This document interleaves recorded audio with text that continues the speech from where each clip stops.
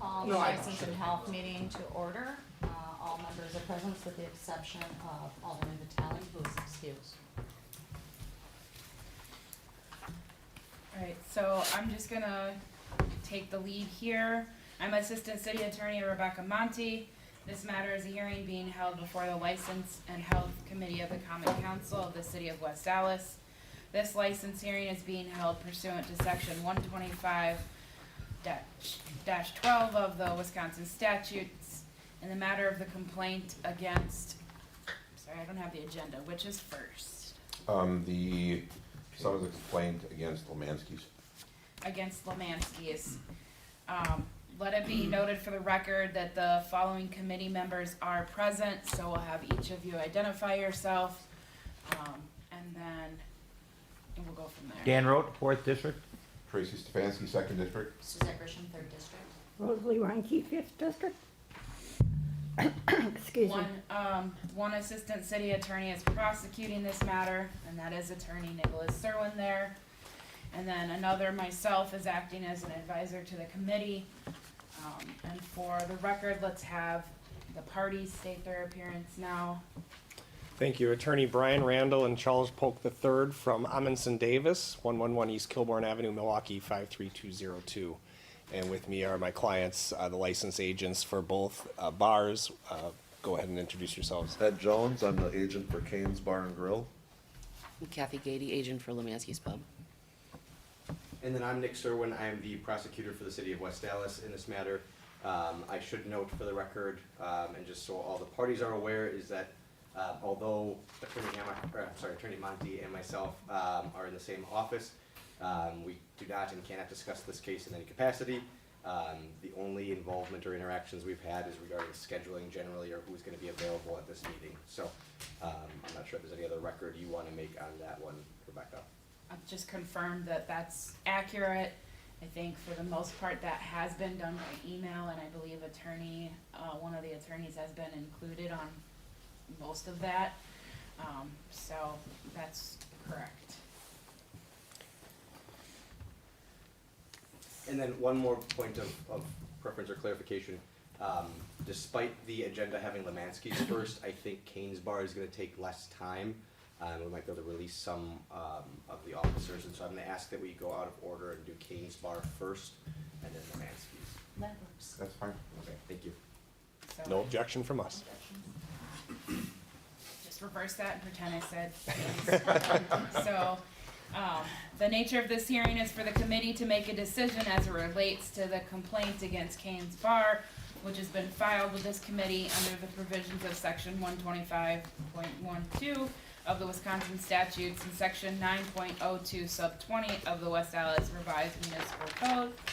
This hearing has been convened for the purposes of determining whether any of the charges against Kane's is true and to make a recommendation based upon that determination. This committee will examine all of the evidence concerning the charges through inquiry to both sides. The committee will evaluate and then impartially weigh the evidence. It will determine whether or not any of the charges have been proven solely upon the evidence introduced at this hearing. This hearing is open to the public. A verbatim record of the proceedings is being made by audio recording. You may be are represented by an attorney. Assistant City Attorney Nicholas Serwin is here as a prosecutor and will present the case against you to the committee. I am present and serve as legal advisor to the committee should they have any questions of law or procedure, and I may also direct questions to witnesses on behalf of the committee, as well as each of the committee members may have questions. The bar owner may present evidence, call and examine their own witnesses, and cross-examine the witnesses presented by Attorney Serwin. All witnesses will be sworn. Both the complainant and licensee shall be limited to 1 hour each for presentation of testimony, not including cross-examination or questions from the committee or myself. The chair may extend the time for presentation of testimony to assure a full and fair hearing.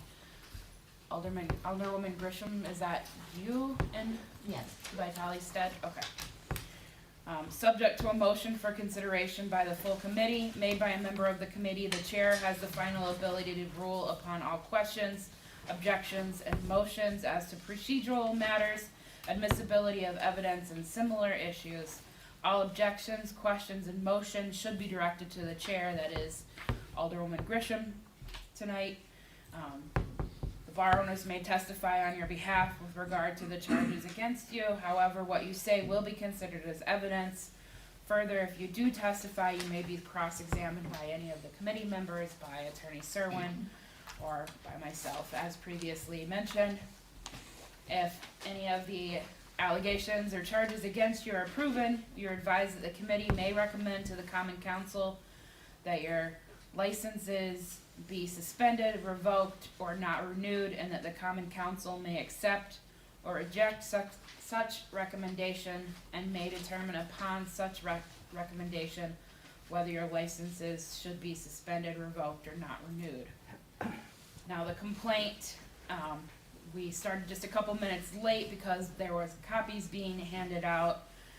And I know you guys have been served with a copy of the summons and the complaint, which have been filed with the committee. I asked that the clerk append as exhibits to the record a copy of the summons and complaint, together with a copy of the affidavit of service. Have you received a copy of everything? We have. Do you admit to any of the allegations in the complaint, or are there portions which are not contested? And that's, again, we're talking about the Canes one.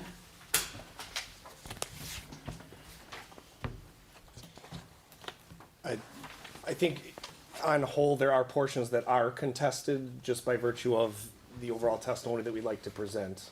Okay. So I don't know if that answers the question. It's kind of an awkward question. No, I understand. We contest the allegations, and we're prepared to provide testimony.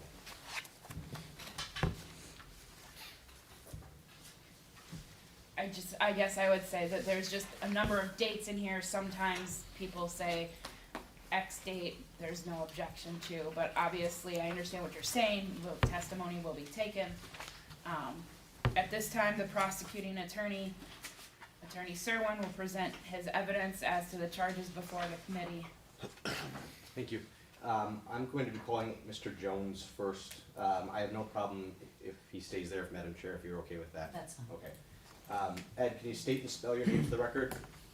Edward Jones, Edward Jones. All right, and you are the agent for... You want me to swear him before you? Sure, that'd be great, go thank you. further? Yeah. All right, do you wanna, raise your right hand? Do you solemnly swear that the testimony you shall give in this matter shall be the truth, the whole truth, and nothing but the truth, so help you God? I do. Thank you. All right, let's try that again. Can you state and spell your name for the record, Mr. Jones? Edward Jones, Edward Jones. All right, and you are the agent for 6922 West Orchard Street, EKC Investments LLC, doing business as Canes Bar and Grill, correct? Correct. All right. How long have you been the agent of that property? Since we opened in February February of, 2022. all right. Is that when you obtained the property? No, we obtained it in January, but we remodeled it. We got out the inside and remodeled it. It needed a lot of upgrades. And for this bar specifically, do you have a policy or practice in place for obtaining calls for service or police reports from the West Dallas Police Department? As, I'm kind of confused on the question. Sure. Do you in any way request or get any information from the West Dallas Police Department for when they're having calls out to your... I don't get it from the police department. If the police are called or they show up on the premises, my employees notify me immediately. And how often are you at the bar? Recently, more than usual. I'm usually at least twice a week. Okay. That's what my usual is. Now I've been there a couple more times because we're implementing policies and stuff, so. Okay. And around the summer of 2022, did you have security at the bar? There is no security at Canes, no. Okay. Do you have, or is there been implemented any security at this point? We're talking about, we're adding cameras. Okay. More cameras. We have cameras inside, we don't have exterior. But since we lease the building, I have to confirm what I can and cannot do with American Legion, because they still own the building, but I lease out the whole premise except for one room. Okay. So I clear everything with them before I can do it, but we are implementing a new camera system in there. How do you find employees? Through Indeed, local advertising, Facebook. How do you vet those employees? We check them out, we do background checks on with previous employers and stuff. We check around and see what we can find out on them. We haven't done, any CCAP lookups in the past, but recently we have. Just because we heard, I talked to a lot of different bar owners and they'll let me know what they hear and see out there, so yeah, Is there any training program or regimen for staff?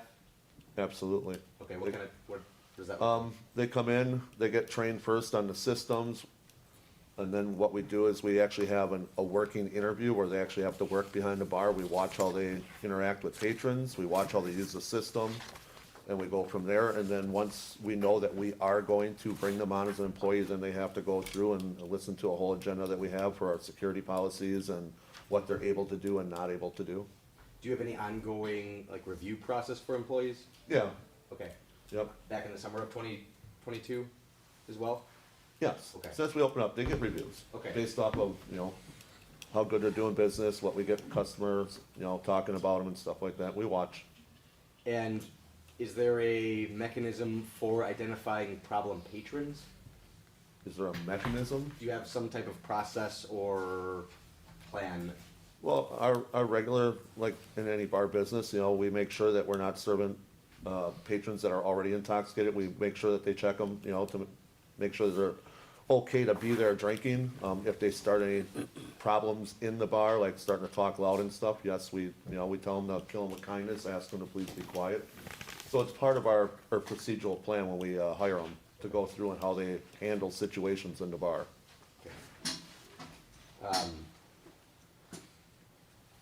I'm gonna have an officer testify in a moment here about, one of the incidents, but I'm gonna ask you specifically about some of the noise issues that have come up or were going on in the bar. So, there's been a period of time where, every once in a while you're getting noise complaints at the bar. Does that ring a bell? Yeah. Okay. Do you know, or I guess, how would I phrase this?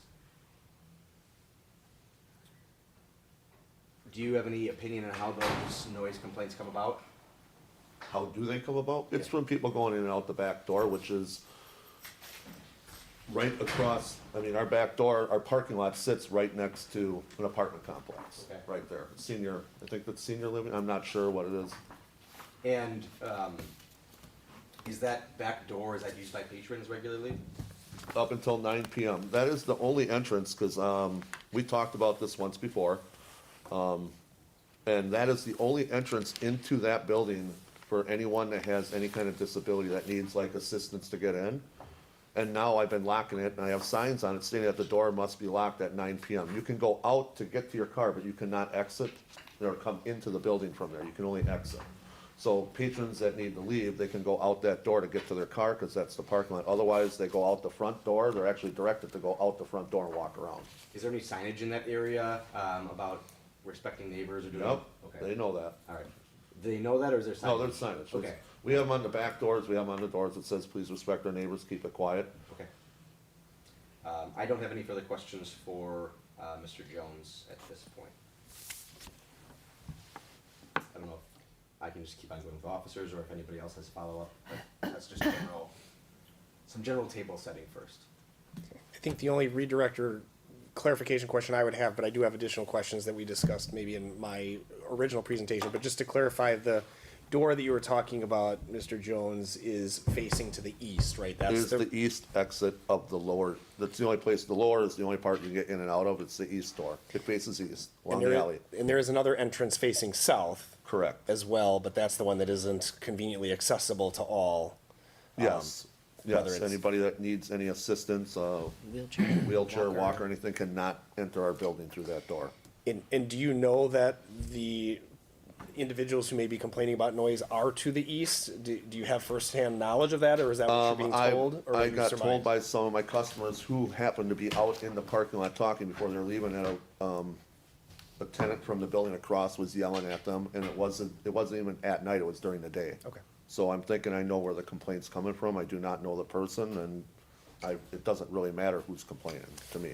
But you know that it appears to be Yes. affected from the east, and that's part of the reason you put the door. And that was why that door was, I think, Vitale, I don't know his Alderman first name. Vitale? Yes. When I came here last time, he said he knows the lady that lives in that apartment. He even specified it was a lady that lives in that building right there, whatever the name of it is, that personally called him to complain. So that would be the only reason I know that person in particular, but other than that, I don't know anybody else.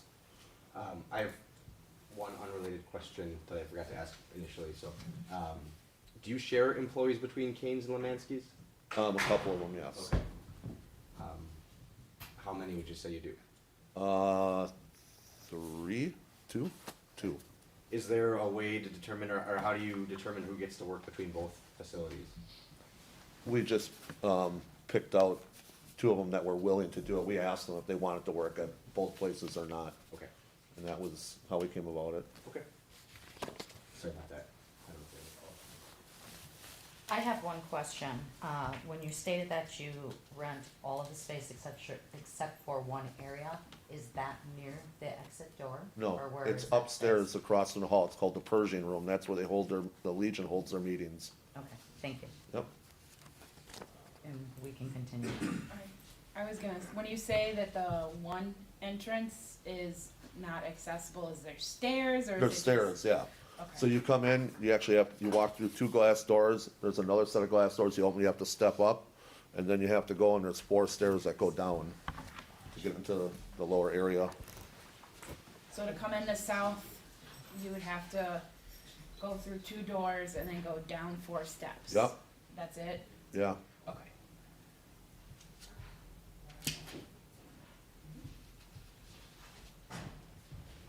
Yeah, follow up, all right.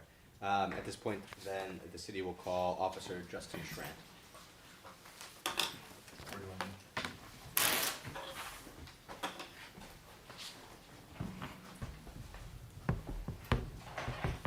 I'll let you swear him in first this time. Raise your right hand. Do you solemnly swear that the testimony you shall give in this matter shall be the truth, the whole truth, and nothing but the truth, so help you God? Thank you. Sir, can you state and spell your name for the record? Justin Trant, Justin, Schrandt. How are you employed? Police officer with the city of West Dallas. Were you working as a police officer with the city of West Dallas back on July 2nd, 2022? Yes. All right, what was your normal shift? I work second shift. It's 3 p.m. to 11 p.m. All right, on that date, were you dispatched out to the bar, Kane's Bar? Yes. Okay, about what time was that? I don't recall. I know it was starting to get. I want to say it was sometime 8 or maybe a little after. If your report, or the report says 21:06 hours, would that be accurate? That could be. And what time is that? That would be 9:06 p.m. All right. You went out there with a few other officers, is that correct? Correct. All right. And just for the record, and for efficiency's sake, I'm calling one officer basically per incident to testify about what happened. I didn't want to have the whole shift or a bunch of overtime, and so, it'd be my position, and I've talked this out a little bit, that hearsay is admissible at these. I'm not gonna try to elicit it in terms of proving the entirety of the interactions, but that's my goal here, is for efficiency's sake, just making a record of that. What were you dispatched out to Kane's Bar for?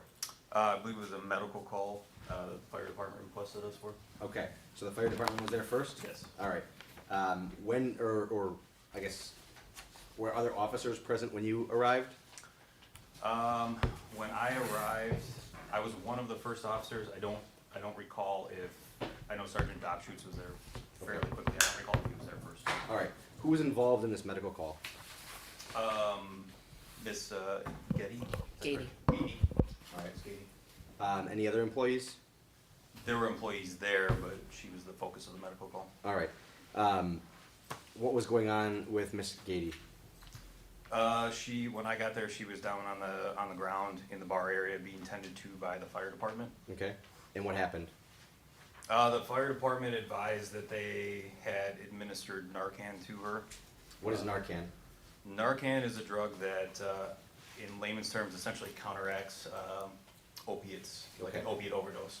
Does it counteract any other type of substance? No, So only opiates? correct. All right. Was there any explanation or information provided about how or what had happened to Miss Gady? Well, I spoke with Ms. Gady. She said she did not remember what happened. She denied taking any sort of illicit substances or any substances at all.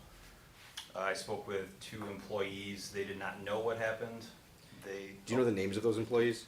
One was a Michael, Michael Nichols? yes, Michael Nichols, he was a bartender, Okay. and I don't recall the female's name.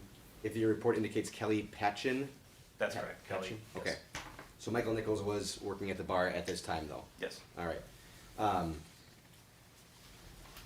Were you made aware of anybody by the name of Chad? Let me get his name here. Chad Herberger? Yes. Who is Chad?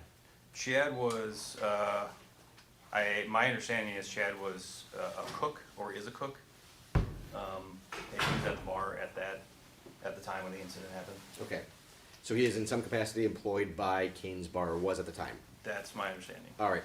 And when officers had contact with Chad, did they make any observations of his person?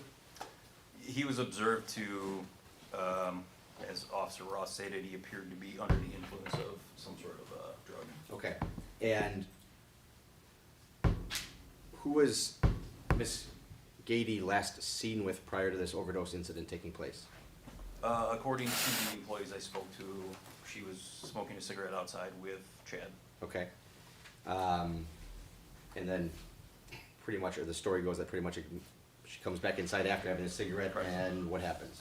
And then she's sitting at the bar, or she basically, her head droops down, she's on the bar, and she's not waking up, so they call for assistance, call All right. 911. When officers are speaking with Chad, did they make any determination about how or what he was doing or how he was involved? Chad did say he was smoking a cigarette with Ms. Gady, but denied giving her any sort of substances or anything like that. All right. Did he have any substances on his person? Yes, All right. What did he have on his person? he was in possession of crack cocaine. All right. Was that tested by the West Dallas Police Department? It was. All right. And what were the results of that test? It was positive for cocaine. Okay. And then was there any other subsequent testing done on that? There was, I believe, a fentanyl test done. Okay. And was there fentanyl in that too? Yes. All right. So when we're looking at Narcan being used in reversing opiates, would it reverse if this was just cocaine that was going on, would that reverse just cocaine? No. All right. Is fentanyl an opiate? Yes. All right. So would Narcan work on fentanyl? Yes. All right. At any point in time, did you or any other officers receive clear information on how Miss Gady had ingested some opiate type substance? Not that I'm aware of, no. All right. Where was the drugs found on Chad? They were on his person, in his pants pocket. In his pants pocket. Were they contained in any capacity? I believe they were inside of a cigarette pack. Okay.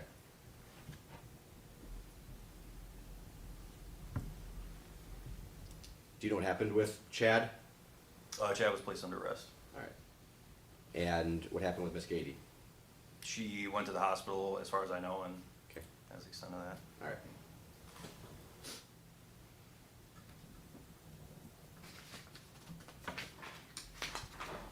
Just give me one moment.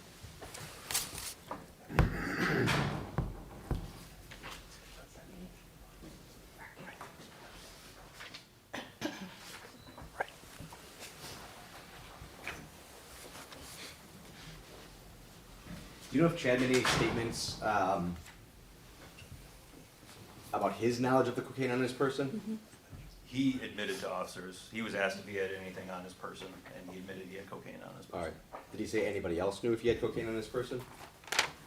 I don't recall. Don't recall, okay.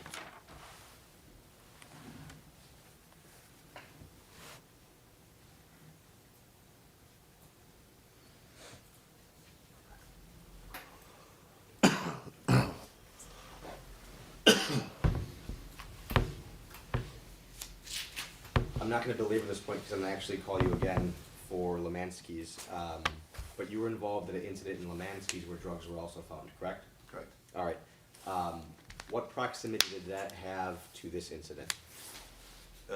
Date-wise. Date-wise, I believe the first one was, 26th of June, it was toward the end of June, it was within a week or two. Okay. So Lemansky's first, then Kane's Bar had this incident? Yes, Okay, within a week or two. yes. All right.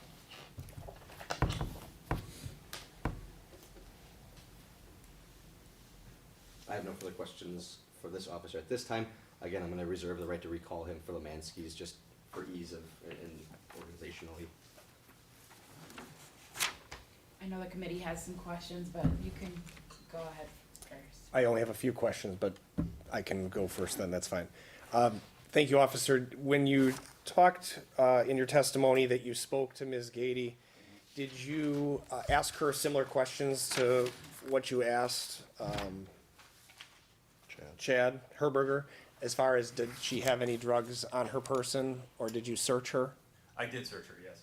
And did she have any drugs on her person? She did not.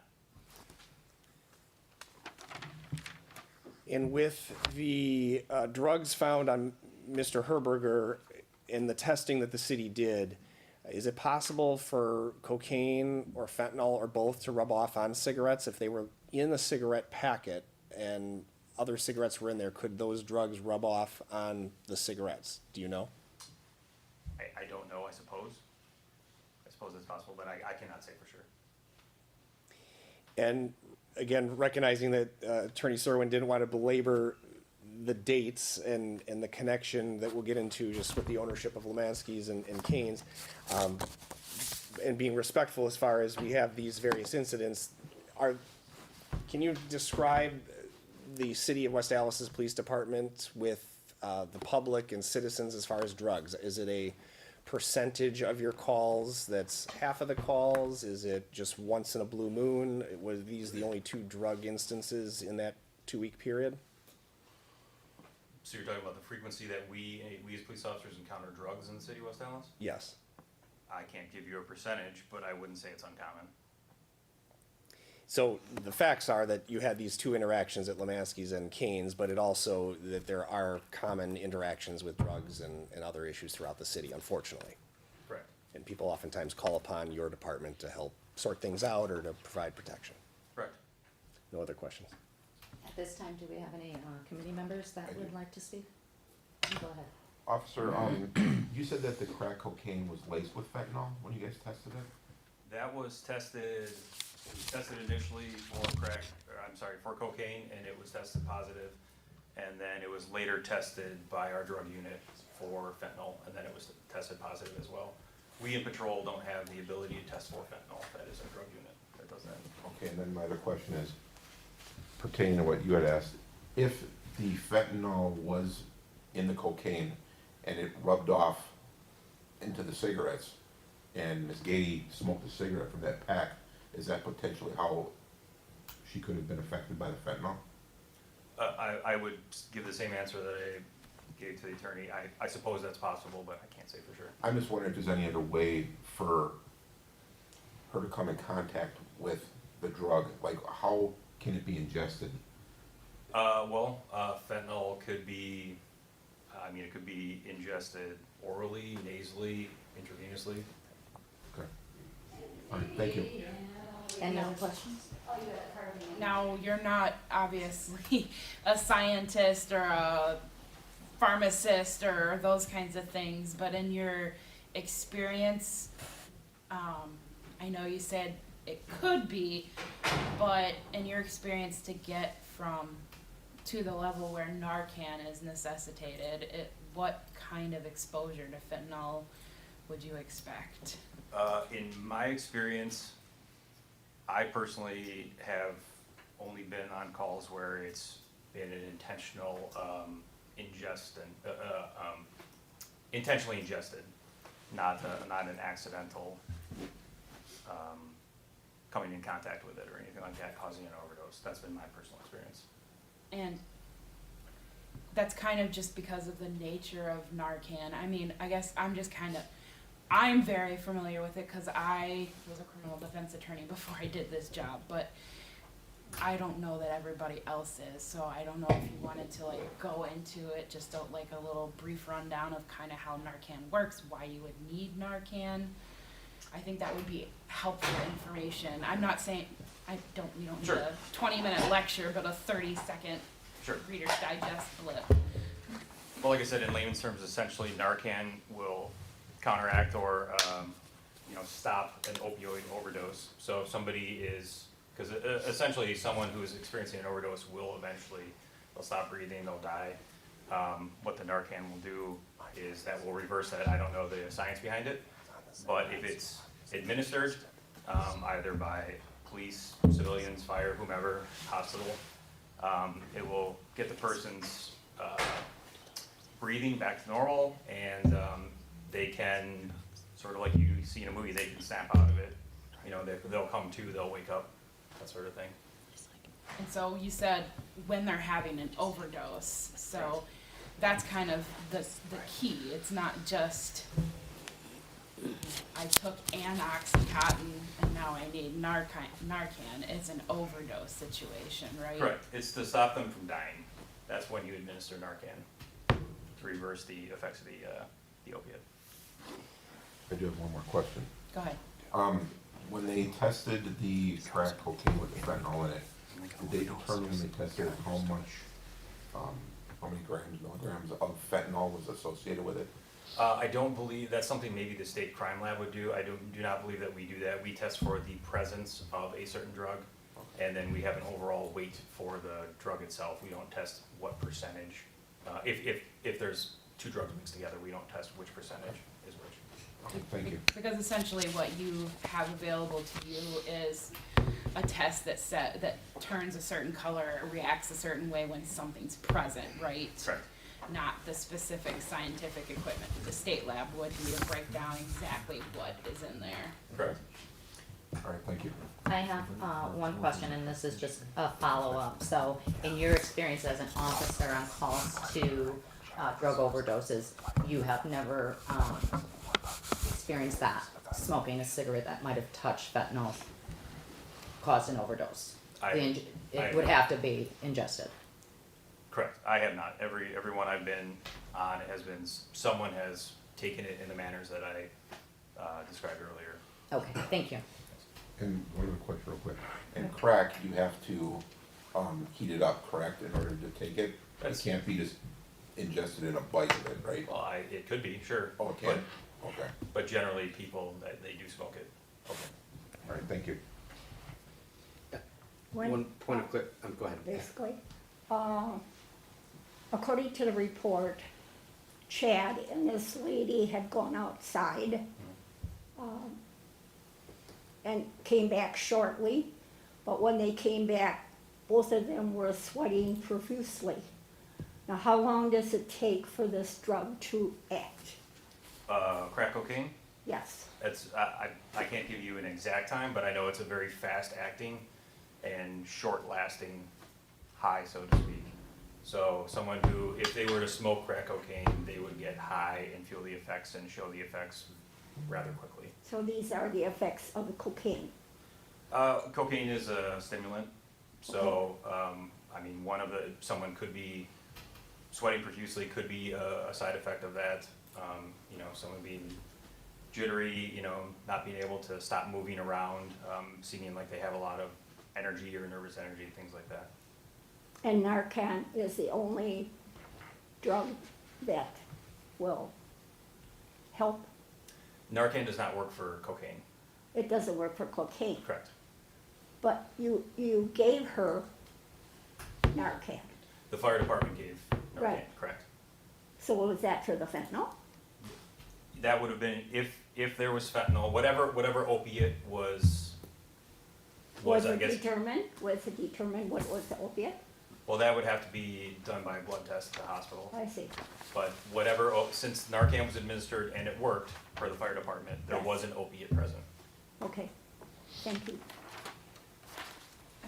I guess I'll add one more clarification to that. So an opiate is kind of actually the opposite of the stimulant, correct? Correct. And its effects on a person, if you wanna elaborate a little bit on what your training is on that. Sure, generally people, not always, but generally people who are under the effects of opiates, they can become sleepy. Sometimes they will actually become unconscious. They'll be slower in speech, slower in movement. It's not technically a downer, but it has that sort of effect on people a lot of the time. So yes, the opposite of a stimulant. And that's why, what you said earlier, when you administer the Narcan, they kind of pop up. Yes. A couple other final questions that have come to mind. I appreciate everyone having the chance. As far as the city of West Allis's standard operating procedures with fentanyl, are there things that the police department does upon arriving on a scene if there is suspicion of opiates and fentanyl, gloves being used, or other precautions that city staff takes? Well, I can't speak for the fire department, but for the police department, if there is suspected drugs of generally, I guess opiates, we'll say that. I personally would wear nitrile gloves, and most of the officers that I know of do the same thing before handling things. We don't always necessarily know that the drugs are going to be there prior to getting there, so sometimes we find drugs when we aren't wearing gloves. But if I know I'm going to be handling drugs, I will be wearing gloves. And on this particular evening, were you following that procedure? Were you wearing gloves as a precaution?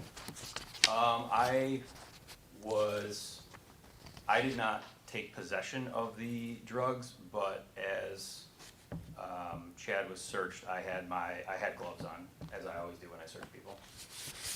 And I know you said that you didn't do the testing personally, but the lab report ultimately did indicate there was presence of fentanyl, the stuff to be very precautious about, correct? Correct. So it was good that the police department has those procedures and that you were following them. Is it possible then, if, as was ultimately discovered, that the drugs were kept in the cigarette pack and Ms. Gady then smoked cigarettes, that without gloves on and perhaps ingesting them, that the effects of drugs that you testified to, when people may intentionally ingest or be taking those drugs, that experience could happen to someone even if they didn't intentionally take the drug? So you're essentially the same question that you were asking me earlier. Could somebody, if the drugs were touching the cigarette and the person smoked the cigarette, could they then unknowingly ingest is that what you're asking? And Ms. Gady will testify later as well, but I think it's fair to say she did in fact ingest the cigarette smoke, and so I was listening to your testimony about what you usually experience people intentionally ingest. So I think I just wanted to clarify that essentially someone unwittingly here could have ingested the opiates and the cocaine based on the circumstances of where I always forget Chad's name. Herberger. Mr. Herberger was keeping the drugs. Like I said earlier, yeah, I suppose that is possible. Okay. And you also testified about overdose situations and the effects of Narcan, but if someone has not done drugs, could even a little bit of opiates and cocaine create an overdose in their experience? Well, I haven't seen a cocaine overdose. Oh, did you say opiates in cocaine? Yes. Or and cocaine?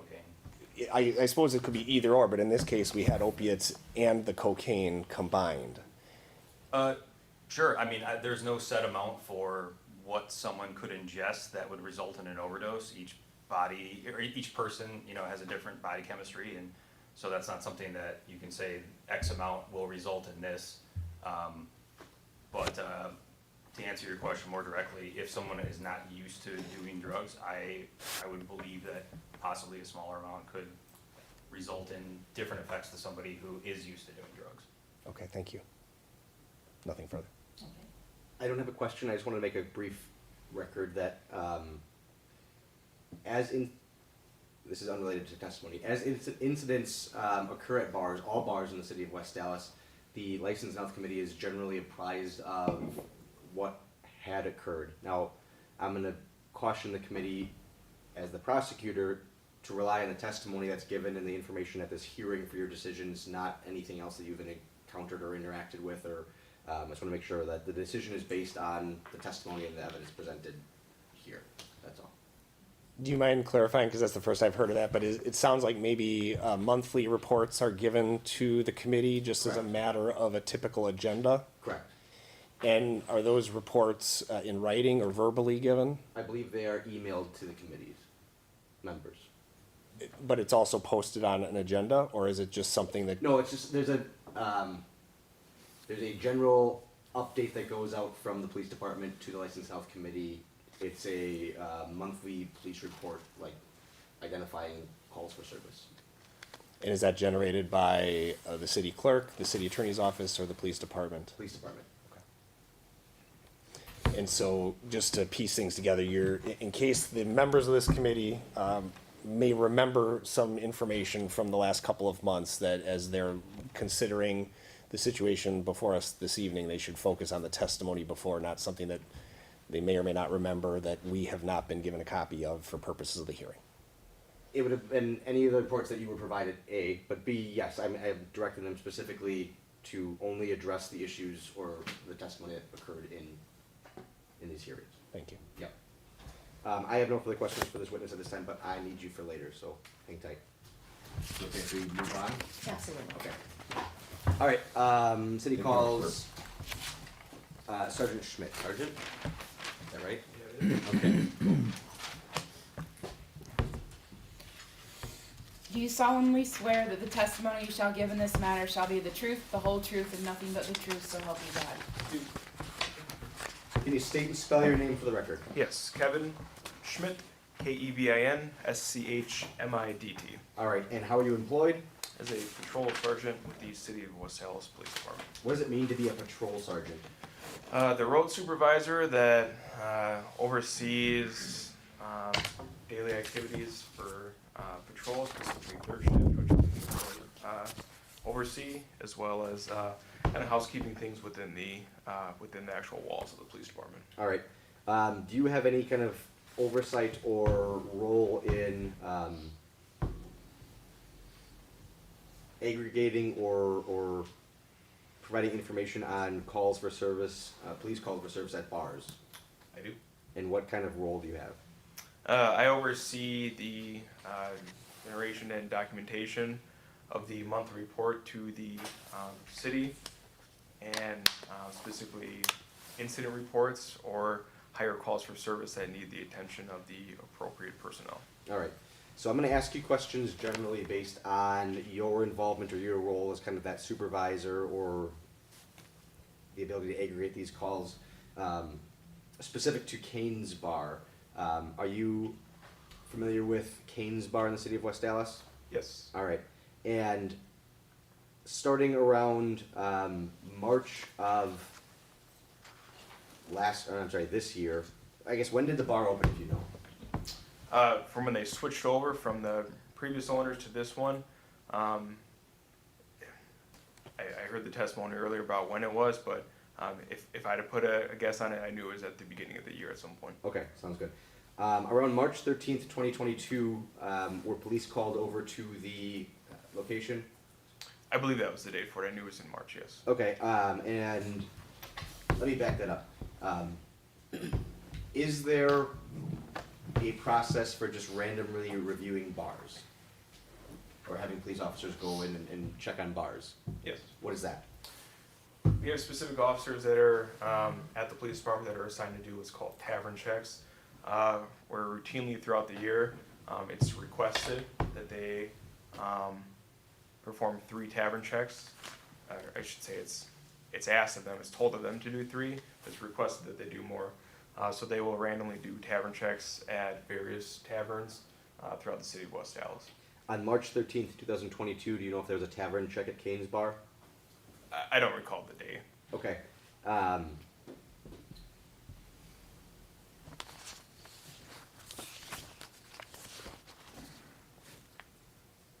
Was there an instance at Kane's Bar early in the year where there was not a license displayed? Correct. Okay. What's the requirements for the bar? That the license is properly and clearly displayed within the bar and in a framed and observable location for the police if they arrive on scene. All right. Do you know if since this time that license has been appropriately displayed? Yes. Okay. Has the police department been called for noise complaints over to King's Bar? Yes, they have. All right. About how frequently or how many times would you say in the last year or so have police had to go out for a noise complaint? The last time I checked, I believe it was 7. 7. All right. And are you able to identify, is each one of those times have police identified that there actually is a problem going on? So what the police will do is we'll get a call for service specifically to a location, let's say Kane's, for example, which is what we're discussing. It'll either come in as an anonymous complaint or a resident, a passerby, they'll say something to the effect of there's a noise complaint at this bar. They may be more detailed in their explanation, if it's a vehicle, if it's people, if it's music. But our officers will be dispatched out, respond on scene, and assess what the complaint is, whether it's substantiated, unfounded, or their own personal observations of what they see. So within the last year, I believe, yeah, it was about 7 noise complaints. About 7 noise complaints. How many would you say, or can you identify, were any substantiated? To the best of my knowledge, the majority of them were unsubstantiated in terms of when the officers arrived on scene, that they heard noise to the level that would arise to a legitimate complaint or a citation or things. It's often residents in these surrounding neighborhoods that call that will say there's noise, and by the time our officers are dispatched to the time that they arrive on scene, often that complaint is unsubstantiated. I'm going to run through the complaint here and just identify a few times if you're able to testify about them. On March 26, 2022, was there a noise complaint? I believe that was the date, correct? Okay. And is that one that the police were not able to confirm and no action was taken? I believe so, yes. All right. May 15th, 2022, was that a date of a noise complaint? I knew it was mid-May, yes. All right. And was that substantiated? I don't believe that one was substantiated. If the narrative provided by police that they informed the bar to close their doors, would that be a common tactic that police use to kind of quiet it down? Correct. Okay. May 20th, 2022. Was there a noise complaint that day? Yes. All right. Any confirmation on that one?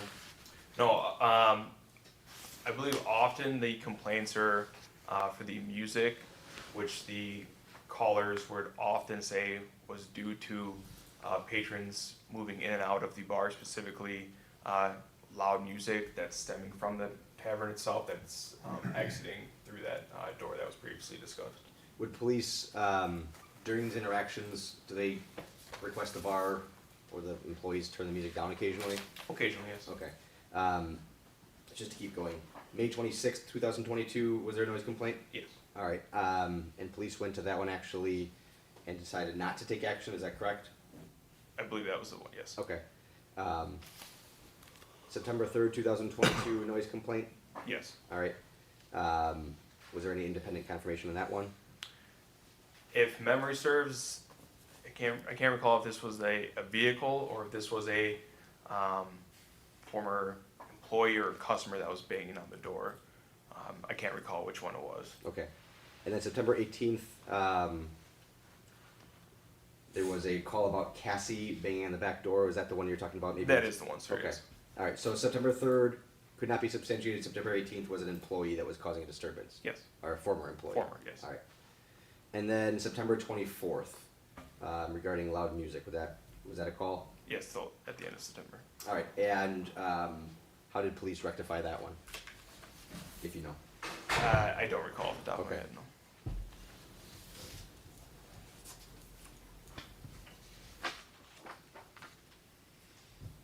I don't have Any further questions for this officer? Thank you. Sergeant, a couple of quick questions. As far as the not having the license displayed in March, do you know to whom the officers talked to at the bar? Was it Ed Jones, the owner? Was it an employee? I don't recall off the top of my head without saying with 100% certainty, but I believe it was just one of the employees. And the bar, as you may have heard earlier, is 2 levels. Do you know whether the responding officers and that employee knew where the license might be posted? Did they look all around? Did your No, police? they- I know it wasn't you, but I'm just trying to understand the depth of the investigation. Correct. My understanding was they either just didn't have it or they didn't know where it was, and they left it at that. And would it be typical, though, for the officers to work with the licensee to make sure it's found and posted, or at least provide that information? They'll often do some sort of follow-up, correct? And the police department has confirmed that the license is properly posted at this point. Yes. As far as the noise complaints, appreciate your kind of summary of everything. Is there an ordinance and a noise level standard that the city has, or how does the police department work through those issues? I'm sure they can be very difficult, but if you can explain what the legal standards are. Sure. It's often discretionary if it's just officers that are arriving on scene for it. If we're able to reasonably articulate that the noise is to a level that would cause a disturbance, you can range from anywhere of just simply documentation all the way up to issuing citations as well. If neighbors complain or call about the establishment, or anyone for that matter, it creates a paper trail regardless that the police are often getting called to this location for X, Y, and Z problems. If it's an ongoing issue specifically with noise, it's something that we attempt to work with, but obviously if it's an ongoing issue, then it's something that potentially could be addressed with citations or where we are now. And does time of day affect the officer's discretion as far as whether it's a disturbance at 12 noon could be different than the same particular noise at 11 o'clock at night, correct? Yes, I would agree. Do you have an idea of when these noise complaints were received? The complaint doesn't indicate time of day for any of them, and I'm Yes. just curious on. I think the earliest one is a little bit after noon, so in the early afternoon hours, and they span the time frame up until about midnight. And could you describe this area of the city? Is it a quiet residential area, or is it a rather active commercial area with major streets? It depends on the time of day. I would say it's both commercial and residential. In the residential, though, that would be multi-level apartment housing surrounding, correct? On the east side of 70th Street in that direct vicinity, yes. In the south as well, correct? Correct, there's apartments there as well. But then beyond that, there are single-family neighborhood areas as well. Okay. And you mentioned that the officers, as you go about noise issues generally in the city, there are times that you can write up a citation. Have any citations been written against Canes? For the noise? Yes. No, I don't believe so. Okay.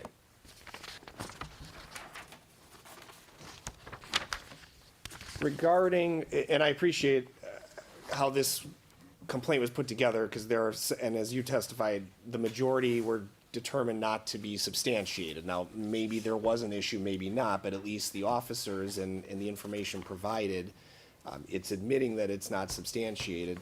The ones that are substantiated, though, so for example, May 15, 2022, police went to the scene and observed the violation. Do you know what the violation was, or again, back to this kind of discretionary standard, can you describe how it was deemed to be a violation to then ask the employees to close the doors? Having not been there, no, I can't say exactly how they came to that conclusion. If the officers arrived on scene and heard the loud music, or if the doors were open and there were people out, it's simply going inside the establishment, advising them of the complaint, and it's often addressed as quickly as this conversation is right now. So put another way, the officers responded, maybe they're in the parking lot, maybe they're in the squad in the street, the door is open, they can hear music presumably, and in that officer's discretion, it seemed a little loud, and so they told the operator to close the door. And in this instance, the bar was cooperative and complied. Yes, absolutely. On May 26th, that incident, the noise complaint observed was determined not to be loud enough to cause a disturbance at the time the officer arrived, but the door was open briefly. Again, it seems like the officer observed the door was open, or maybe it was opening and closing, and in the best practice or the advice of the officer to the bar to close that door and keep it closed. Yes. The last one, September 24th, that one suggests to me the police attempted to contact the bar by phone and then the owner. Do you know, did an officer actually respond to make a determination on the noise complaint of that one? Or was it simply a complaint came in and you let the premises and the owner know? Having, again, not been there, I'd like to assume, but I can't say for sure, that they would have responded to it. And just those extra efforts of making the phone contact and attempting contact were done to try to create a positive, I guess, disposition of what the initial complaint was. And believe me, I know the police officers are very busy, so even if they did just call to check, it just suggests to me that no one actually responded, which is okay. In this instance, though, the bar owner was contacted and he would handle the matter.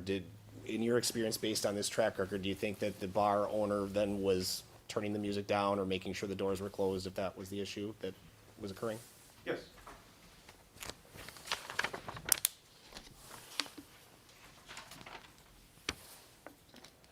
No other questions? I do have several follow-up questions, and this would be for Mr. Jones. Knowing as a business owner, the responsibility of owning a tavern, are you familiar that the West Dallas Police Department does tavern checks? Yep. Okay. Have you had them in the past? Yep. Okay. Now, going back to the question of placing the license in a viewable area, as a business owner, are you aware that that also is required? Yep. Okay. And you mentioned training of your employees. Correct. Would that be part of the training that all employees would be aware, as it's their responsibility to oversee the bar? No, to be honest with you, that is not, I do not train them like, these are our licenses if they come in.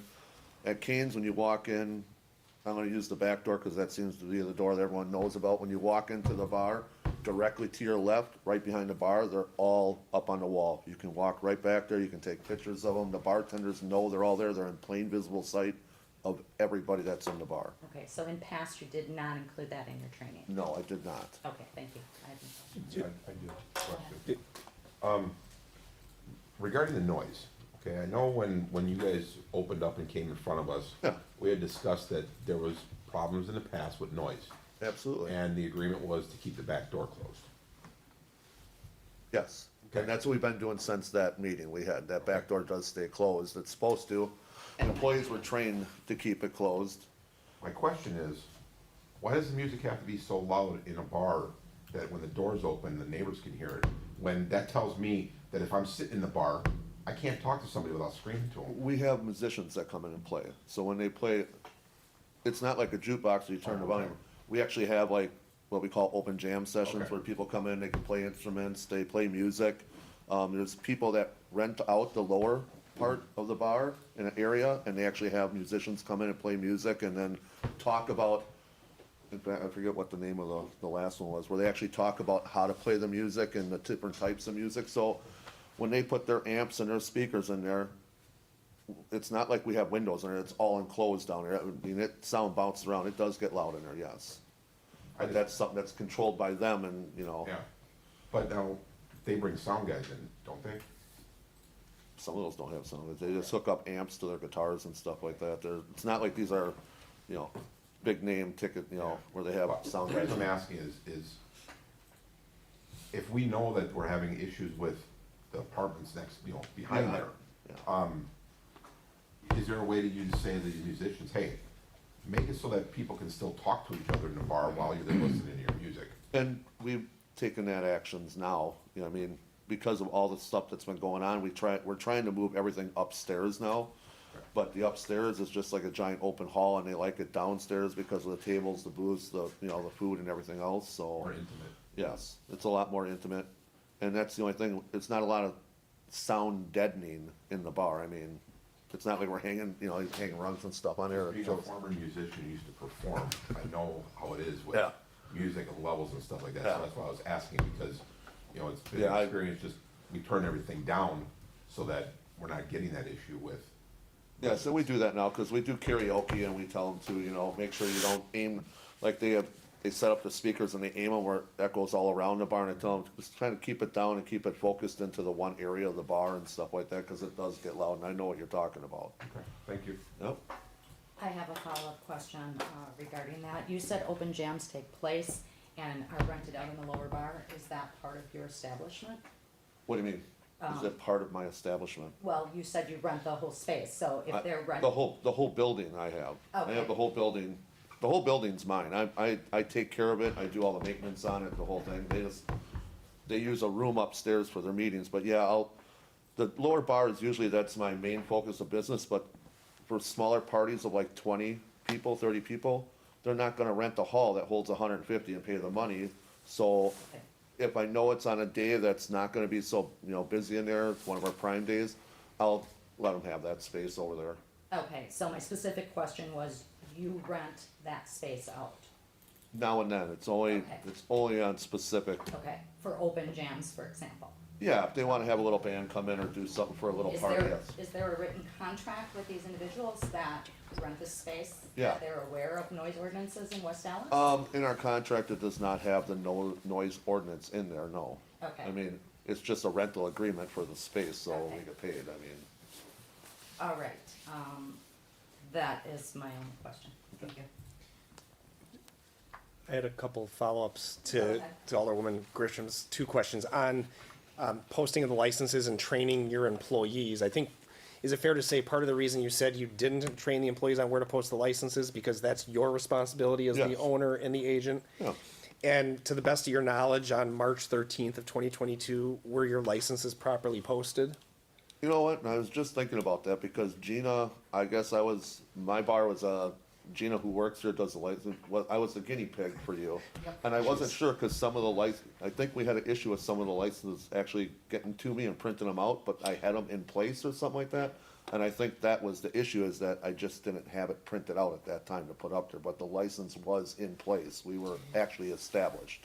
So sometimes I look at it as a license was granted, but maybe not issued if you don't have possession, but in this case, maybe it was issued, it Yeah. just wasn't posted. Yeah.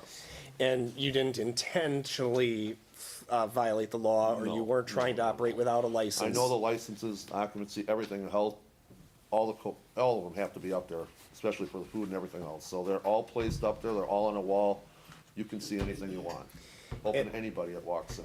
And then the other clarification on Open Jam, as the other one was asking you, is that open to the public? Is it like a drop-in kind of experience? Yeah, when they have people down there, the bar is still open to the public. I don't shut the bar down for anybody. I mean, that's just one area of the bar that they get the rent, where they basically rent They're it just not to have, renting it. well, they're using it.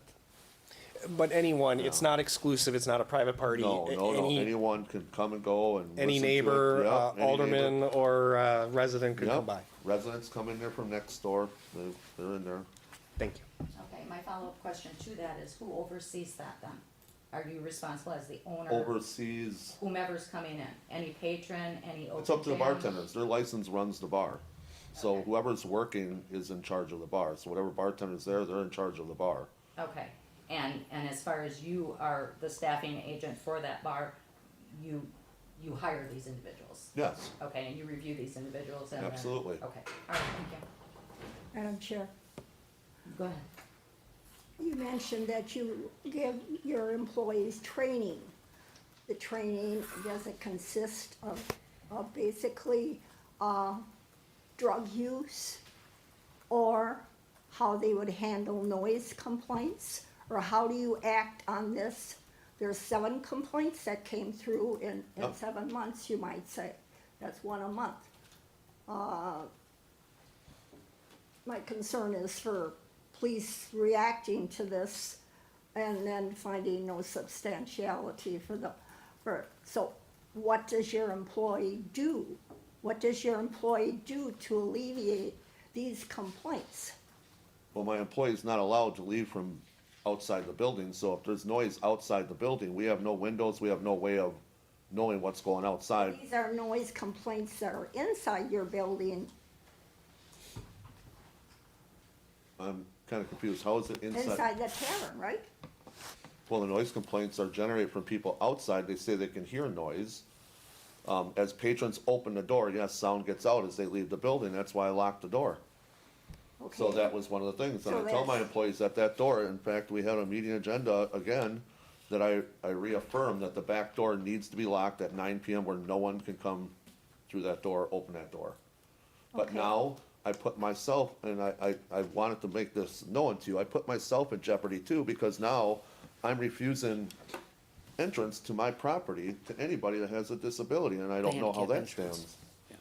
Because now I have to lock that door, because if someone complains, if they walk out, they hear noise.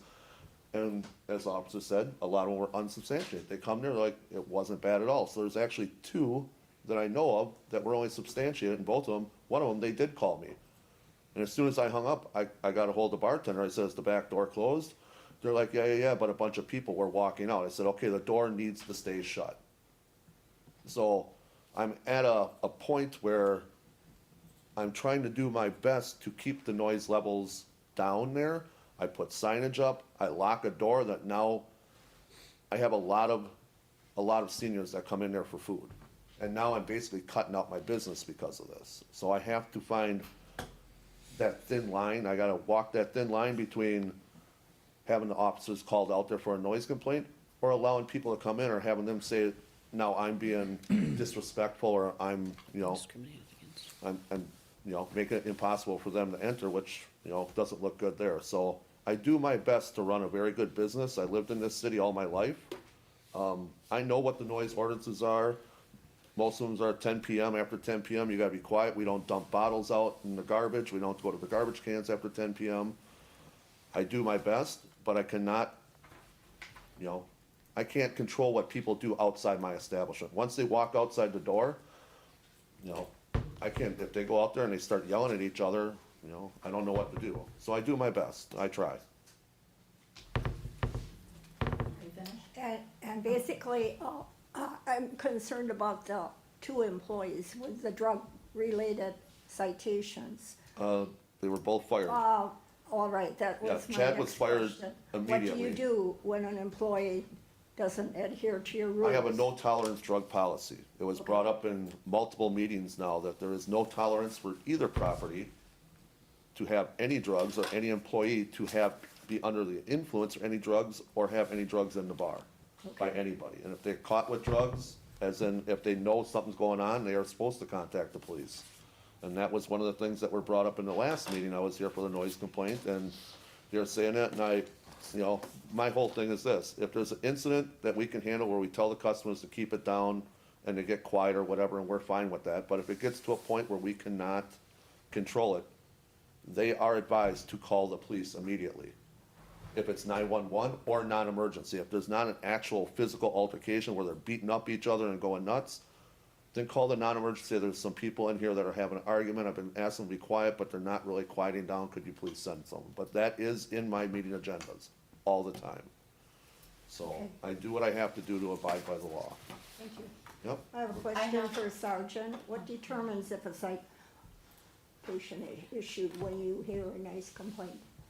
Sure, it's officer discretionary, or if there's a past contact and history of continued problems at a location. So you kind of take it one call at a time, and if officers can arrive on scene, it's often just discretionary. If it's to the level that it's loud and disruptive, and they speak with the complainant and they're looking at the citation issued, that's something to be considered. Or if there's a history of noise complaints there, that's something to consider as well, versus some establishment that's never had a noise complaint regarding it.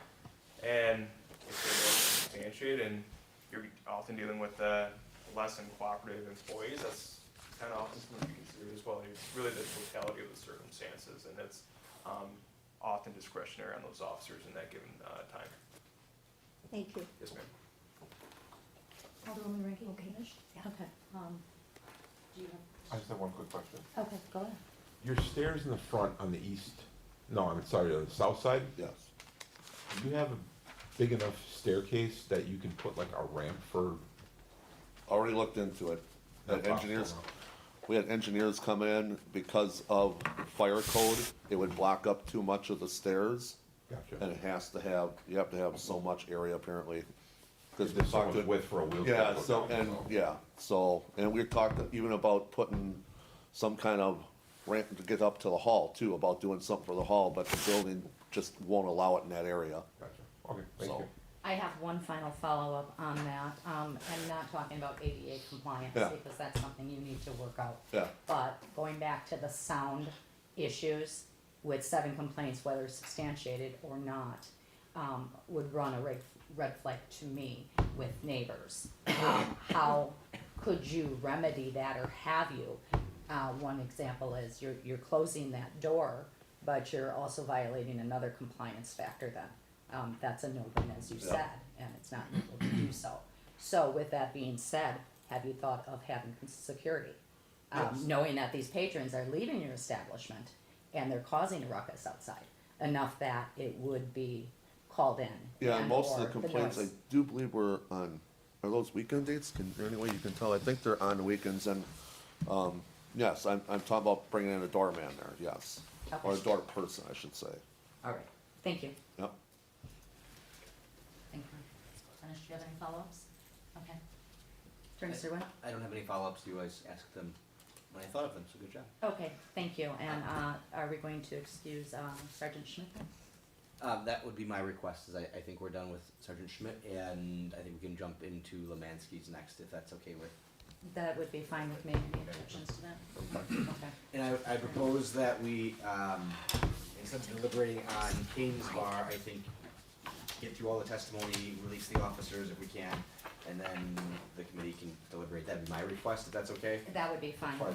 and you That's fine. are needing to get moving, so. So, yep, all right, very good. Excuse me, I was wondering though, while we're on Kane's, while we've had some interactive testimony, did you contemplate my case in chief now or after yours of Lemansky's? Up to you, that's where I was open-ended before. If, I have no problem if you wanna do that now, if you think that would be more functional, I think it would. I mean, I don't have a lot. I just wanted to have both Mr. Jones and Ms. Gady go through a couple of relevant facts, and if everyone's oriented to Kane's at this point. I don't have an objection to that, and do you need Sergeant Schmidt any longer? No, Okay. these would be Just, our witnesses, so yeah, I do not need Sergeant Smith. okay. I have no objection to that, and I don't, it's up to the committee if Thank that's okay with you, but I think that'd be appropriate, given the fact that we're not deliberating after this, right, I think it'd be good to go in sequential order. So, yeah, it's the next weekends no when we have, objection to I'm fine with that. Yeah. Yes, we can move forward. Move forward with our witnesses? Yes. Sorry, I was checking these dates and.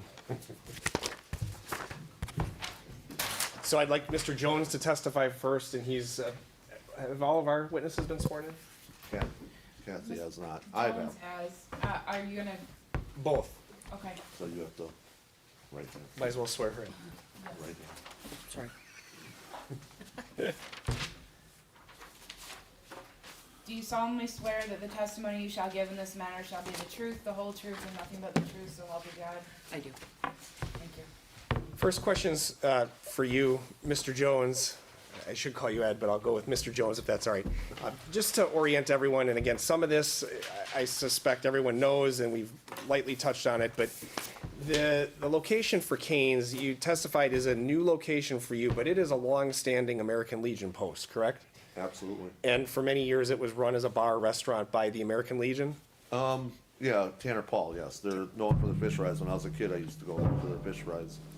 And you testified earlier that you rent it, and they still own the building They own the building, correct. and have the rights to have meetings and use. Yep, they have their meetings there, plus they automatically book so many days throughout the year that they have the hall upstairs. They use the hall for Charity whatever, functions. for their functions. And you mentioned you have longstanding roots with West Dallas. You Yeah. probably knew of the American Legion. To you, that was important just to maintain Yeah. their presence here. I also provided, for the record, a short handout. It has numbered pages 1 through 4. On the front, it's Kane's Bar and Grill, and I do apologize that this late dinner hour. It has some very good-looking pictures of food. But I just wanted to have you explain, the approach for Cane's is, as it's currently operated, more restaurant than bar, correct? Correct. And in that regard, you have what I would call a full-service menu? For the most part, the menu is still expanding. We are actually getting more kitchen equipment in there to move forward, with actually adding more items onto the menu and starting to do like prime rib, and we're getting a smoker put in, so we can do smoked foods too.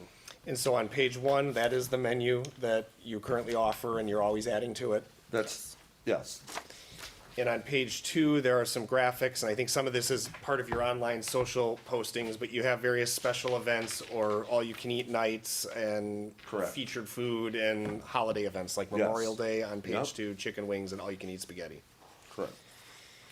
On page 3, there are some pictures, and again, we've talked about the 2-level facility. On the top is what has a label Hall for Rent, and it's nicely decorated. Can you describe where that is in the building? That is the whole top of the building, front to back, side to side. It takes up, well, I shouldn't say that. The hall actually takes up the east half of the building upstairs. Because you have the entrance that comes up and it's to the right, so it's the back east portion of the building upstairs. And so it's the upper level. Correct. And as you described in your testimony earlier, it's the larger room of the two that may not be used all the time. Yes, it's huge. It's huge, and so this is an example of setting up for banquets. Yes. Such as weddings, retirement parties. Yep. American Legion functions, benefits, anything they want.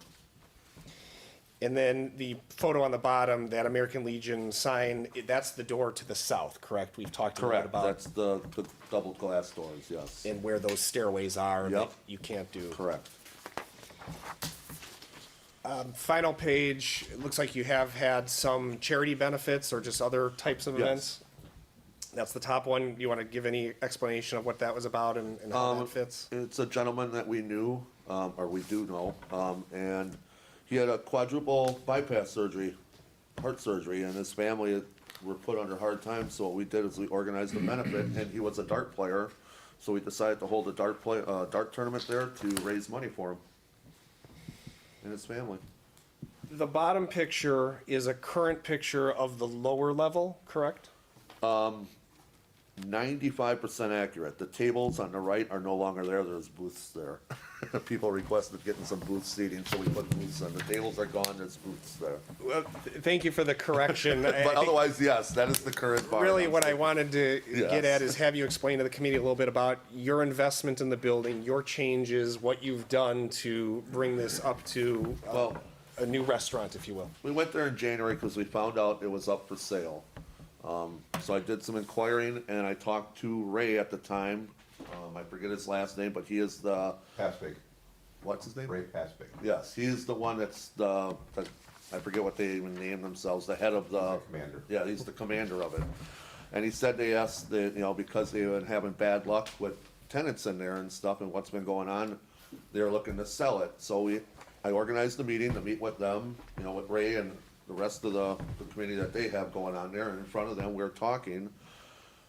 And I could tell they really didn't wanna sell it, and I put the option out there, I said, well, if you don't wanna sell, would you be willing to lease? And their eyes lit up like Christmas trees, cause they didn't wanna get rid of the building, they've been there forever.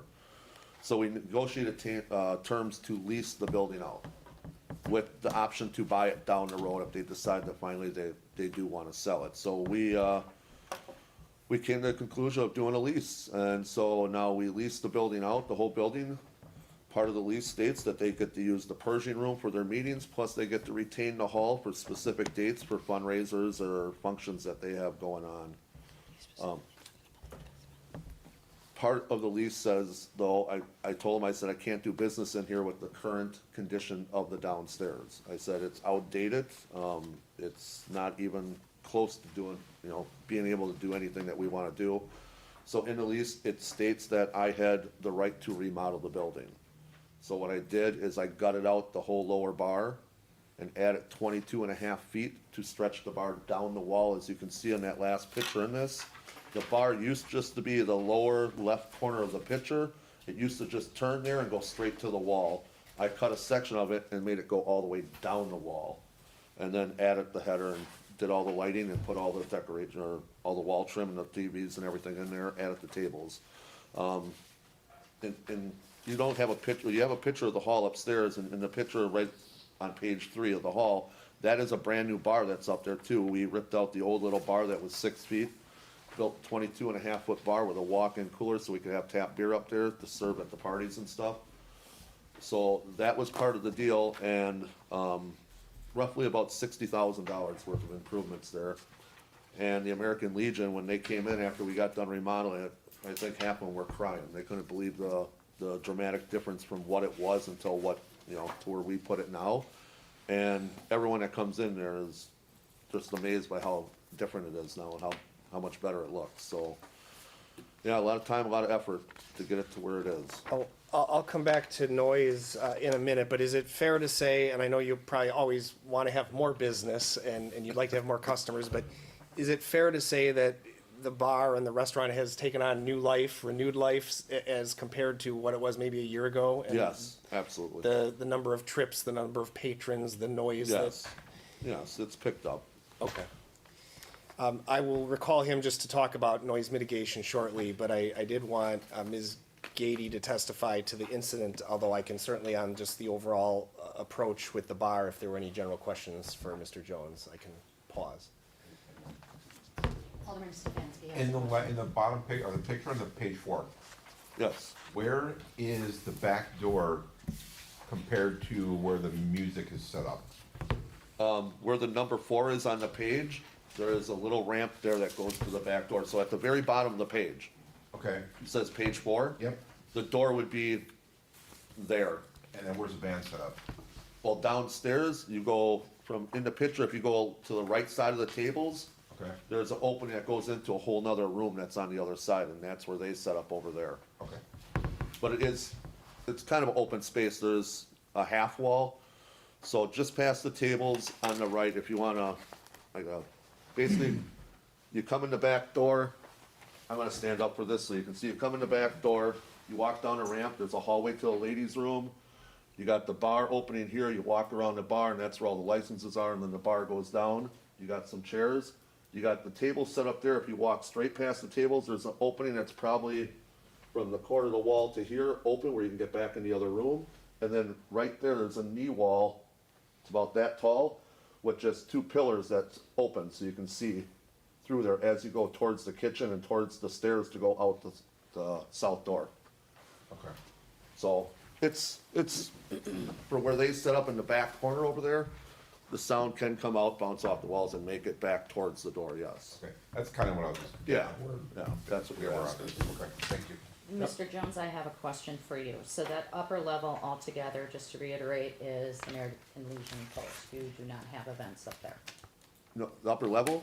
No, I have events up there. I have the hall and everything. Okay, so you do. So so if you come in the doors to the south, the double glass doors, there's a stairwell that goes up, opens up into a foyer.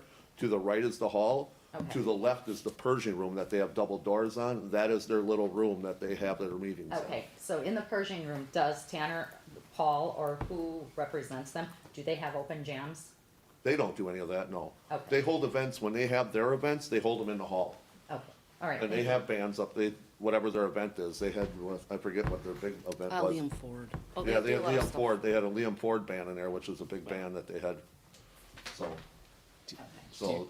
Do you mean big band swing or a big band? Well, as pieces? in, not just some guy that comes in with a karaoke machine that does karaoke, it was actual band, there was like Full-size 4, band, yeah. 4 or 5 guys playing, I think. Okay, all right, thank you.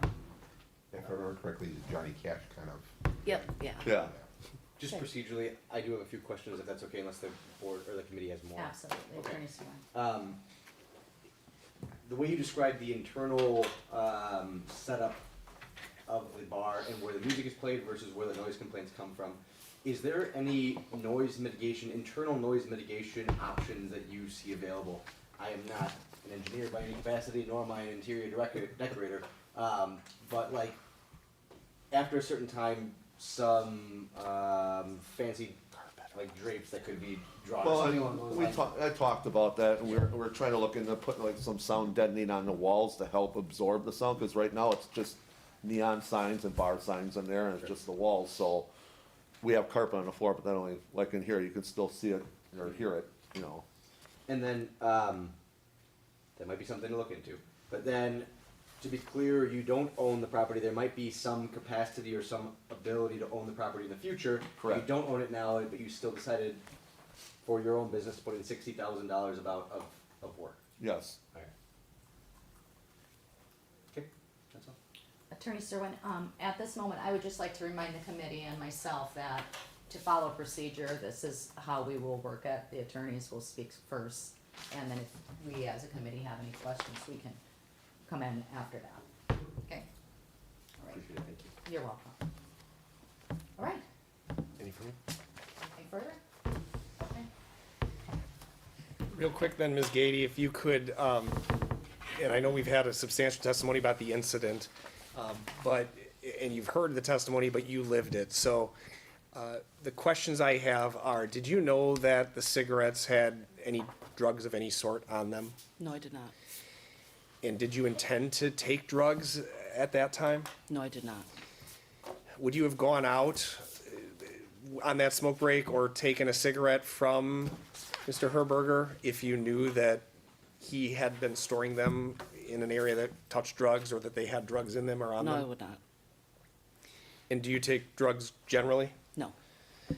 And so from your experience, having lived it, that you may have had an overdose because you had your first dose and it was a scary experience. Yeah, it was very scary. And you were at Cane's at this particular time, but you don't own and operate it, correctly? Correct. But yet you spend time there because of the Yeah. nature of your personal and your business relationship. Yes. I don't have any other questions. I just want to make sure that the committee was clear on her role in the usage of drugs or the instance of them. Thank you, Attorney Serwin. Thank you. How long did you know Chad for? He worked for me at Lemansky's for like a few months, and then his mother fell ill, so he kind of took some time off. What did you say, about 6 months? Something like that. And then he came back and he needed a job. His mother had passed away, and he worked for me for there like just a few months. He was a very different person after his mother passed away. So, and I don't want to put words in your mouth, but the story that's unfolding here, the story that you provided is that effectively you went outside with Chad and borrowed a cigarette from him, is that correct? Yeah, I went outside to smoke. When I'm working, I never smoke a whole cigarette. So what I'll do is I'll just like put it on top of the mailbox or whatever. So I had a cigarette out there and it had rolled off on the ground or something like that. So then I had asked him, you know, hey, can I have a smoke? Yes. And so this cigarette that you had was directly from him. Did you know of any drug issues that Chad was having at the time? No. Okay. I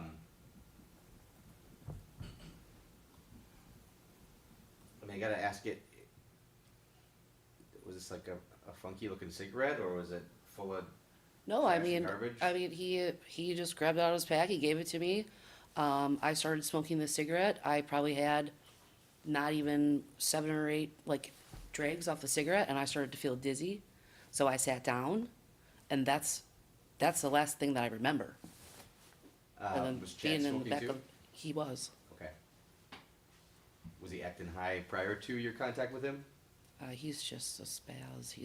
He's a very high energy guy all the time. Okay. I meant high like on drugs though, not like high energy. No, Okay. no, no. Okay. I mean, he was there. Yeah, no. Alright. And so it'd be your testimony today, and statement to the police officers that you did not intentionally ingest this was some sort of accident, correct? Correct. Alright. I don't have any further questions. I have one question. You said you had 7 to 8 drags off of the cigarette. I'm going to ask advisement first. Is there any opportunity to provide documentation as far as how much drugs was in one system in an instance like this? Blood, like the first officer had said. But Okay. And would it be acceptable to say, did you have a blood draw to see what the amount of drugs that was in your system? No, Okay, and that, did you go to the hospital? I did. Okay, and did they do a blood draw on you that you're aware of? Not that I know of, I don't know. Okay, all right, that would be my only question. Did you, I'm sorry, just follow up on that. Go Did- ahead. Did you get medical records or anything from that interaction? No. No? Okay. And what happened at the hospital, if you recall? I got there, they hooked a bunch of things up to me, gave me an IV, and that was pretty much it. They just kept coming in and checking in. And You're okay, yeah. Yeah. All right. May I ask one follow-up question? That would be, how long were you in the hospital for? I think I was discharged a little after 1 a.m. And you were taken in at what time? I don't even know. I think they said her testimony was like 9:06 that the officers arrived, so I don't know what time she would have gone to the So hospital. a matter of three, Few hours. 4 hours. Okay. All right. I have nothing further. Does any other council members have any questions? Okay. Thank you. Then I recall Mr. Jones with a couple of follow-up questions as far as then your operational changes with respect first to drugs. Confirming for the committee that Chad Herberger was immediately terminated after this incident where it was known that he had drugs, he was arrested for that, and Kathy had this experience, he was immediately terminated, correct? Correct. And you you explain that you have a no tolerance policy for drug use, possession, presence on your premises Correct. at Kane's, and that you've explained that to your staff and reiterated that policy. Yep, and I just had another meeting, last week, Monday and Tuesday, because I have to break it down, because some have things going on, and I went over the whole thing again, just telling them that we are zero tolerance. Earlier, you mentioned, I think it was a question that one of the aldermen had about cameras and security cameras. You have some interior security cameras now? Correct. And you're looking into potentially adding exterior ones if you can coordinate with the property owner? Yes, I told him I wanted to put 12 cameras in, so I have cameras upstairs watching the hall, the doors, and outside watching the whole premises, including the parking lot and the alleyway, because my parking lot sits right behind the building, but the parking lot for other apartment buildings are right there too. So the whole alley has parking spaces up and down, and it's not just my patrons that go out there, there's always people from the apartments walking out there too, so. So the security cameras you have now, have you used them and could you continue to use them to look for either drugs or spot check your employees or I customers? spot check, I go on my phone and I'll also check to see how busy it is in there and see what's going on, yes, I can watch to see what's happening in the bar, but it only shows me the area like you see in that picture, it only shows me that area, cause it faces towards the back door, so I can even see if the back door is open or closed, and that's the main thing I check for, is to make sure that that door is shut down at 9 and people are not using it. And if the police department on a call or just on a tavern check would want to see the security video or suspected drugs, would you cooperate with Yeah, them? absolutely.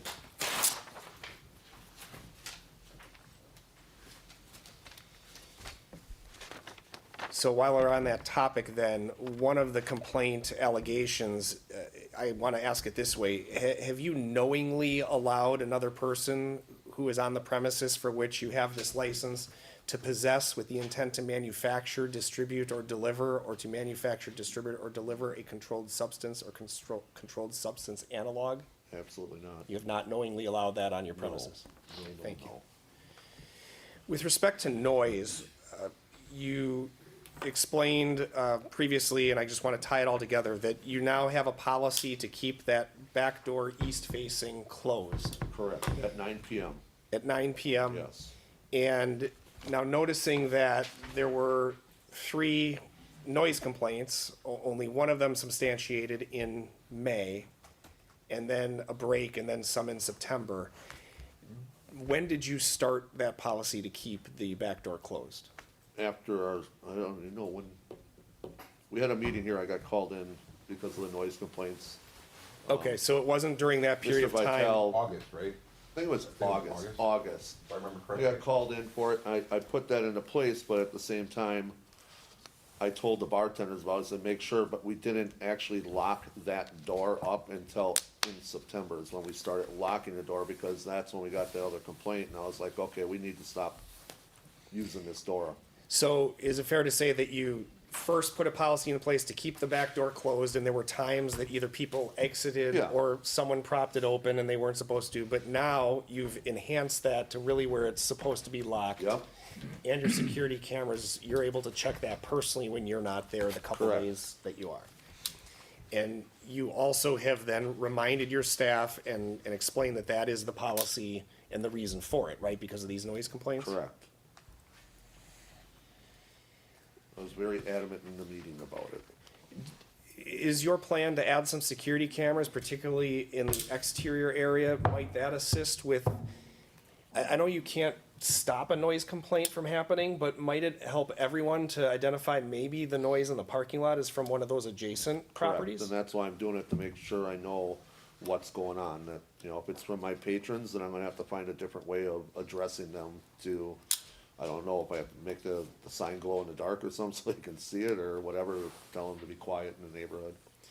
But if it's not from your patrons, you'll still do what you can to be Well, absolutely. a neighborly person and to help solve the problem that Yes. either the police department's getting all these calls or somebody nearby it just keeps calling and complains. You'll try to Correct. solve it. And will you be, just to be clear, looking into some sound mitigation? I know you testified there's carpeting down there, there's Yeah. a lot of new No, finishings. I already looked into stuff that we can get to hang up in the bar, but I wanna make sure that it's not gonna, you know, be annoying to the eyes, you know, I mean, people like to go into a nice establishment, sit down and be comfortable and make it look nice, I mean, I'm gonna do what I can. In other Within words, a you've invested in quality fixtures and Yes. finishings, you would do that carefully for Yes. sound mitigation as well.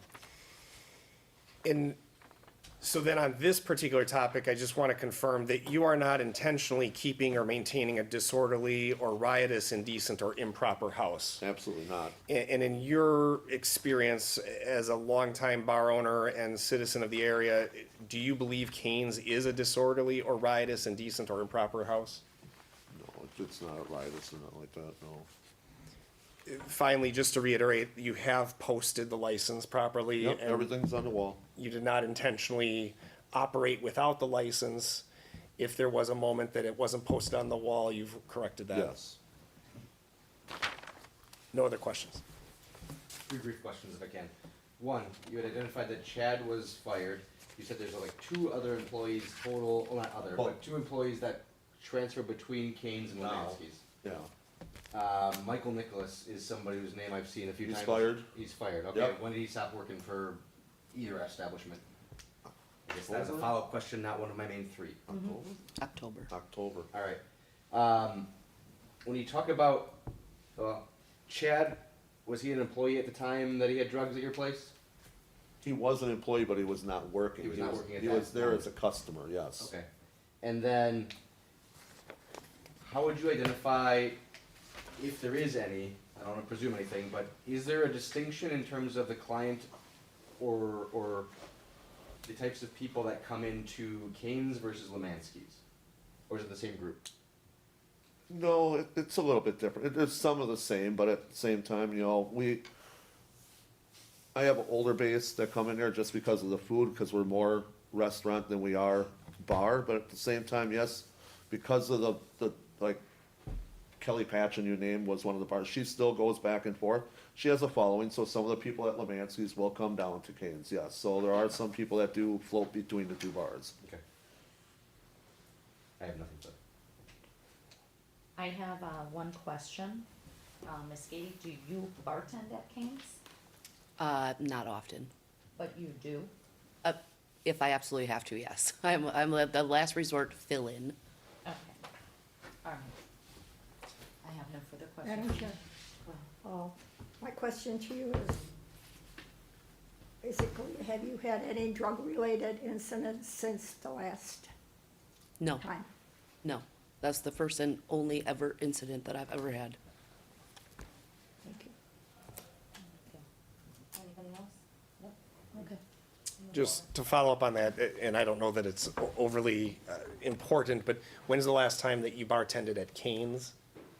If you remember?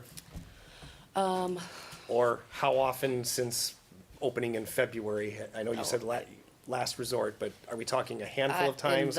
That's the whole time that we've been open, maybe 4 or 5 times. 4 or 5 times, okay. Yeah. Just for the record, she is the maker of the menu, she is the chef. Yeah.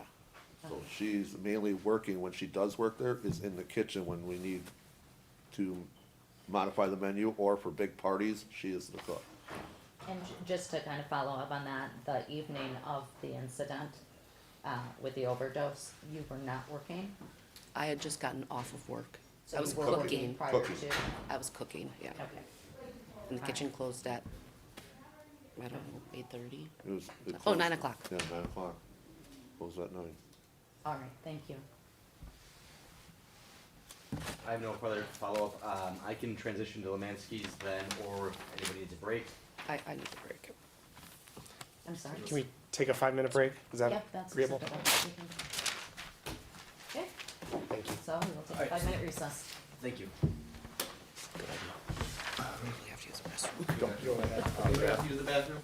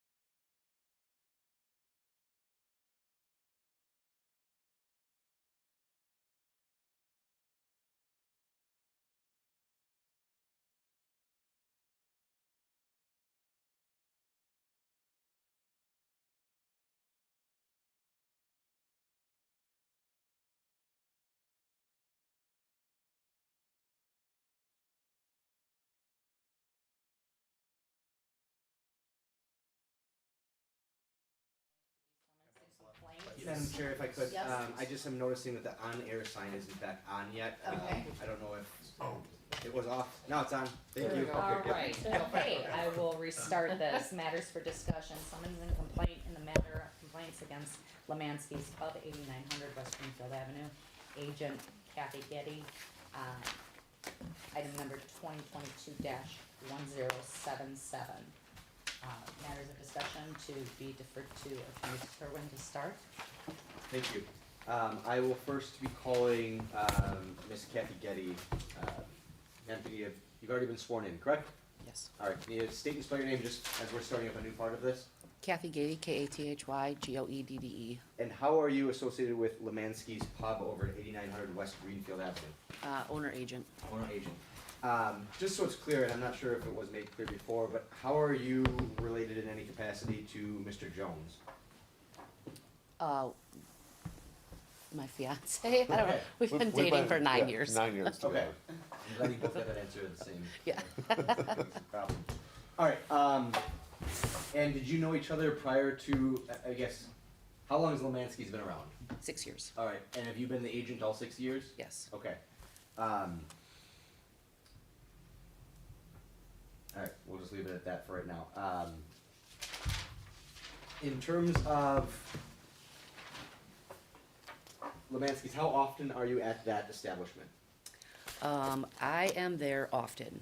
I was not there through the summer because I was up more at Canes, helping out Okay. at Canes. But I'm pretty much there 5 days a week at Lemansky's. All right, and do you have a standard practice or procedure of obtaining police reports or calls for service associated with Lemansky's? How do I obtain the police Do reports? you have a process or same kind of question I asked before. So is there a practice for Lemansky's for obtaining calls for service or police reports on a semi-regular basis? Like every 30 days, do you ask for the police reports? No, Is that something you think you could get yourself involved in? definitely. Okay. What kind of security was at the bar summer of 2022? We did not have security. Is there any change in that practice or policy at this point? Yes. What Yes. kind of change? We have security now Friday, Saturday, and Sunday. Okay. Security, what does that mean? We have a guy at the door. He's checking IDs, kind of walking through the bar, just checking on the overall, health and vibe that's going on in the bar. How did you identify this security individual? How'd you find him? He's a guy that comes into the bar. I've known him for a long time. He's done security at other venues downtown and stuff like that. Do you have any camera systems in the bar? Yes, we do. Back in the summer of 2022, did you have camera systems? Yes. Where were those? There's 14 cameras at Lemansky's. Okay. Or 12? 12 or 14 There's cameras. 10 right 10. now. 10. One is outside, it faces down 89th Street, and the rest are located out throughout the bar. Okay. And is that the same system you have now? Yes. Who has training to use that system? Pretty much only him and I. Okay. And what's the process for obtaining videos from that system? It downloads to the cloud. It takes an hour for it to, it's like an hour lag time. So let's say something happens at 7 p.m. I won't be able to get that video until 8 p.m.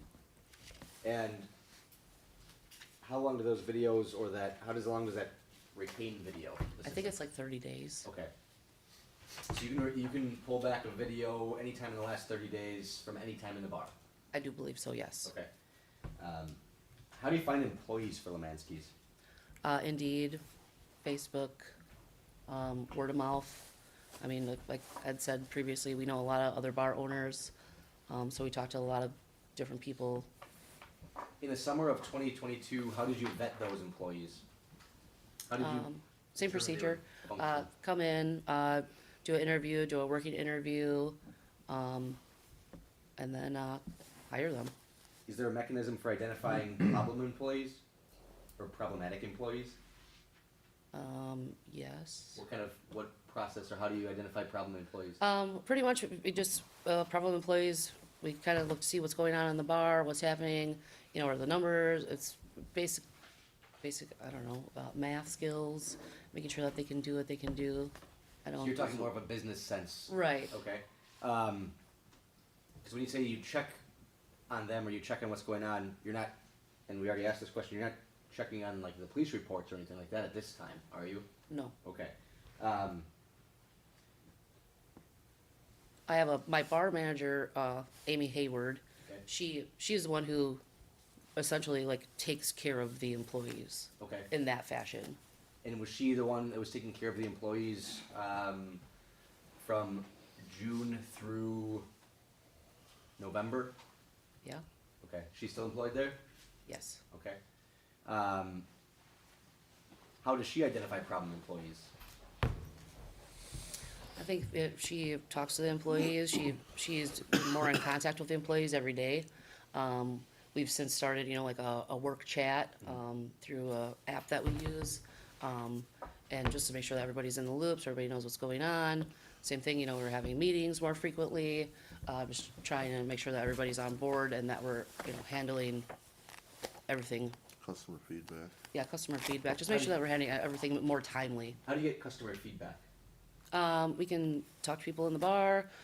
They can email us. We have it on our website, Facebook.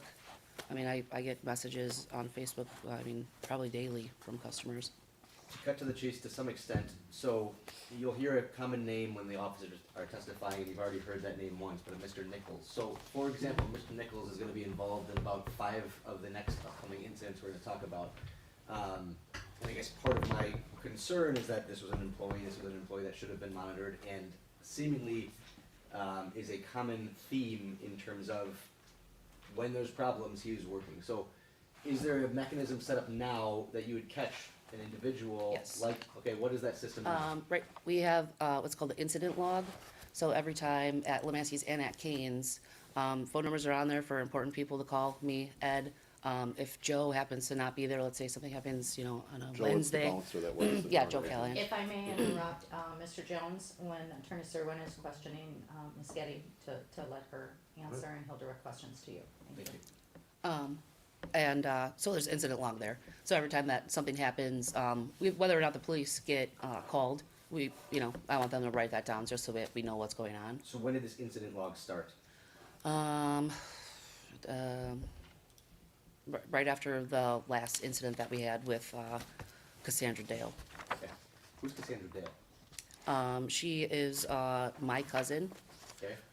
She helped out at Kane's finding music for Kane's live music. Did she work at Lemansky's? No. Okay. We'll get to that one then. All right, so there's a new process or a somewhat new process in place for identifying these logs or these incidents, whether they involve police reports or not. So that kind of stems or goes back to my other question about obtaining police reports, albeit internally you are identifying problems now Yeah. in common players. Yes. All right. I'm going to show you a video that is corresponding on the complaint to, ooh, my complaint got all messed up, but let me pull up a different way of doing this.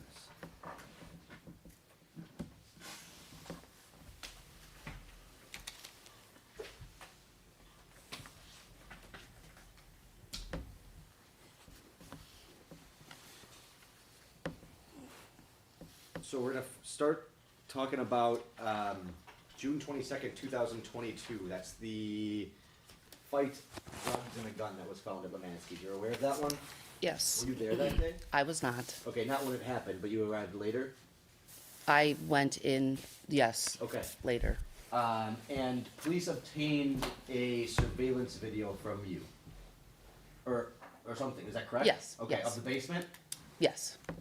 So I'm gonna play all 3 minutes of this video now. Is this the only video that you got from this incident?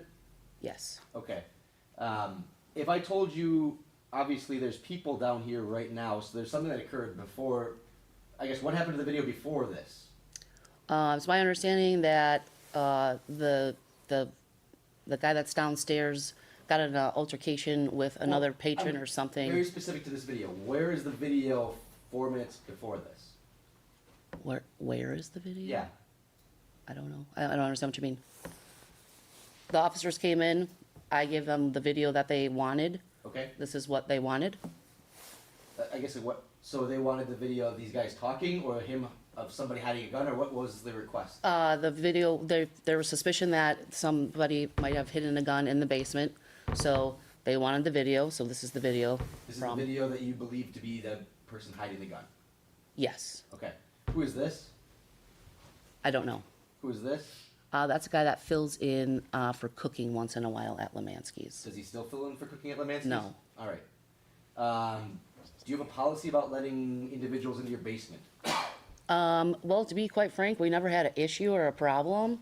This had just been a one-off, and the kitchen manager thought it, for the safety of the guy, because there was a lot of guys trying to beat him up, to, get him out of the situation so that it wasn't worse, I guess.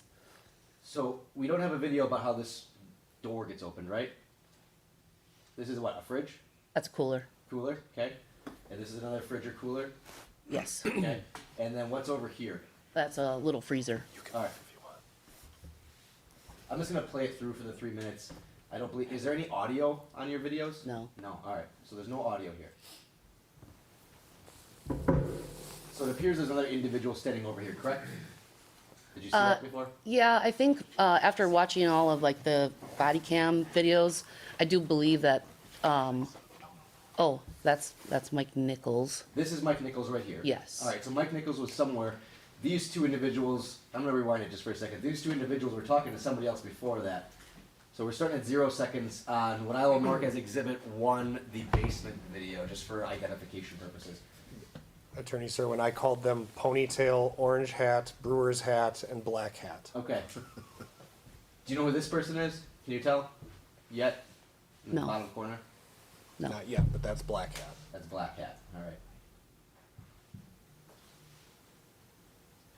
And at 8 seconds here, we have somebody going up the stairs. Who is that? Mike Nichols, Mike Nichols, employee. Right? ex-employee. Yes. Ex-employee.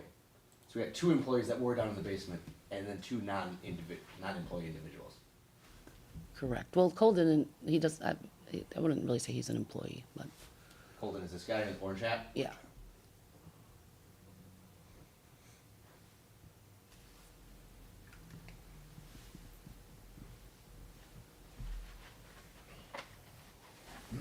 So there's somebody over here moving around, right? Yeah. All right.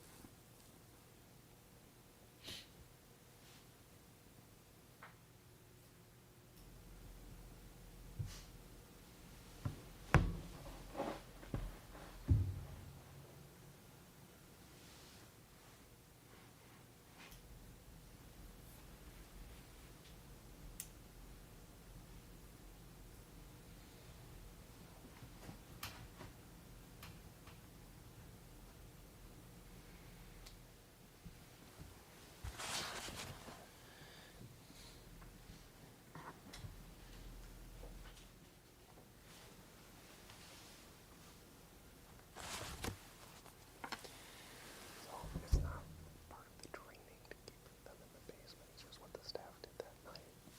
Okay, coming back downstairs, here's Mr. Nichols, correct? Yes. Stopped at 1:35, and then it's 35 seconds.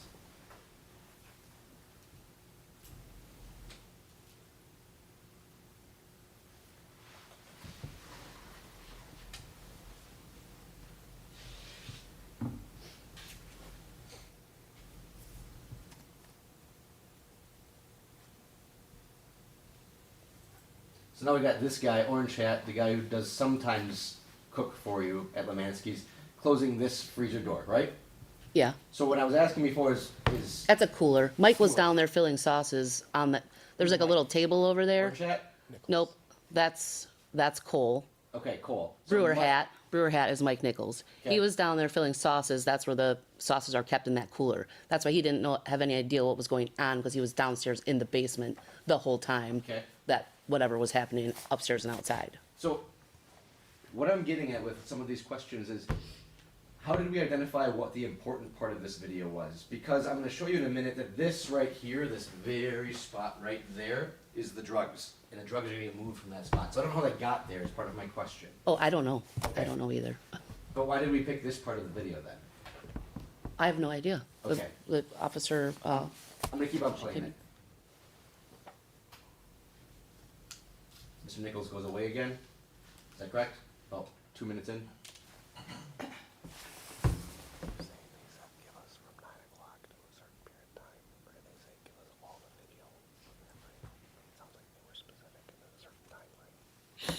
they just came in and watched the Comes video. back down at 2:18, Mr. Nichols. Oh, yeah.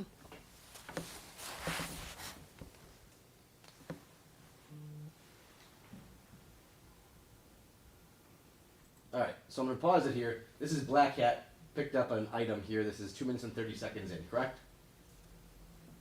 Oh, You see okay. that? I didn't see it, but yeah, okay. I can rewind it for you. So we're going back to 2:26. Items picked up, correct? Yep. And then Black Hat goes over to this fridge here, and this item that he picks up, do you know what that is? No.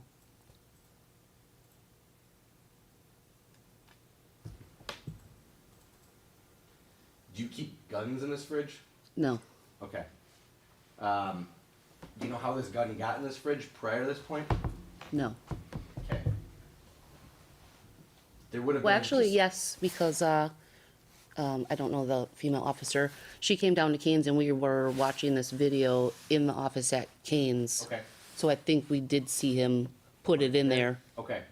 prior You to did- this. You did have some sort of video prior to this point. I guess what I'm That asking. we watched together. Okay. We didn't take clips or footage of it, Sure. you know, but we watched it.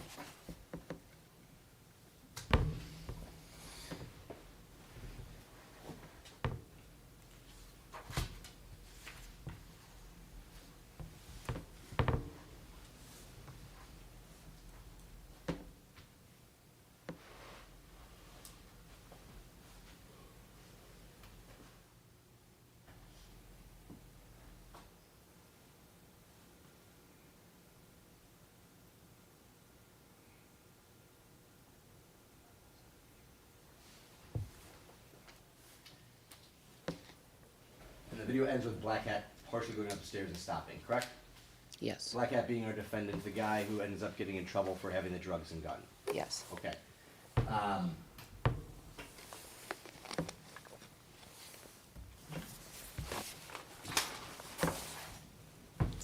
I'll ask the officers, I guess, about where the other items are found. I have concerns about why this is the portion of the video that was used or provided to the police department. Is it your testimony today that this is what was selected based on your viewing with one of the officers? Yes. Okay. Another detective came in also and selected and watched through the video as well. Okay, gotcha. So this isn't you selecting this portion of the video, this is the police department selecting that portion of the video? Yes. Okay.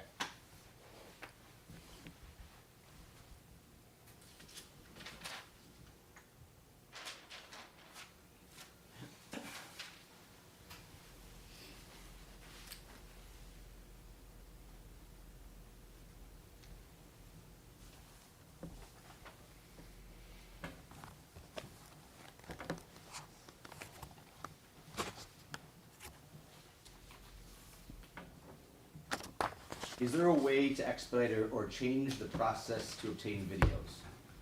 Or is this built into the system that you have?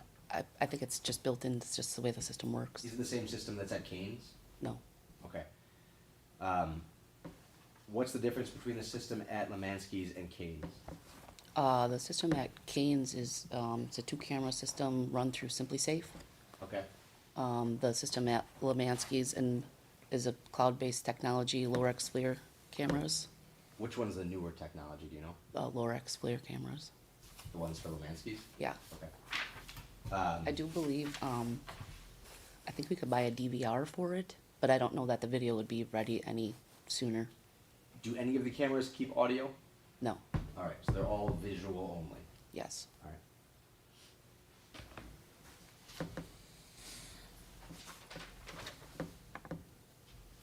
I have no further questions for Kathy at this point. I'm gonna jump into the officer testimony once everybody else finishes what they gotta do.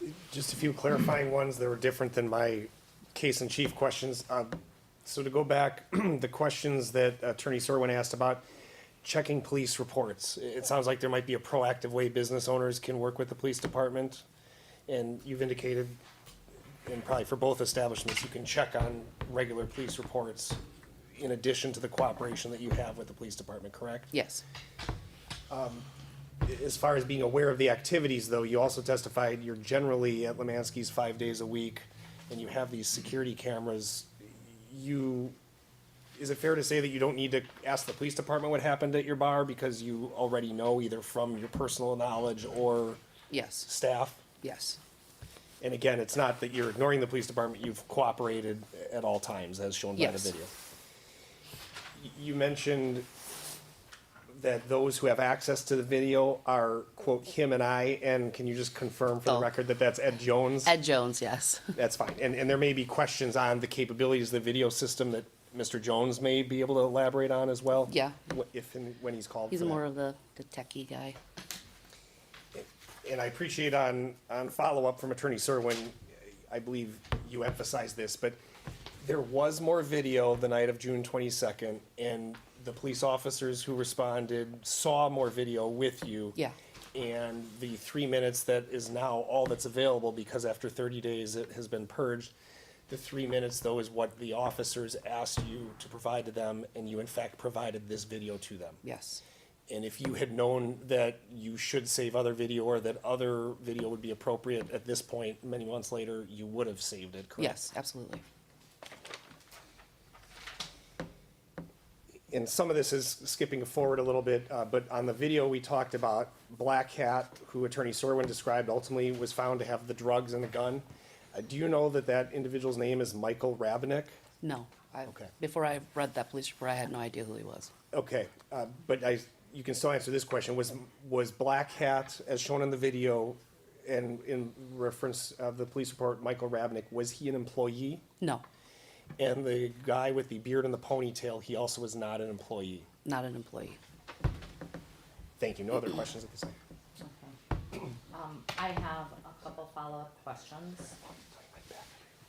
However, I'm gonna offer that back to you. Attorney Serwin, did you have any follow-up questions before I ask a question? I just had one that I had missed. The timestamp at the top of this video, is that accurate? It's 1 hour, Behind, so this would actually be 8 o'clock PM? I can't see. It says 9:00:37 Yes. Yes, that would be on 8 o'clock. 6/22. So the That would be date's 8 o'clock. correct, but the time is 1 hour. It's 1 hour ahead. Correct, it's 1 hour ahead.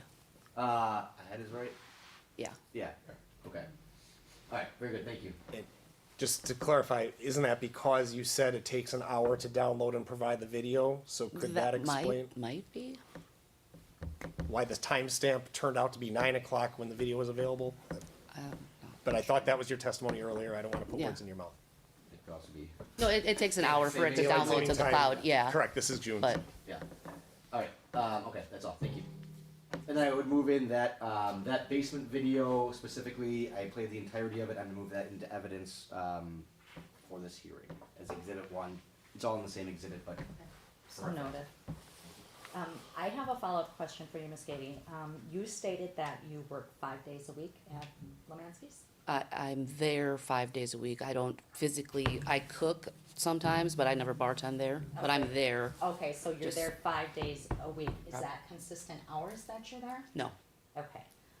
What are your hours of operation at Lemansky's? we open at 3 PM on Monday and Tuesday, and then we close 2 AM.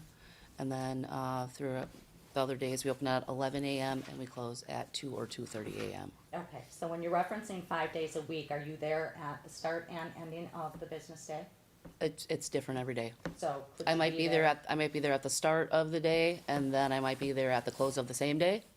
Okay. It's all kind of different. Do you have an average of hours that you are there? So say one day, I would do you say- stay 6 hours out of that shift, for example? Yes and no. It's really kind of all over the place. I mean, I own the business, so I'm there and I cook on certain days of the week. So I'd be there cooking for 6 hours on those days. I usually get there a couple hours early. I stay a couple hours after. So would it be fair to say that you're not aware of everything that takes place in the bar when you're gone? I mean, no one could be aware of everything that happens in a place that they're Well, not. meaning management, does management contact you in instances Yes. you weren't there that evening? Yes. So management contacted you or did the police contact you? For what The incident that specifically took are you place asking? In the bar with the gun? June 22nd. My bar manager called me Okay. and informed me of the situation, and then an officer came down to Kane's to view video from the incident that occurred there. And you mentioned that Mike, the bartender, was fired? Yes. Okay, he was present that evening. When did you fire him? He was let go at the end of September, Okay, when did this incident take place? June. June? So fairly 2 months after Yes. the gun incident. Okay, thank you. One quick question. Alderman Stefanski? You said that the video is done on the cloud, Yes. and you said it takes an hour to download a video? It's like it takes an hour for it to become available. Oh, okay. All right. Yes. Thank you. Any other questions? Nope, that was I it. did have some. So, you said you were viewing it at Kane's Yes. with the officers, Yes. and so then how did it get given to the officers? Walk me through that. So we sat there and we watched the videos. We recorded that part. Another detective, I do believe his name is in the police report. He came to Lemansky's and we worked together to figure out how to export the video because I didn't know how to do that. So when you say we recorded it, did you download it right then and there while you were watching it? Did you download it another day? But we recorded it when we were watching it. So is it like a specific program that you use? It's the Lorex camera program, yeah. Okay. And so when the other detective came later, and you said you figured it out, what does that mean? Did you put it onto a CD or? No, we emailed it to him. Okay. Alright, that's it. Any additional questions? Quickly, a couple of follow-ups to Alderwoman Grisham's questions. First off, your hours and your days of your week. As the owner, do you skip around by design, if you will? Do you, whether it's as needed or you'd like to see different shifts of the bar in operation? Yes, yeah, I like to pop in on just kind of all different kinds of shifts, see what's going on. So in your mind, that's a best practice, that's a good way to manage and Yeah. operate and own it. And while you just explained that you didn't fire Mike Nichols until well after the June 22nd incident, I think there are gonna be some other incidents where he's more directly connected. In this one, though, your testimony was Mike Nichols was in the basement doing something with sauces, not involved with the fight or something. Correct. To your knowledge. And so from your position as bar owner, did you have an opinion of Mike Nichols' role in this incident at that time? Meaning, did you have reason to fire him at this point in time? No. Thank you. I have follow up on that one. So, Michael Rabinick, he's the guy in the black hat. Do you recognize that name? No, I Is he don't know who he a is. common guy at all? No? No. All right. Do you have any idea why a guy with a gun was put into your basement? As I stated earlier, the person that was working wanted to get him out of the situation. I don't believe that she knew he had a gun, but there was, 7 or 8 or 10 people trying to attack him and beat him up, so she wanted to get him out of that situation outside.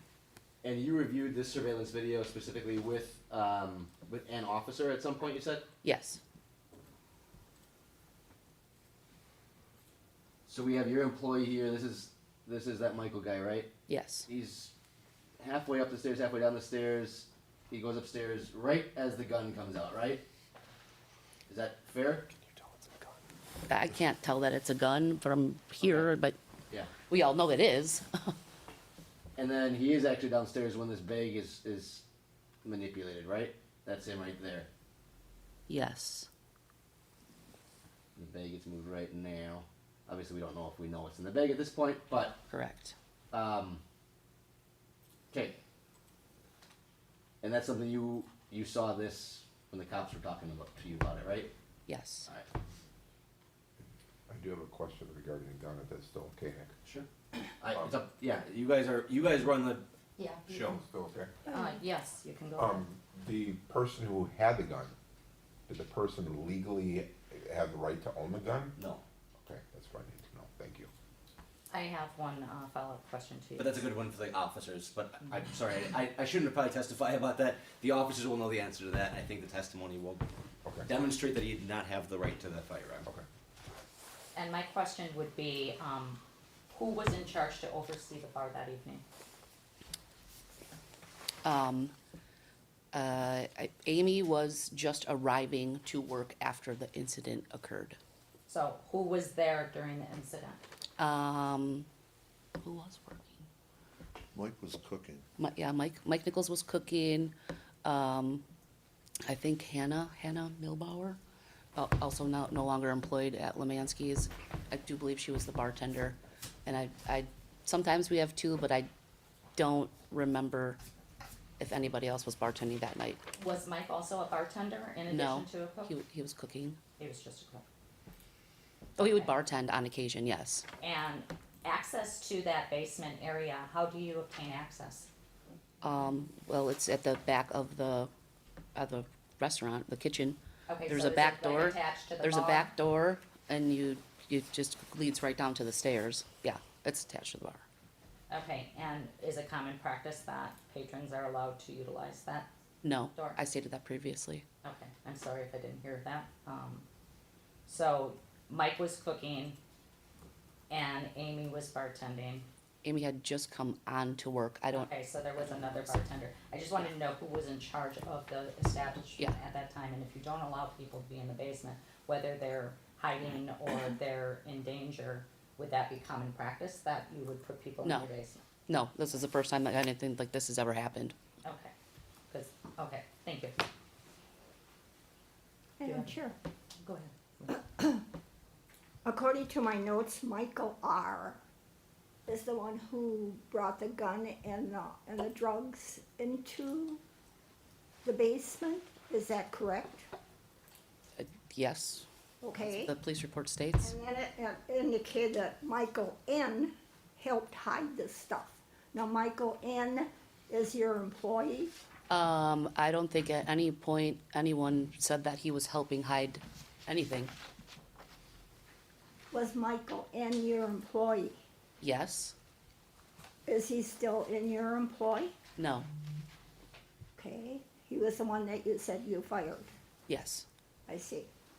And that's just for the record and clarification. Okay. Since this was gonna be a public document, I intentionally was vague on their identities here in the document. I won't be vague in the testimony, in my questions. But Michael R. is the defendant in this case. That's Mr. Rabinek, who is the guy in the black hat. And Okay. Michael, N. is Michael Nichols, who is the employee we've been talking about. Right, and I wanted that clarification. Yeah. Alderwoman Ranky, are you finished? Okay, any other questions? Okay, I'm gonna move on to the officer then. City calls Officer Christensen. I got it right that time, right?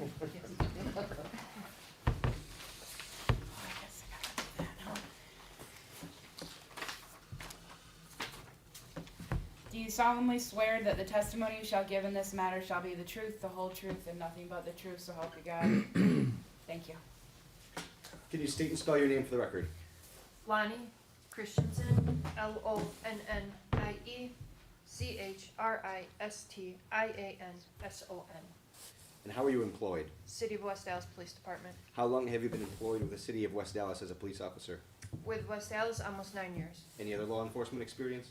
10 and a half with the Village of Brown Deer. All right. Back on June 22nd, 2022, were you dispatched over to Lemansky's at 8900 West Greenfield? Yes, I was. What were you dispatched for? A large fight and a report of somebody with a firearm. All right. About what time was it? Do you recall? If I recall, close to 8 o'clock at night. is 1958. What time is that? That is 7:58 PM. 7:58. So right around 8 o'clock is when you were dispatched over there. All Yes, right. sir. And so when we're looking at this, the basement video that we had before, that was just honestly like right that day. If that timestamp is 1 hour ahead, if we're understanding that correctly, this would be 8 o'clock and 37 seconds. Yes, sir. Okay. So you're dispatched out there 2 minutes before this video starts. Yes, sir. Okay. While I have this up, were you one of the officers that helped observe this or view this? Yes, sir. Okay. And how did you identify or decide this was a video of importance? The subject with the backpack, later identified as Michael R. He was, witnesses pointed to him that he was the person with the gun. I saw him on scene, so then when I went to view the video, I knew whom I was looking at. Okay. And in fact, and just to answer an issue later, Michael R. is determined to be a felon. Yes, Okay. At this time. correct. Okay. Were you able to see any other video either predating or post-dating this section?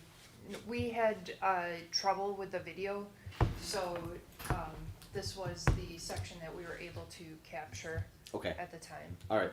And how was, I just want to be very clear here, how was Kathy's, how was her cooperation with you when you were interacting with her? She cooperated with Okay. me to get the video. Okay. Were you able to get this pretty quickly from her, or did it take some time, if you recall? It took a little time because her system, we did not know how to forward it to my email the night of. Okay. And Sergeant Manthe and I had to go back to the bar a few days later, and that's how we were able to at least cut up that much of the video. Okay. But she was cooperative to get this, and in terms of the entirety of this interaction, Miss Getty? Getty was cooperative. Yes, sir. All right. All right, so you arrive on scene shortly after, or shortly before 8 o'clock maybe. Oh, this is not the one I wanted to click on. Did you have body camera that day? Yes, sir. All right. I'm gonna, just for the sake of time, fast forward this 20 seconds because you were driving during that time. Just so we're not sitting there. When does the sound click on body camera? 30 seconds. And why is that? It's a delay that is built into our body cameras.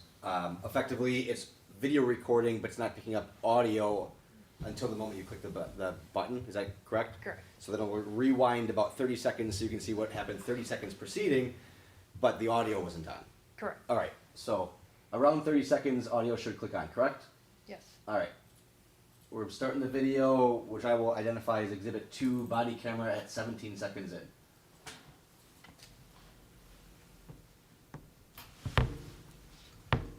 Is this a copy of your body camera? Yes. How do you know that?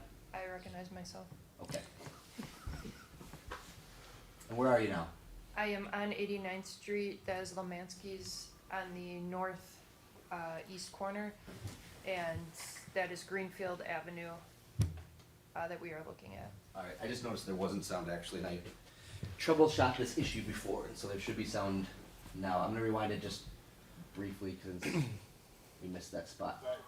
The subject in the basement with the firearm. This car about that's gonna leave probably taking the gun because he came out the back door. The car that's gonna come out of this parking lot right here. Cause they pulled the guy down in the basement. That dude still got the gun? Yeah, he still got the gun down in the basement. Come over here. She's staying right here. She's saying he still got the gun in the basement. I didn't see it personally. Where's the guy? He's got a gun in the basement. He's got a gun in the basement? I did not see it personally. This is my. I'm gonna That's pause it. Hannah Milbauer. I was just gonna ask, okay, Hannah is an employee, Yeah, she was the person that was bartending. bartender, Yes. Hannah. Prior to the shift change or something? Her shift was like 3 to 9 or something like Okay, that. gotcha. All right. I just heard I wasn't outside for it. He's got a gun. The guy that's got a gun. We just separated everybody and locked the doors. She's the one that called. Okay. Just, and again, I'm asking the officer questions here, but what employee is that in the black shirt? That's the kitchen manager, Kitchen manager. What's her name? Jenny. Jenny. I don't know what happened. was in the kitchen. All of them started rushing each other. They said he's downstairs. I do have somebody downstairs because they were all fucking trying to jump him at once. You saw him with the gun, right? They all serious. I seen him with the gun. It's this guy. What? Is he downstairs? Yeah, he's in the basement. He's in the basement. That's my wife. Who's this guy? That I believe is Dale Widup. No, this guy. I seen the whole thing from inside and outside. Alright, we will talk to you definitely next. Wait up, Webby. If he's got a gun, let's go.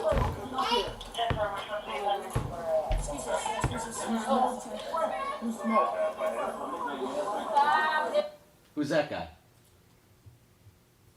Do you know? I do not believe that in previous testimony. It's Mike Nichols. Okay.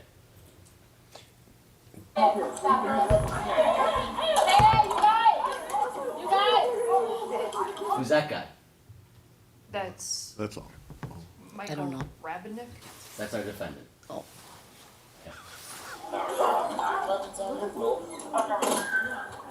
They stole my phone. Do you have a gun on at this point? Is this the one that you're talking about? Yeah, I don't know who had the gun. I don't know. Yeah, he had the gun. I didn't know, no sir. Yeah, you did have a gun.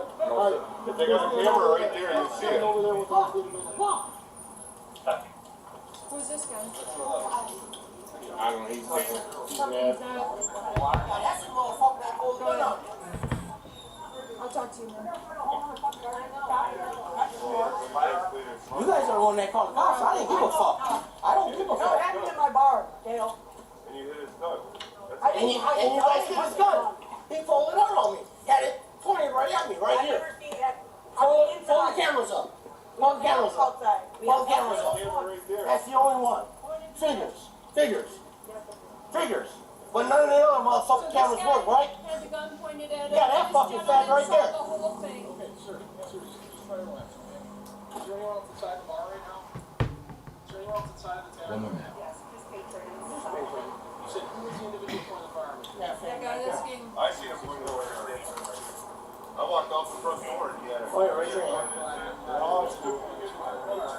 You're a bitch. You're a bitch. You're a bitch. How the fuck you gonna call him? How you gonna call somebody else out their name? How you gonna call somebody else out their name? What? Dude, he's gonna call me a bitch? And that's fine? Huh? That's fine? Sit down on the curb. That's fine? Sir. That's fine? Sir, please, can you sit down on the curb? Sit down on the curb. Sit down on the curb. You come over here and sit down on the curb. Thank you. That's fine? Fine, you call me out my name? You're running around over here causing problems. And I'm in Very it. immature. And I'm in handcuffs and he ain't? I'm not a bitch though. My dad didn't raise a bitch. But you sticks and stones, dude. Listen. Yeah. And that was back in the 80s. Do you know how many times I've been called names? I am Gives a shit correct, what correct, people correct. call you. Yeah. Alright. Officer Christensen, so you get to the scene and what's going on? As you can see, they're saying that somebody had a gun. Initially, someone said that they were either taken off in a car, and then people started pointing towards the basement, saying he's down in the basement, he's down in the basement. And then officers were directed to the basement door, where the two employees indicated that they didn't see anything. Alright. And the people who were all outside in the video that we just saw, were they all formerly within the bar or patrons of the bar? Yes. Okay. Dale, you already identified Dale as the guy that just gets put in handcuffs here. Dale was an individual that was in that bar, correct? Correct. Alright. Did you make any observations about Dale's person? He appeared intoxicated. Alright. What do you base that on? His talk, his mannerisms, his glassy eyes, bloodshot eyes. Okay. Did you have any contact with anybody else that was involved in the interactions there? One of the witnesses I spoke with, Daniel Flattery. Did you identify anybody else that seemed to be intoxicated, or at least as intoxicated as Dale? Not that I personally witnessed. All right. Did officers in general, because you weren't the only officer there, obviously, we saw a few other officers. Anybody else identified as being intoxicated? I that you're aware of? I cannot speak to the other officers. Okay. You can in this hearing, but if you don't know, that's fine. I'm Okay. sorry, I do not know. Okay, that's fine.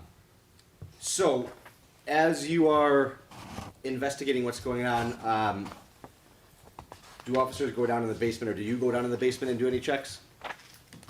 Eventually, I get to the basement, yes. Okay.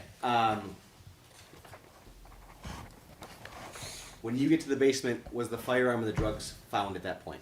No. No, they weren't. Okay, so we didn't know where they were. In fact, we saw in the video the guy comes upstairs and we lift up his shirt and he doesn't have it on him. Correct? Correct. All right. Do you know what happens with the gun when you go down to the basement?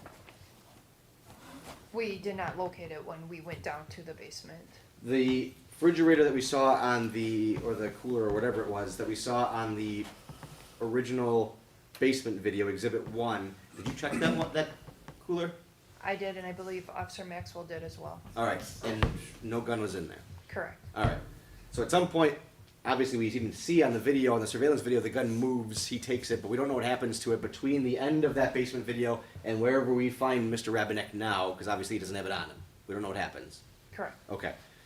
The other two guys in the basement, were there other people in the basement, or only when officers get there, is it only Michael Nichols and Rabinek? I don't know who was in the basement Okay. because I wasn't one of the people ordering him out. Officer Maxwell and I went to the basement after we obtained consent to search from, I'm sorry, I don't know how to say your last name. Gady. Miss Gady. Okay. All right, so you get access to go search for Miss Gady, and that's when you go downstairs. Correct. Okay, gotcha. Not when this guy gets arrested right away. Correct. Sometime after that. Correct. Okay. How long does it take between the time when Mr. Rabinek is removed from the basement to the time officers first get down there? I believe it was just between him getting taken into custody, probably minutes, because I would assume, this is just an assumption, that we would have done a protective sweep to make sure nobody was injured in the basement. Okay. But you don't know off the top of your head? No, I do Okay. not. The scene outside, how would you categorize that? Chaotic. Okay. Did you identify, or officers are able to identify what had occurred inside the bar, spilling outside of the bar? Yes. What was the overall narrative or story? Mr. Widow here found a young lady in the bar and began talking to her. She was only 21 years old. I believe he's in his upper 40s or 50s years old. He starts talking inappropriately to her, mentioning male anatomy and asking her to grab another male by his genitals. Michael Rabinek overhears what's going on and gets angry at Mr. Widow and asks him to go outside, and that's when they began the argument and the gun came out. Okay. Do you know how many people in general were involved in this disagreement? It sounds like it was just these two, Okay. however, there was a crowd around them. Okay. And is that interior or exterior or both? It started just the initial confrontation where it's just between the two of them in the bar, and then it came outside, and that's when everybody was out there and the gun pointing occurred. Okay. And I'm gonna have different questions for a different officer after this, but do you know what substances were found in the basement? Marijuana, amphetamines, and I believe cocaine. Okay. And then there was the firearm as well that was recovered, correct? Correct. All right. And were the drugs spread out, if you know, or were they in one container? They were in a backpack. In a backpack or a bag? Yes. Okay. Were you able to see the basement video, and you've seen it previously, correct? Correct. That bag that Mr. Rabinek grabs out from like the container area on the back left of the screen, is that the bag that eventually has the drugs in it? Yes. Okay.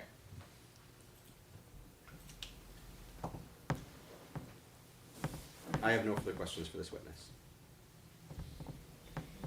Yes, the fact that the drugs were found in the backpack with this Michael Rabinek, it was his backpack, is that typical of a bar that might be a place where drugs are going on, or would, as Attorney Serwin asked, if they were spread all over the place, would that be more typical? I'm just trying to understand if Michael Rabinick, as ultimately the city arrested him, was found to bring the drugs in, or on your investigation, does this bar have a presence of drugs problem and drug dealing going on?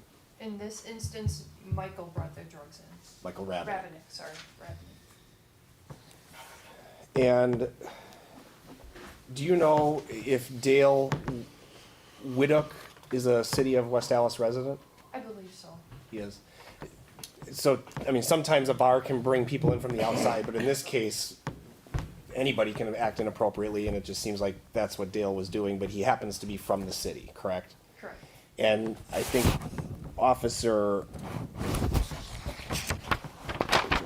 one of the other officers wrote up a page of the police report that Dale was booked and issued a citation. Is that correct by your understanding?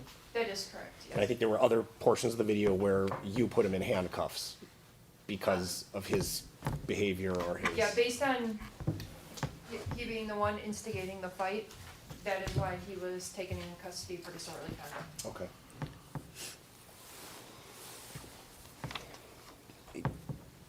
From the video, and I think some of the testimony we've had in your report, and even the two bar employees that came out to say where Michael Rabinick was and they separated them,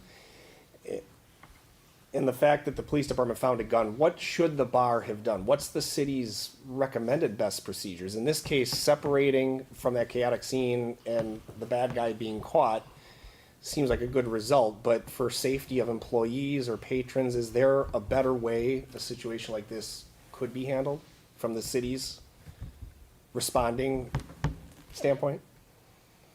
I mean, it was a chaotic scene, I understand that. Separating them, yes, that is appropriate to separate them. I can't speak to how bars operate, I'm not sure what is allowed per the city, but as long as they're separated, it seems like the bar employees did not know that there was a gun involved at that time, or they're claiming they did not know, so the separation was the best thing to do. And I was also maybe gonna have Attorney Serwin pause the camera, but maybe you can describe, because this video shows that, that's the side door on 89th Street, correct? Correct, and what Ms. Gady. Gady said, when she explained the video, when you go through that door, it's downstairs to the basement. And so back to the security camera footage that you viewed that evening and you've seen today, that stairway going up is going directly out to this side door, correct? Correct.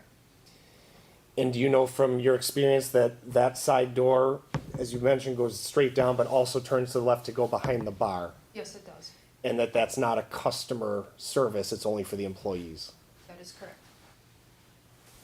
And so as you arrived on scene, when you were told they put someone down in the basement and this was the door they directed you to, that made sense, that that was only for the employees who had access, and then you were directed to go to that location? I did not know at the time that that was just for the employees, but, makes sense why the employees were there, correct. Okay. No other questions? I have nothing to. I have a couple questions. In proximity to Michael R., who was kept in the basement, the other individual, Dale, who was part of that altercation or instigator, as you had noted, he was already outside, Correct. locked out of the bar, correct? Correct. Okay, so in your opinion, would you think separating would have meant he needed to go to the basement? Or would that suffice that he was safe behind a locked door, already in the bar, separated from that individual? I do not know, to be honest with you, because I'm not 100% sure, because we don't have outdoor video on exactly where Mr. Rabinick's positioning and Dale's Whiteoak's positioning was when they locked the doors. If they could have gotten Mike back in through the front door that faces Greenfield and 8-9. Okay, Did he have to go downstairs? That's okay. Well, that's kind of where I'm trying to think of the proximity. If the door is locked and that individual's outside already, that harm and danger is outside. And you have the individuals on the inside. What would in my opinion, be safe from any immediate altercation and then awaiting for police arrival, which was a fast response. So I guess that's what my question is. So were they safe in the upper area that they needed to go to the basement, Ms. Getty? I would, my assumption would be that they pushed him to the basement just to not disrupt the other patrons in the bar. I don't know. Like Officer Christensen said, it was a very chaotic scene. I'm sure that the employees, like I said, we've never had an incident, anything like this ever happen there. And they just acted swiftly on what they thought was appropriate to keep everybody safe. Okay, and did Michael Nickel or Michael N know Michael R? I don't know. Okay, did any of those people in the basement, I don't know. okay, were they ever in your bar before? Michael R. or the other people? Any of the individuals? that were in the Well, like I basement? said, Cole, he works off and on just as a fill-in for a cook. Mhm. I mean, the other guy I don't know at all. Okay. All right, I think that's all I have. Alderman Stefanski?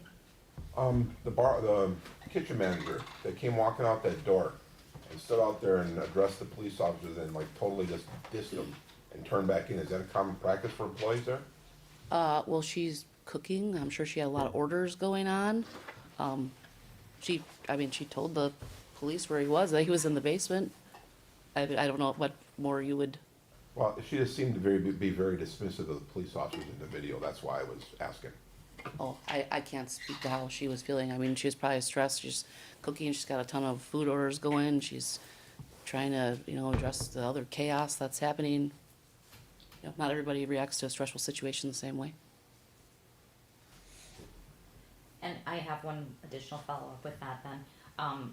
In this particular incident, or instance, what policy have you implemented differently in a moment like that? I mean, there was a weapon, obviously. It's Yep. very dangerous.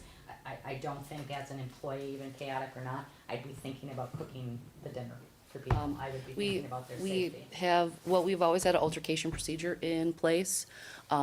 Since then, now we have security. We've kind of ramped up the procedures and the altercation procedures, security operations. Just kind of got everybody like more, I guess, in tune. We've had the employees go through identifying aggressive behavior training, just so that we can kind of mitigate and keep, the problems to, being proactive instead of reactive, I guess, at the end of the day. Okay, so at that time, did you know whether that Michael Nichols was a threat to anybody else, obviously having a weapon? Revenek. Revenex.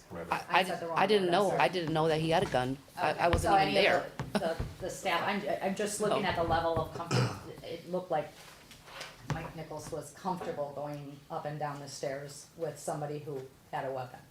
I don't know if he knew that he had a weapon. I don't know. Okay. He was in the basement when the other guy was told to go to the basement. So I don't know that he was aware of any situation that was happening upstairs. Okay, all right, thank you. A couple of quick follow-ups, and I think it's important just to orient everyone with this side door and the kitchen and going to the basement. In that area of the kitchen, are there not fryers and burners and things? And just describe in proximity to that door, though. In other words, You walk right in the door, it goes straight to the downstairs. If you go to the left, you got about 3 feet, and then you hit deep fryers. so in retrospect, are you looking back as the owner that it's not unreasonable in your mind for the employees in this situation to usher someone and just go down to the basement versus stepping into an active kitchen? Correct. Whether that's sanitation reasons or other safety with hot food and whatnot. Yes. And I just wanted you to explain the orientation of this back of house employee-only area and Yeah. why maybe they sent someone downstairs. As far as the employees, I think on the video you said it was Hannah Milbauer as the person bartending was Yep. the first on the video, and then Yes. Kathy was the cook? Jenny. And Jenny may have sounded somewhat dismissive as we saw it on the video, but knowing her personality, do you see the fact that maybe she was cooperating, just telling the police where the person was and that's all she knew? Yeah. Based on your knowledge of her and her personality, do you view that she was being disrespectful or dismissive to the police? No, I don't. And you always employ your staff to be cooperative? Oh, yes, And- definitely. And you see evidence of that in this case? Definitely, yes. Thank you. Again, we can all interpret how someone acts, but I just want to make sure that the committee had the full benefit of that interaction, however brief it was. I have nothing further. Can we let Mr. Christensen go? Is that okay? Absolutely, I'm fine with that. Do you have any reason for her to stick around? I do not. All right. Thank you. Thank you. City calls Officer Schrant. This will be his last time testifying as well. Officer Schrant, you're still under oath from before? Understood. All right, same name, same spelling. You were involved in this June 22nd, 2022 in an incident as well, correct? Correct. All right, and what role did you have when you arrived on scene? Initially, when I arrived on scene, there was talk of a vehicle leaving that may have been involved. And so Sergeant Esconarani and I ended up tracking down that vehicle and pulling it over, then determining that the parties in the vehicle were not involved. Okay. And then I returned to the bar, at which point I was directed to stand essentially at the top of the stairs and not let anyone go down there. Why would you do that? I was told that one of the parties involved in the fight, who supposedly had the firearm, was down in the basement shortly after the fight, and then when he came back up from the basement and was either searched or patted down by officers, he did not have any firearms. So the presumption was that it was possibly still in the basement. All right, so you've seen the body camera then from Officer Christensen where Mr. Nichols, the employee, comes up, and then right after him, Mr. Rabinek, for lack of a better term, the bad guy in this one, he comes up, correct? The body camera? Yeah, we just played it. Oh, I was not watching that body camera. Okay. Let me just play it for a second since you're here then. I'm trying to get a timeline down. Oh, my sound went off again. This thing doesn't stay on, it's not being used.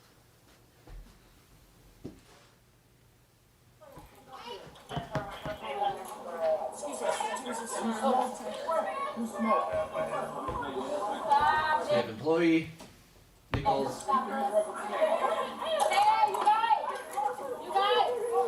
and our guy. So, how soon after, was anybody watching, between this moment and when you go sit on the floor or sit on above the staircase, is anybody securing the scene? I.e. the top of the staircase? Yeah. I do not know, because Okay. at this point, I was on another call to begin with, so I Sure. wasn't initially going to this call, and then I cleared and started going to this call, and then, like I said, once I arrived, then I was directed to go find the vehicle that had left, so. Okay. I don't know, I can't speak to the time frame. That's fine. Did you see, have you seen that basement surveillance video before? Yes. Okay. Did you see those other two guys at any point coming up from the basement or in the bar or anything? I don't believe coming up from the basement, but Okay. I couldn't say it. There were a lot of people outside, and Sure. then there were still a fair amount of people inside the bar, so I don't know. All right. Okay, so eventually you get down in the basement. Is that fair? Yes. Okay. And are you one of the crews or one of the officers involved in finding or trying to find whatever's down there? Yes. All right. When we have this basement video, you've seen this before? You said already. I have. Yeah. Okay. So when I'm pointing out this cooler or freezer right here and a substance or something comes out of it, do you know what that item was that comes out of there? Having been there when the firearm was ultimately recovered, it looks like the firearm in the holster. Okay. But Where do we eventually find that firearm? in a different cooler. A different cooler, not this cooler. Correct. All right. Where do we find the bag of drugs? Not there. I get next to the cooler where the firearm was located. There's more coolers underneath this staircase. Is that correct? Correct. All right. And who was down here searching with you? Officer Olson. Officer Olson and you. All right. And so, is the firearm and the drugs found in this area, or is it someplace else? In that general area. In this general area, Yes. in one of these two coolers, or were the freezers or coolers over here? No, it was one of the one. I don't know if there's more than one, but it was essentially underneath the stairs. On this. So in this- out of view, Gotcha. from what I can see. Okay. At any point in time, do you see Mr. Rabinek on this video put it in that area? Where it was found? Yeah. No. No. Okay. What specifically is found?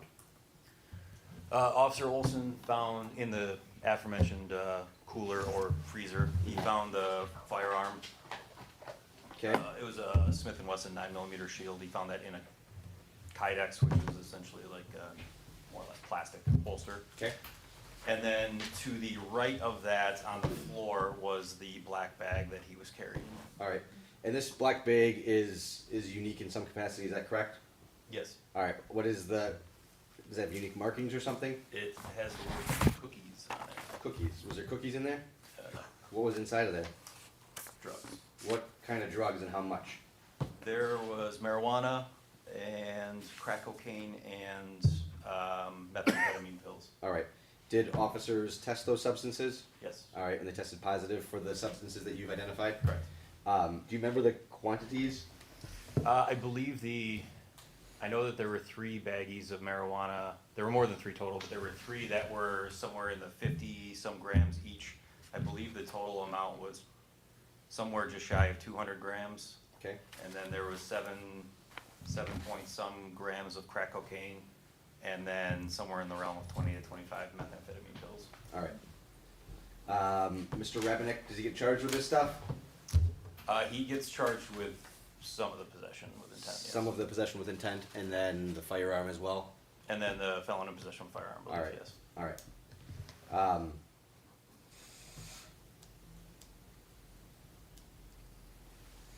Do you have any information about how the gun gets from where you see it end here to how it gets to the spot that it gets to? I do not. No, all right. I have no further questions for you. I don't have many questions, but officer, would you have been able to arrest Michael Rabenik for a felon in possession of a firearm and with these drugs if the police department hadn't been called and he been kept in the basement during this incident? So if we never showed up on scene? And if the bar hadn't called the police department and kept him on the scene in the basement where ultimately you found the drugs and the firearm, do you think you would have arrested Michael Rabenik and put the bad guy away? Probably not with the expediency that we did. Possibly not. I understand what you're saying. No other questions for this witness? Madam Chair, is that the only entrance in and out of that basement? Yes. Okay. Are your bartenders allowed to drink while they're working? They can shake dice and they can have like a shot per hour. They don't drink heavily. Okay. How about the cooks? No. Thank you. I do have a question, and I apologize if I sound redundant in it. Mike Nichols, what was his point in going up and down the stairs into the basement? He was cooking. He was down there filling sauces, wing sauces. That's what that So, cooler, the silver cooler there. That's why that door is open. All the sauces are in there, and there's a table, well, not a table. It's a freezer. We use it as a table. That he was like filling all the sauces. Okay. Attorney Serwin, can you go back to the video so I can see, was there anything in Mr. Nichols' hands when he came up and down the stairs? Such as sauces? I'm just curious. I don't wanna testify for the video, so I can play the portions that he's on there. That's the first time he crosses is around 8 seconds. Looks like a phone to me. Okay. All right. And then he crosses again, a few more times down the road. I have him timestamped out in my I notes. think it was when I wrote it down, sorry. It's only 3 minutes, we can just, I have 134-ish. Ooh, that was pretty good.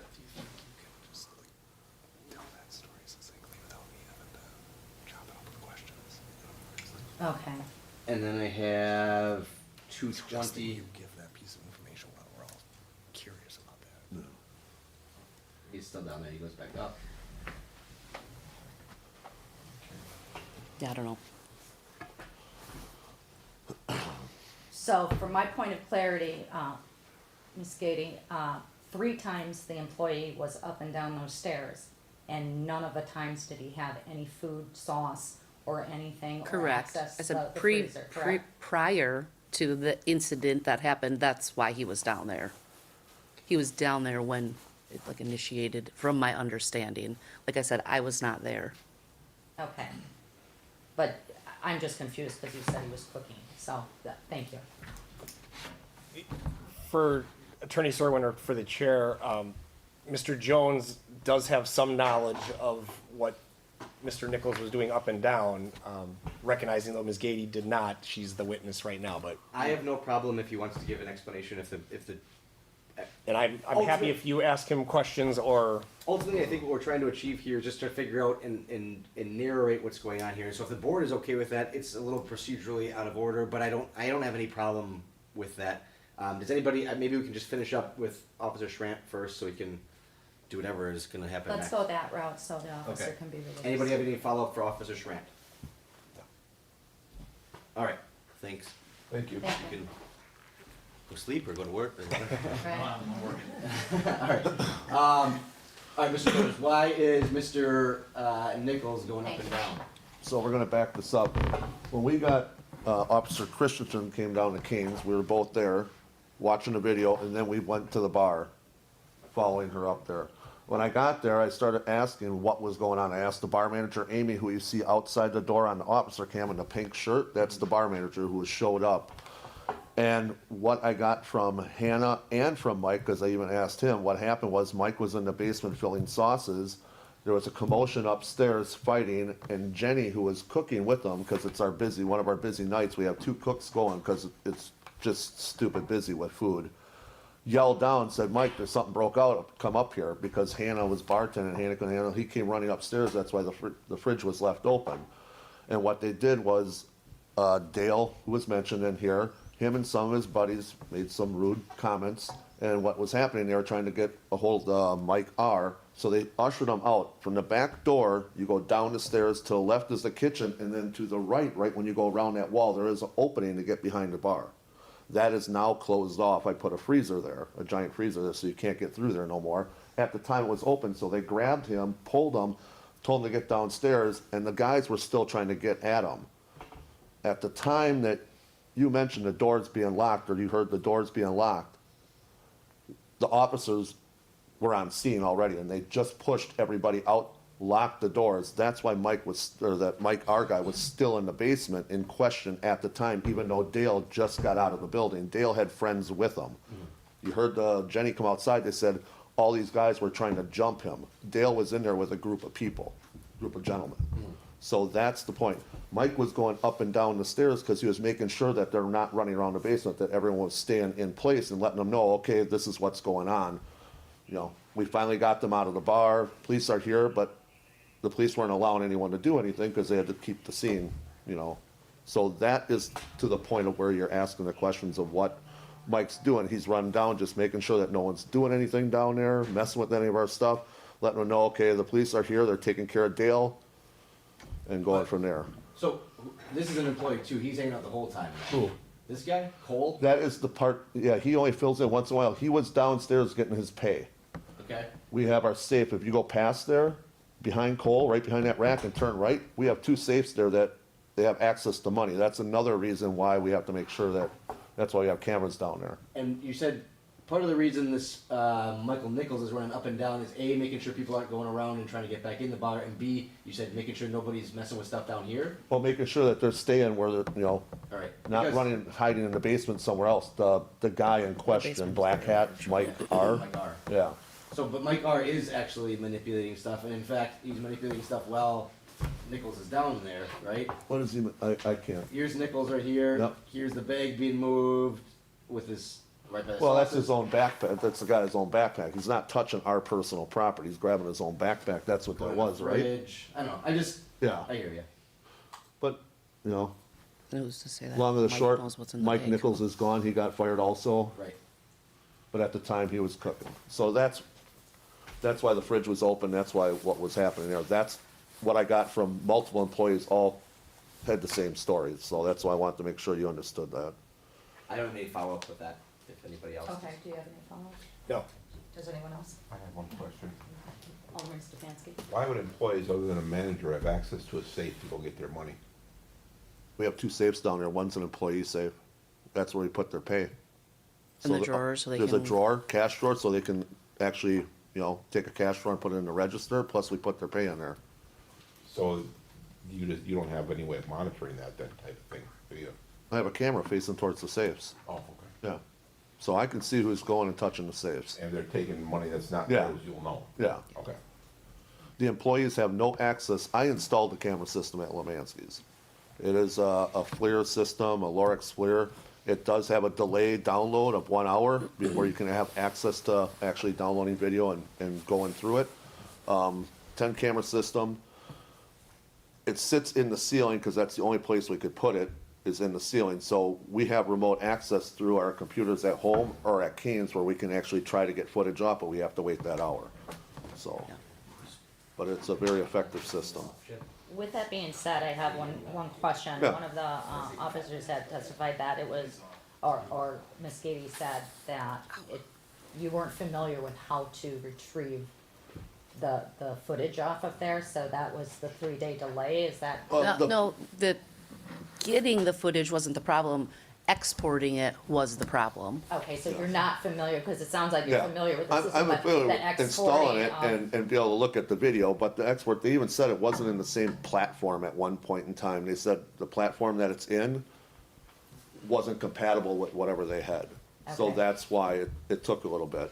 Because that was one of my follow-up questions that I didn't No, ask, was absolutely. in such a serious situation Yes. and knowing the gravity of it, even though you have this footage for only 30 days, was it requested of you, or would you think to have kept that just as, It's probably still saved right now. okay, all right, thank you. Do you have security at your bar? Yes. All right. Any further questions? Attorney Serwin, would you like to proceed? Yes, I would. Officer Eric Benke. And Officer Benke has the 8:14 and the 10:09 incident. Would there be any objections to doing both of those? No. Then we get out of here. He's off shift right now. Sir, I'm sworn in first. Do you solemnly swear that the testimony you shall give in this matter shall be the truth, the whole truth, and nothing but the truth, so help you God? I do. Thank you. Officer Benke, can you state and spell your name for the record? Eric Bakey, ARICBEHNKE, All right, and how you employed? by the City of West Dallas Police. And how long have you been employed with the City of West Dallas Police Department? It's come up on 5 years, it's 5 years prior. Okay. Where? Okay. Okay.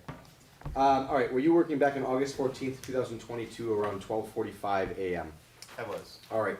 Were you dispatched out to Lemansky's Pub at 8900 West Greenfield? yes. Why were you dispatched out there? I reported a confrontation between several people on the sidewalk outside of the bar. Okay. Specifically exterior confrontation. Correct, exterior. All right. What generally took place? I spoke with an adult female. She and her fiance were patrons of the bar. She stated while having a cigarette outside, they oversaw a male and a female having a heated conversation. The female patron, her fiance, who wished to be anonymous, tried to intervene to some extent. The male involved in the confrontation became physical towards her fiance. When she stepped in to help her fiance, she was shoved to the ground and had a very minor hand injury. Okay. When you had contact with these individuals, where did you have contact with them? This was all on the sidewalk where the incident supposedly happened. All right. Did they provide any information about going back into the bar at all? If you know. If they were going to return as patrons? No, like if, in between the incident, were they ushered back into the bar? Were they in any way protected? Were they in any way hiding in the bar? No, I don't recall that, no. Okay. Did you assess their level of alcohol consumption or anything? If you're aware? So the female who reported it was intoxicated, slurred speech, glossy eyes. Her fiance, who was present but did not want to speak to me, you could tell he was intoxicated as well, glassy eyes, kind of swaying. Who was the bartender that night? That was Mr. Nichols again. All right. Did you make contact with him? I did. And did he have anything to report about what was going on? He denied any knowledge of any issues. Okay. And it could have been, if this was all exterior, that he actually didn't know. That's possible, yeah. Is there, this front of the bar, is there windows there?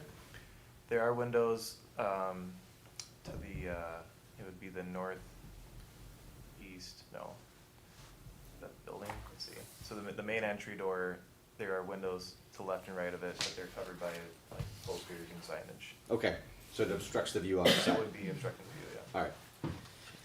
All right, I have no further questions regarding the 814 incident. Do you want me to just go on, or do you want to have some questions about this one?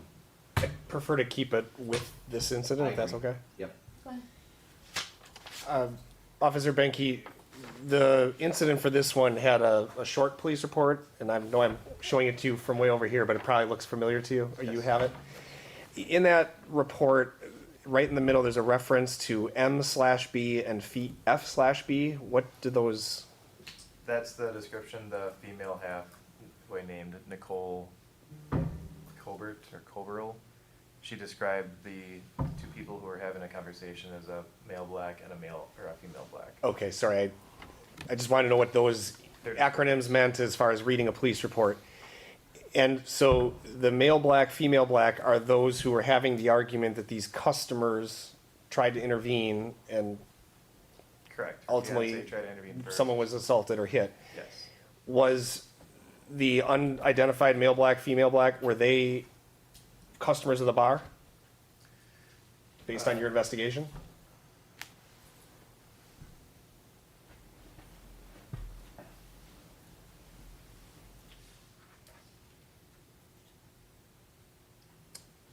It's not stated. I don't know if they were in fact inside the bar with the caller in the first place. August 14th, is that during State Fair period of time? Yeah, it would have been during that. Is it possible, based on either your recollection or looking at this short police report, that the male black and the female black were just walking by and they had this interaction with the customers, and it really wasn't something that emanated from inside the bar, since Mr. Nichols indicated he had no problems? It's possible, given the time of night, the only business open there is Lemansky's or any other bars. Otherwise, Greenfield Avenue, the only businesses open are bars. So they could have been walking past, maybe that vehicle parked in the neighborhood, but. Okay, thank you. No other questions? I have no follow-up on this incident. Okay. I'm gonna transition then, slightly out of order. That was 814, and we're gonna talk now about the, October 9th is also Officer Benke. Were you working back on October 9th? I was. All right. And, what happened on October, or I guess, where were you dispatched out to on October 9th? It was a delayed reporting, meaning a caller who claimed he was a patron at Lemansky's stated he was assaulted by several people while outside of the bar. He had already returned home at that point, which was at his residence in Milwaukee. Okay. Corporal Sag was field training at Officer Schrader that night, so he and Officer Schrader went to the victim's house in Milwaukee. Okay. And I was asked to respond to the bar to follow up there. All right. First, this victim, Mr. Acosta, did officers make any observations about his physical appearance? Highly intoxicated with physical injuries as well. All right, what kind of physical injuries? Severe lacerations, which we encouraged him to seek medical treatment. He denied it, or declined it, I should say. Where was the laceration? To his face, his eye, swelling, I believe there's a swollen lip. Okay. So some sort of head trauma he had. We don't really know how it happened, Yeah. but some sort of head trauma. From an assault. From an assault? Yes. Okay, so the assault occurred. He reported to Corporal Sag and Officer Schrader that he was jumped by individuals outside of Lemansky's. Okay. And suffered those injuries. All right. Were officers able to determine if he was a patron at the bar? Yes. He was? Yes. Okay. And when officers identified that he appeared to be intoxicated, what kind of things did they observe or identify? To note that he was intoxicated? Yes. He had very difficulty understanding and even answering our questions due to his state of intoxication. Slurred speech, difficult to understand, lethargic, like he just wanted to sit down. Smell of intoxicants, and I also spoke with him, so I have these observations. Okay. So he is at Lemansky's, and at some point, do we have like a timeline on when this battery or this incident takes place? I'd have to reference the report. If you could just refresh your recollection and then not testify from the report, but let me know when you're done.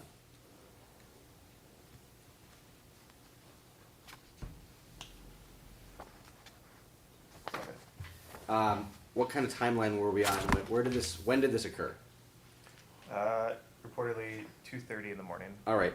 And along with this fight or battery that takes place, did he report anything else that occurred to him?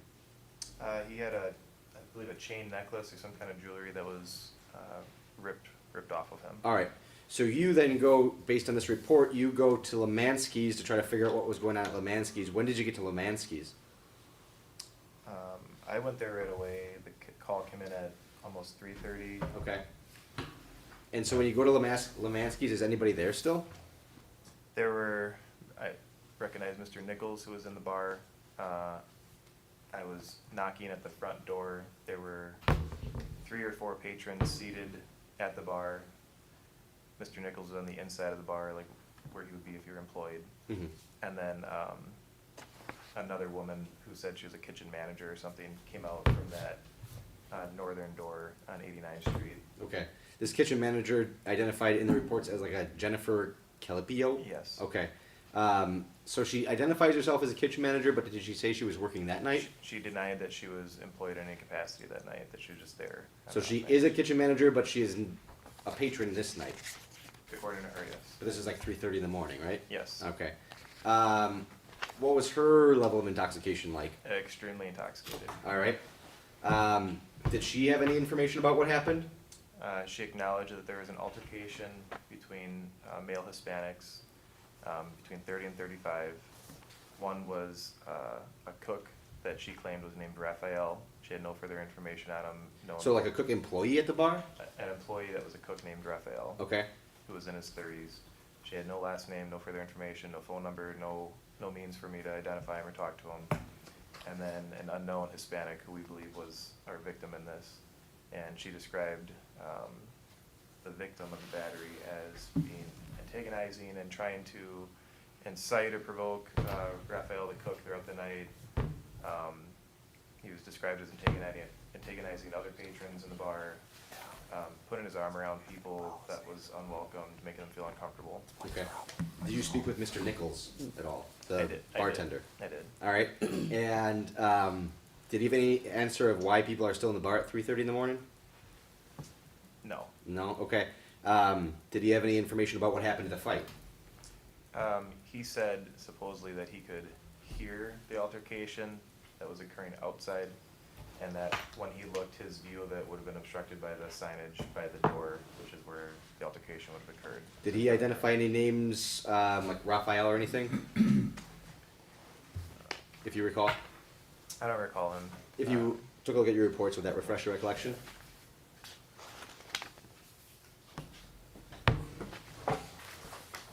I'll direct you to page, 2 of 3. Contact with Michael Nichols. And don't testify from it, just let me know when you refresh your recollection. Yeah. Yeah, so he talks, so does that refresh your recollection? Yes. Yep, all right, so does he identify a Raphael as well, or? He does. Okay, do we have a last name? No. Still just a cook, Raphael? Still just a cook. All right. Any tickets issued this night? Mr. Nichols was cited for patrons in the establishment after hours. Okay. And then maybe something with the battery, but who knows, because we couldn't figure out who Raphael was. Correct. Okay, all right.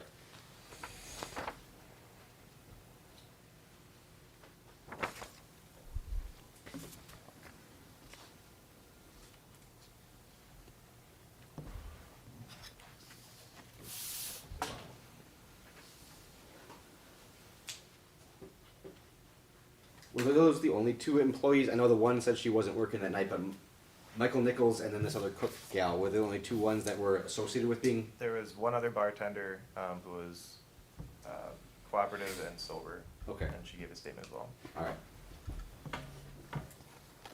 All right, I have no further questions for Officer Banky on this incident. Just on that last point, Virginia Kanke, is that the other employee that you? Yes. interviewed, and did her story match the others? It seemed all three of the statements I obtained were consistent, that someone, a patron unknown, was antagonizing a cook, Raphael, and no one actually witnessed the assault outside the bar. And based on the police reports, that individual who said he was assaulted there, Alexis Acosta, is that the name? He has explained that that's where he was assaulted and the officers saw the injuries, but the employees didn't know him or couldn't identify him and there was no video. Correct. And the individuals who were in the bar after hours included the Raphael who was, you were told it was a cook, Virginia who was a bartender, and Michael Nichols who was responsible, in charge of the premises, and then one other individual. We had three employees, Mr. Nichols, this Virginia Conkey, and then the kitchen manager, Jennifer Calipio. And then at the bar were 4 adult patrons drinking. Raphael was not present. I gave my business card to the kitchen manager and asked that she give it to Raphael since she supposedly oversees him, and no one ever contacted me regarding that. Thank you. I may have missed it, and that was my question as far as why was Mr. Nichols cited if employees were in the bar after hours, but your investigation, you found 4 other individuals. Did you interview them, or did they say why they were there? No. Did you ask them? I probably made a comment. I was trying to focus on the assault. I remember asking everyone, I told Jennifer, upon it, the kitchen manager, the reason we're here is for a reported assault. When I went inside, I asked the patrons if they knew anything, and they all just shook their head. But you asked them if they were patrons or employees, and that's how you gave rise to write Mike Nichols a citation for being responsible for the premises and having customers after hours. I did not ask the people drinking at the bar if they were employees. But based on your experience, you suspected they were not employees and they were illegally in the bar. Yes. Again, and I think Mr. Nichols still has a return date for a citation, so maybe the city hasn't proven his case, or its case, but he has been cited for that instance. Yes, he was. Attorney Sterling? Go ahead. And in fact, Jennifer either was an employee who was drinking on the job that night, or was off the job and was still at the bar, and she was a patron herself. She admitted that part, right? Correct. Okay, nothing further.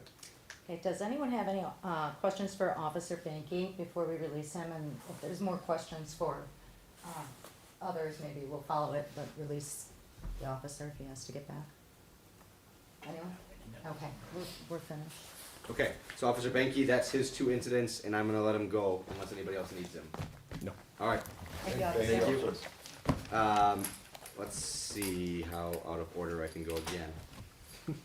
Seems to be working for you. Levi, you're on. You're off. All right. Sorry, man. You're on though. You're work- tonight. Okay, so you haven't started yet, but you're just. We were burning. here, he's off, they work second shift. Okay. This is regular off. All right. I'm gonna call Officer Costello for the second October 9th incident.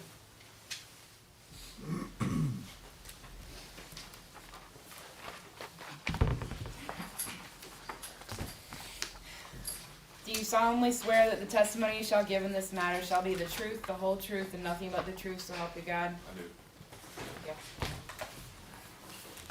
Sir, can you state and spell your name for the record? Levi Cosso, LEVIKOSSOW. How are you employed? West Dallas Police Department. How long have you been a police officer with West Dallas? I've been a police officer for 6 years, 2 years with West Dallas, Where were you before that? Brookfield. Okay, welcome. Way better. Tell Jenna that. She was formerly with the city attorney's office in West Dallas, now she's in Brookfield, so. All right, so back on October 9th, were you working as an officer? Yes. All right, what was your normal shift? Second shift, 3 p.m. to 11 p.m. All right, now this, we were just talking about an October 9th incident at 3:30 a.m., so this was October 9th, the following evening of the same day. It was morning, and now it's evening, right? Yes. Okay, and on October 9th, 2022, at about 10 o'clock or 10:22, were you dispatched over to Lemansky's? Yes. And why were you dispatched over there? For a report of individuals fighting outside the bar. outside the bar this time? Yes. Okay. And when you arrived on scene, were there officers dispatched as well? If you know? Were there other officers dispatched? Were you the only cop, or was there a bunch of other officers? Yeah, a handful probably Okay. responded. And what is the summary of the events that occurred leading up to that fight outside? Made contact with 2 individuals who were still on scene that were involved in a physical altercation with 4 other males that fled the scene Okay. prior to police arrival. Did these individuals come from Lemansky's, or do you know where they came from? Well, it started inside of the bar. One of the victims or parties involved stated that he was sucker punched inside the bar, left Lemansky's to get away. The individuals followed him outside, and the altercation continued outside. Did officers assess the intoxication level of anybody they were interacting with? The subject I was talking to, I could smell an odor of intoxicants emanating from his breath. He had bloodshot eyes. The other subject involved, they were brothers. I didn't speak with him very long. I think Officer Stelter did and got his statement, but then one of the 4 individuals that fled was located in a backyard on 89th Street. Okay. And another officer had contact with him. All right, and the guy who fled, did that other officer identify whether or not he appeared to be intoxicated? I don't recall. Don't recall, that's fine. All right, and as part of the investigation about what's going on here, officers got like a ring camera, correct? Yep. Okay. I'm gonna show you what I'll identify as Exhibit 3 ring video. I'm gonna turn the sound on again, 1 second.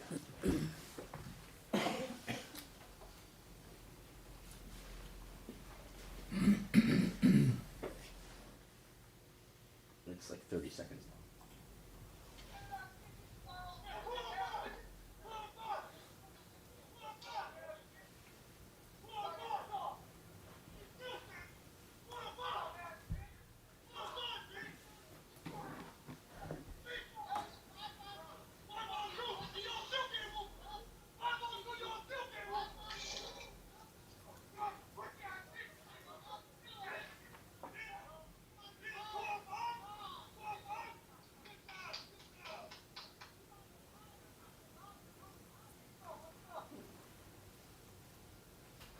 Does that appear to be the part of the incident that occurred that night? Yep. Okay. And this is just, I guess, where did you get, or where did the police get this ring video? So the top left of the screen, that's Lemansky's bar right there. That's the north side of the bar. If you can picture that, so that's 89th Street. Okay. Camera's facing west. So right on the top left of the screen, that's Lemansky's. Essentially, the male that came into this driveway picked up something from someone who lives at this residence. It was a decorative ornament of their kids or grandchildren's handprints or footprints or something like that. Grabbed it and then essentially smashed it in the middle of the road, right in front of Lemansky's where the fight was. Okay. outside. And so this is a residential property across the street from the bar? That's the driveway of a house, yeah, Okay. across from the bar. All right.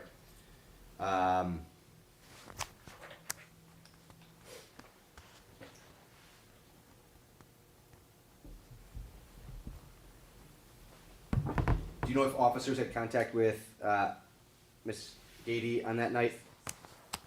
I did not, I don't think anybody did. All right, so I know you didn't have everything to do with this case, but if Officer Stelter reported that he had contact with her to obtain a video, would that sound to be accurate?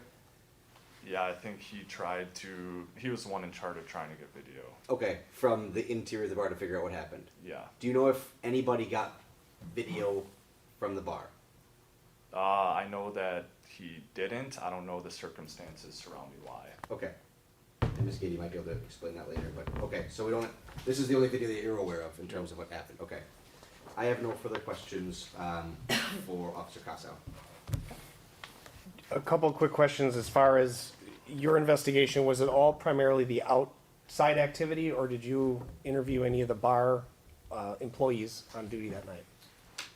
So I spoke with one of the persons involved in the fight, and then briefly with the other person involved that stayed on scene.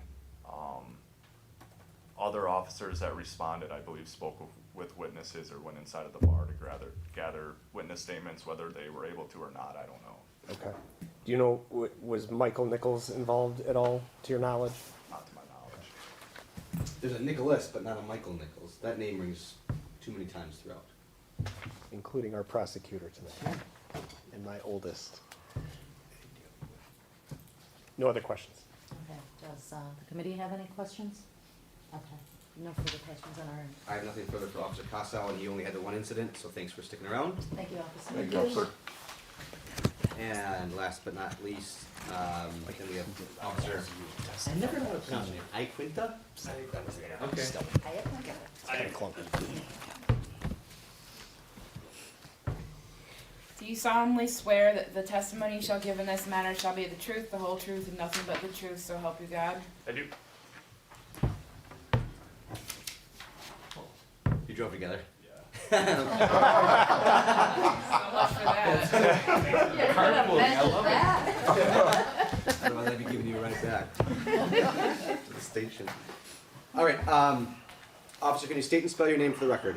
Connor Iaquinta, CONNOR IAQUINTA. How are you employed? Patrol officer with the West Dallas Police Department. And how long have you been employed with the West Dallas Police Department? 1 year. All right, any other law enforcement experience? 3 years with City of Brookfield. Trend. All right, were you working as an officer back on September 9th of 2022? Yes. And on that date, what was your shift? I was working third shift, 11 p.m. to 7 a.m. All right. On September 9th, 2022, around 12:30 a.m., were you dispatched out to Lemansky's Pub? Yes. And what was the reason for the dispatch? We received a call about a man who claimed that he was assaulted while at Lemansky's. Specifically claimed as opposed to was. Did you investigate that and determine what occurred? Yeah, so based on our investigation, I responded to Lemansky's to speak with, I believe it was Mr. Nichols, who was the bartender that night. Michael Nichols, same Michael Nichols we've been talking about? Correct. Okay. He advised that there was a verbal altercation between two patrons, both of whom had left, and there was no physical altercation. Okay. This guy who reports it, we'll call him Brian, is that his name? I believe Mr. Dukeman. Sure, that works. Did you have contact with him? Yes, contact was made with him just down the road. Was he a patron of the bar prior? Yes. All right. And when you have contact with Mr. Duchemin, something like that, what was he like? Highly intoxicated. How did you identify that he was highly intoxicated? Strong odor of alcohol emanating from him, bloodshot, glassy eyes, slurred speech, unable to maintain balance. Okay. Did it appear that he was actually involved in some sort of battery? I did not observe any physical injuries. All right. Did you make a conclusion about what happened? It was unsubstantiated, also based on Michael Nichols' report. Our initial caller, Mr. Dukeman, was the instigator of the altercation. And to be clear, Mr. Dukeman was a patron or drinking at that bar? Yes. At Lemansky's, all right. I have no further questions for the 9/9 incident. You have another one, so hang tight, but I'll let you guys. I think just one question. Is it possible, in your experience in seeing these kinds of interactions, that Mr. Dukeman called the police as a retaliatory thing and said he was assaulted? Or, I mean, you saw no physical injury. Your investigation of the bar, Michael Nichols said there was a verbal altercation. Why does somebody call in and say they were hit and make you spend your time if they weren't? I'm confident that his level of intoxication played a big part in that, and it's possible that it was retaliatory. And you spoke to him at his residence or away from the bar? It was away from the bar, not at his residence.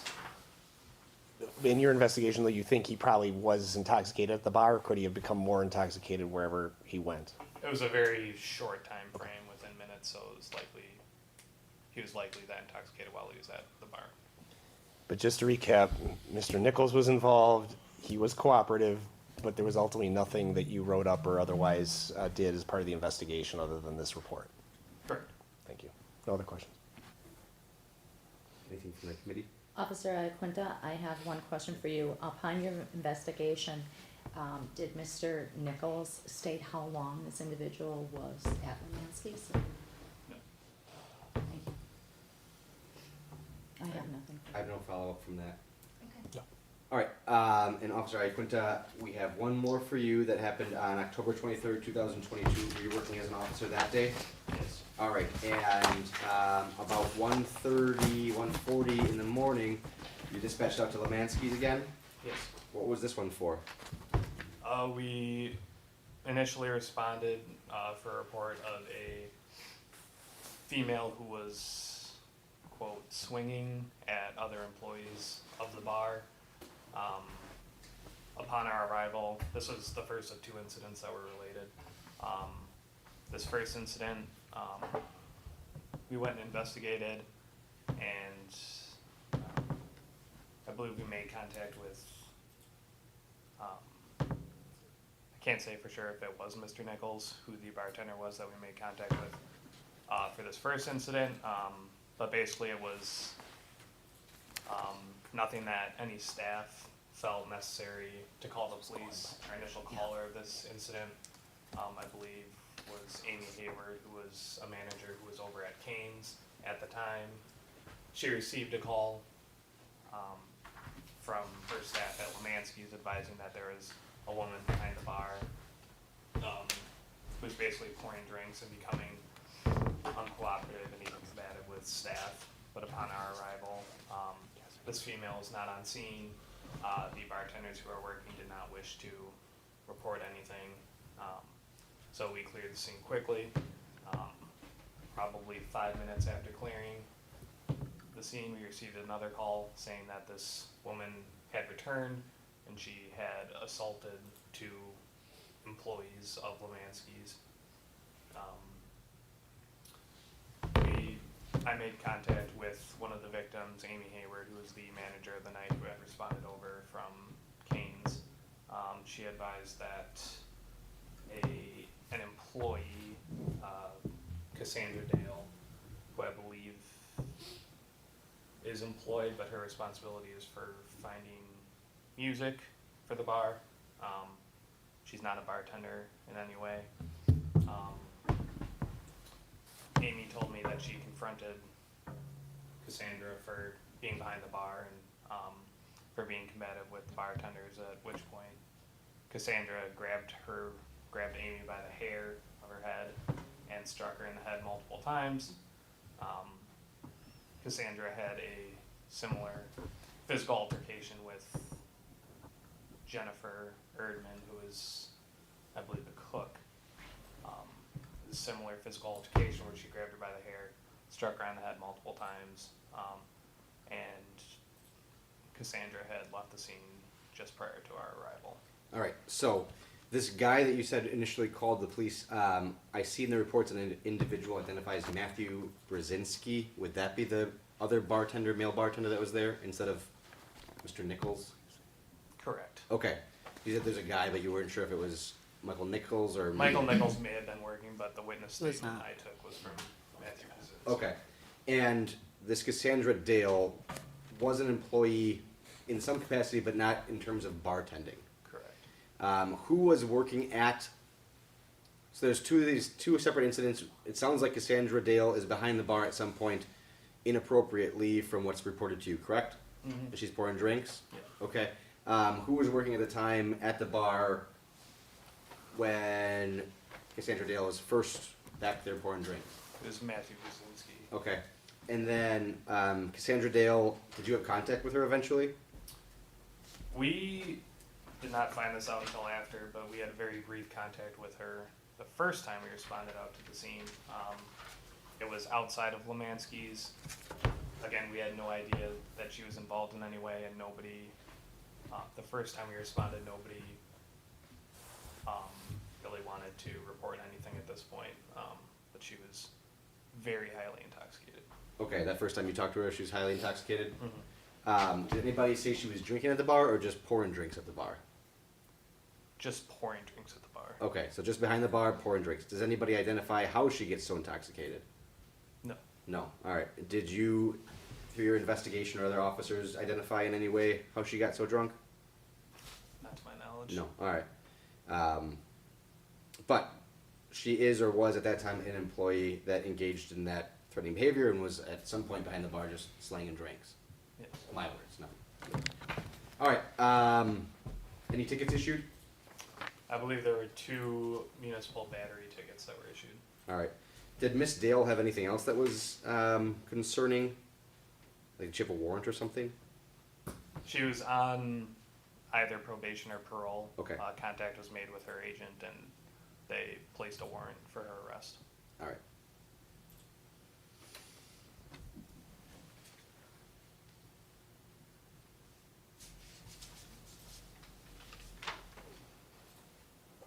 I have no further questions for this officer. Just to clarify on the first call, and I think you testified also, the bartenders did not wish to report anything, or they didn't want to report it.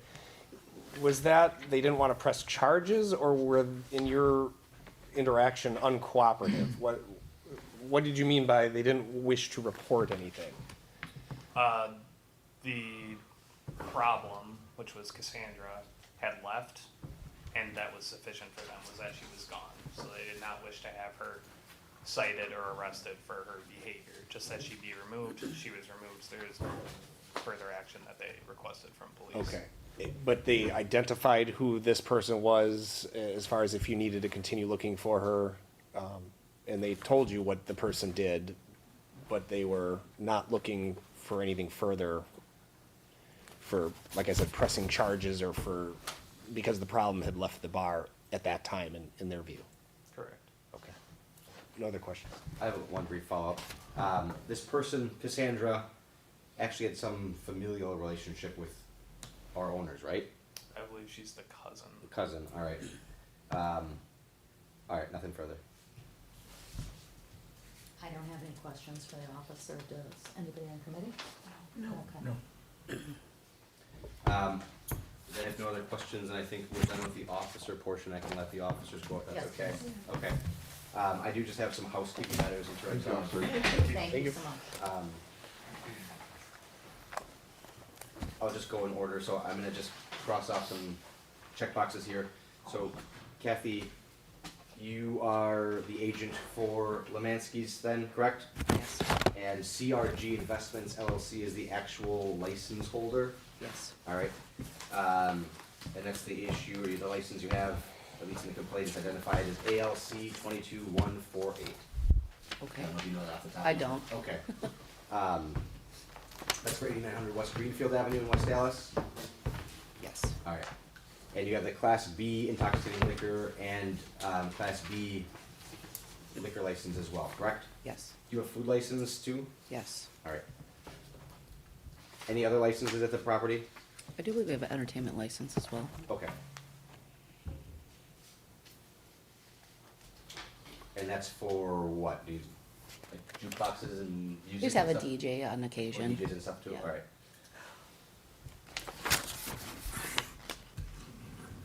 And then, I'm just gonna transition for the housekeeping stuff to Ed. Mr. Jones, you are the agent for the, 6922 West Orchard Street, correct? Correct. And that's EKC Investments LLC that has the license actually? Correct. Doing business as Kane's Bar and Grill? Yes. Okay. And then you already testified that you had that from February on, but this new license period as well. And Kathy is actually the vice president of EKC Investments, correct? Yes. Alright.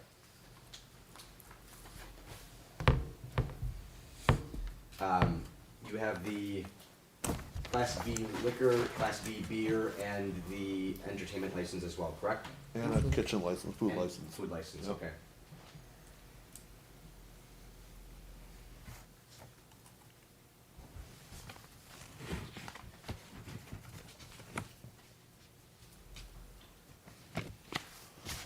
Alright, I have no further questions. Do you have any follow-up, I would likely rest my case, chief, at this point. Noted. Right. Any follow-up I have a questions? question. Oh, Mr. Fancy. Who holds the Serve Safe certifications at both locations? I do. Okay, thanks. Anyone else? Okay. Moving forward, Thank you. I'd like to, in 2 steps, just have Ms. Gady go through the couple of follow-up factual things, because the officers could only testify to so much, and she has some perspective. And then we do have a handout that I'll have her and/or Mr. Jones go through as part of our closing. So I think you spoke to some of the questions on June 22nd incident, so I don't have any follow-up at that time, but of course, we'll take a pause, and if you did want to get anything in the record, you can let me know. But for present purposes, I want to focus on the August 14th incident, which was the one where there were 2 patrons outside and then 2 apparently passersby. Did you investigate that incident? Were you aware of that prior to reading it about in this complaint? No. But looking at the date, knowing that that's state fair time, and Yep. whether your staff reported it or not to you, was it your belief that that was simply 2 patrons who were outside on that smoke break as the officer reported? Yes. And Michael N. in the police report, that is Michael Nichols, who was then responsible and an employee at the bar. Yes.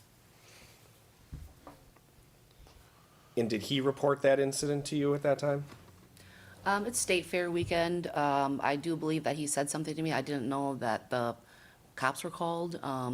If he said someone outside the bar called the cops, so if Mike was inside, I mean, I don't recall if they even went in and talked to him. I don't know.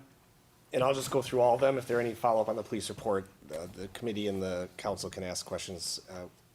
I just wanted to go through these. September 9th was the Mr. Duchemin, and the officer reported that there was no finding of wrongdoing. There was no assault that he could see. Michael Nichols was working that night. Did you hear about that incident around September 9th from Mike Nichols or the police department? No. And given that it turned out the officer did nothing, there was no assault, would that be unusual that you didn't hear about it, or is that what you expect? That I mean, if he wasn't assaulted, and there wasn't really a police report, it was just suspicious activity, and then I don't.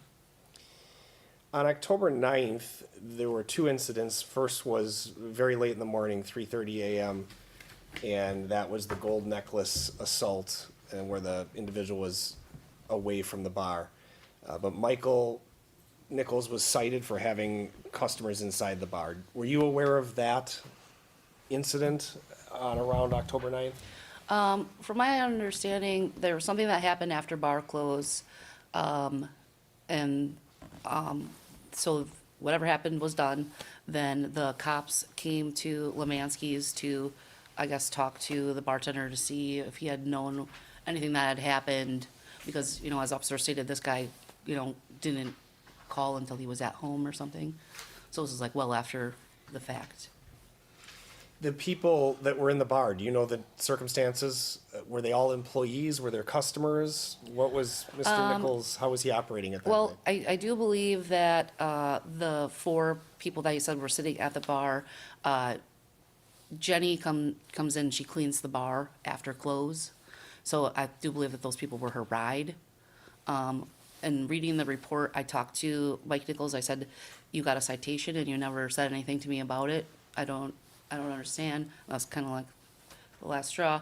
But he is not aware that he received a citation. The police officers never spoke to him. But we have a copy in our packet. They may have Right. mailed it to him, and Yeah. Mr. Nichols, we've talked a lot about him, but he's not Yes. here, and I'm sorry if he is not aware he got a citation. But the point for you is that, and we'll get to this in your training and with your staff, a group of 4 people giving an employee a ride home, you know they are not allowed to be in the bar, which is a licensed premises. Correct. whether they're drinking or not, or whether they're waiting to get a Correct. ride, correct? And you are now working with your staff to make sure everyone is aware of that Yes, as well? Yes. And that's a bright line rule, and yes, yes, Michael Nichols, whether he knew it or not, he's been cited for it. yes. And so as the owner and the agent, you don't condone for people who are giving a Oh, ride absolutely milling not, around. no. Although you yourself have given, or Ed has given Jenny a ride to work. Oh, because yes, I'm personally aware definitely. that Friday Yeah. morning. Yes, because she doesn't drive. Jenny needs a ride. So that's what probably happened, but it's not appropriate. No, it's not. Everyone's well aware of that.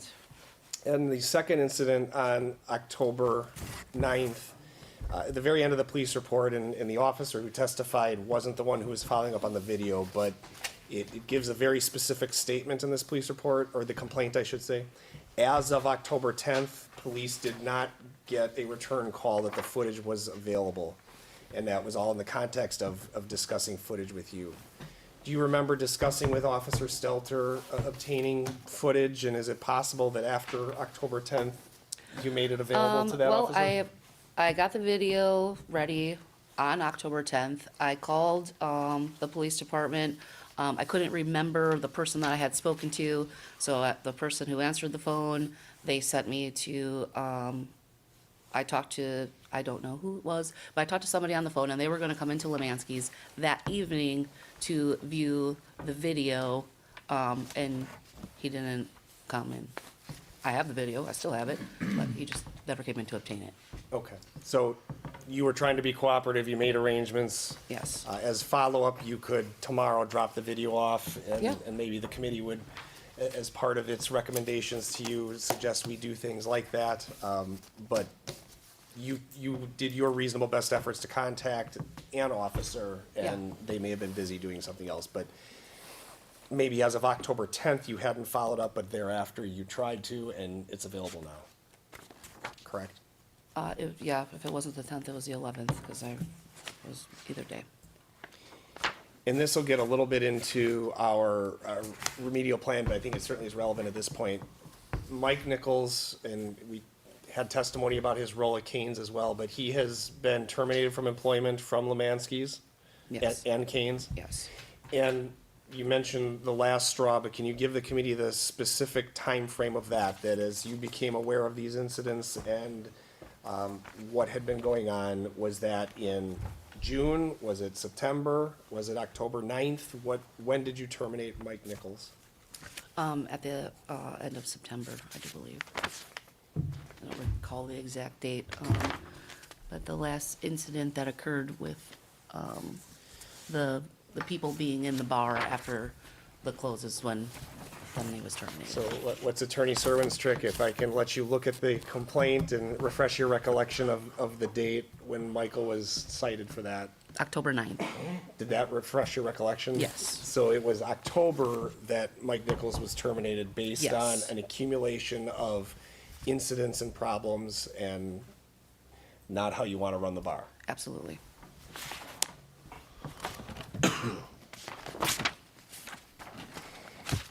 And then Cassandra D., which is Dale. Can you give the committee the explanation of whose relative is she? She is my cousin. Her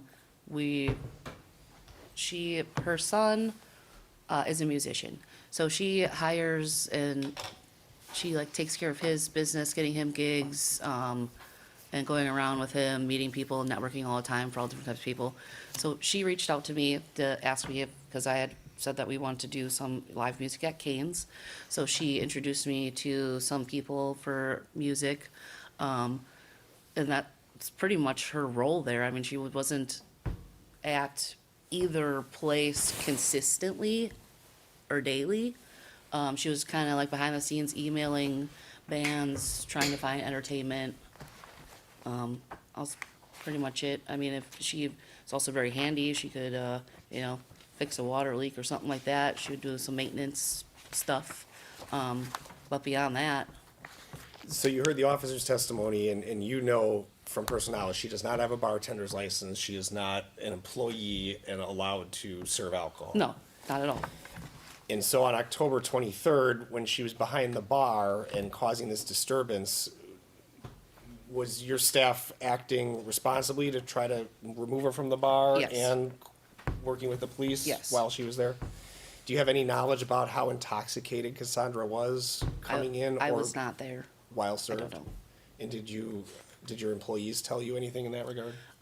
From what I understand, she came in, a couple of her friends were there, so she thought that she could go behind the bar and serve them drinks. According to Matt Brzezinski, that's in the file, she was intoxicated upon walking in the door.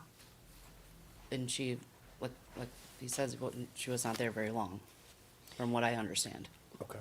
And we'll talk about some follow-up operational procedures with intoxication, but as far as that incident, is there anything else that you need to tell the committee about with Cassandra?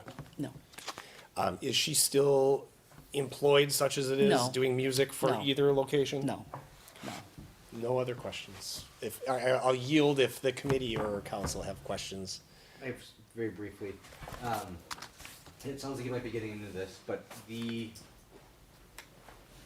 consumption of alcohol by staff, even after hours, I mean, we have the one incident where Miss Calipio, the manager, it's 3:30 in the morning, so she wouldn't be working at that point no matter what, and she's highly intoxicated. Do you allow your staff to drink after hours? No, No? no. That's just your money that's going down the drain then. Correct. Okay. And even if, okay, so if we're looking at that incident and there's some people that were sitting at the bar waiting to drive another individual, again, this is all people that are off the books hanging out of your bar. That's inappropriate, you agree, right? Okay. Raphael, who's Raphael? He was a fill-in cook. A fill-in cook. Does he still work there? No. Is there a reason that you know of that nobody would give his last name? No. Okay. I don't think that they know his last name. I don't know. And maybe that goes to, I guess, training and identifying who, or vetting these employees, and I've asked those questions before. As we go through this list, and I'm not trying to be unfair here, but we go through this list of offenses, and certainly, it's not fair because I didn't identify all the days that there wasn't a problem, I'm identifying the days that there are problems. As we go through this list, and you have to hear the officers testify about it, you would agree, would you agree that this is an inappropriate way to have a bar function, especially in a residential area where there's people living? Yes. Okay. And I'm interested, and I'll probably end there, but I'm interested to hear about the remedial efforts, and I'll let you proceed on that, unless the board has questions. Any other questions? Alderman Stefanski has a question, go ahead. When did Michael Nichols go from a cook to a bartender? He does both.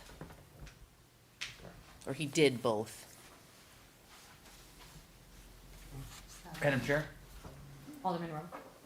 how does Raphael get paid if you don't know his last name?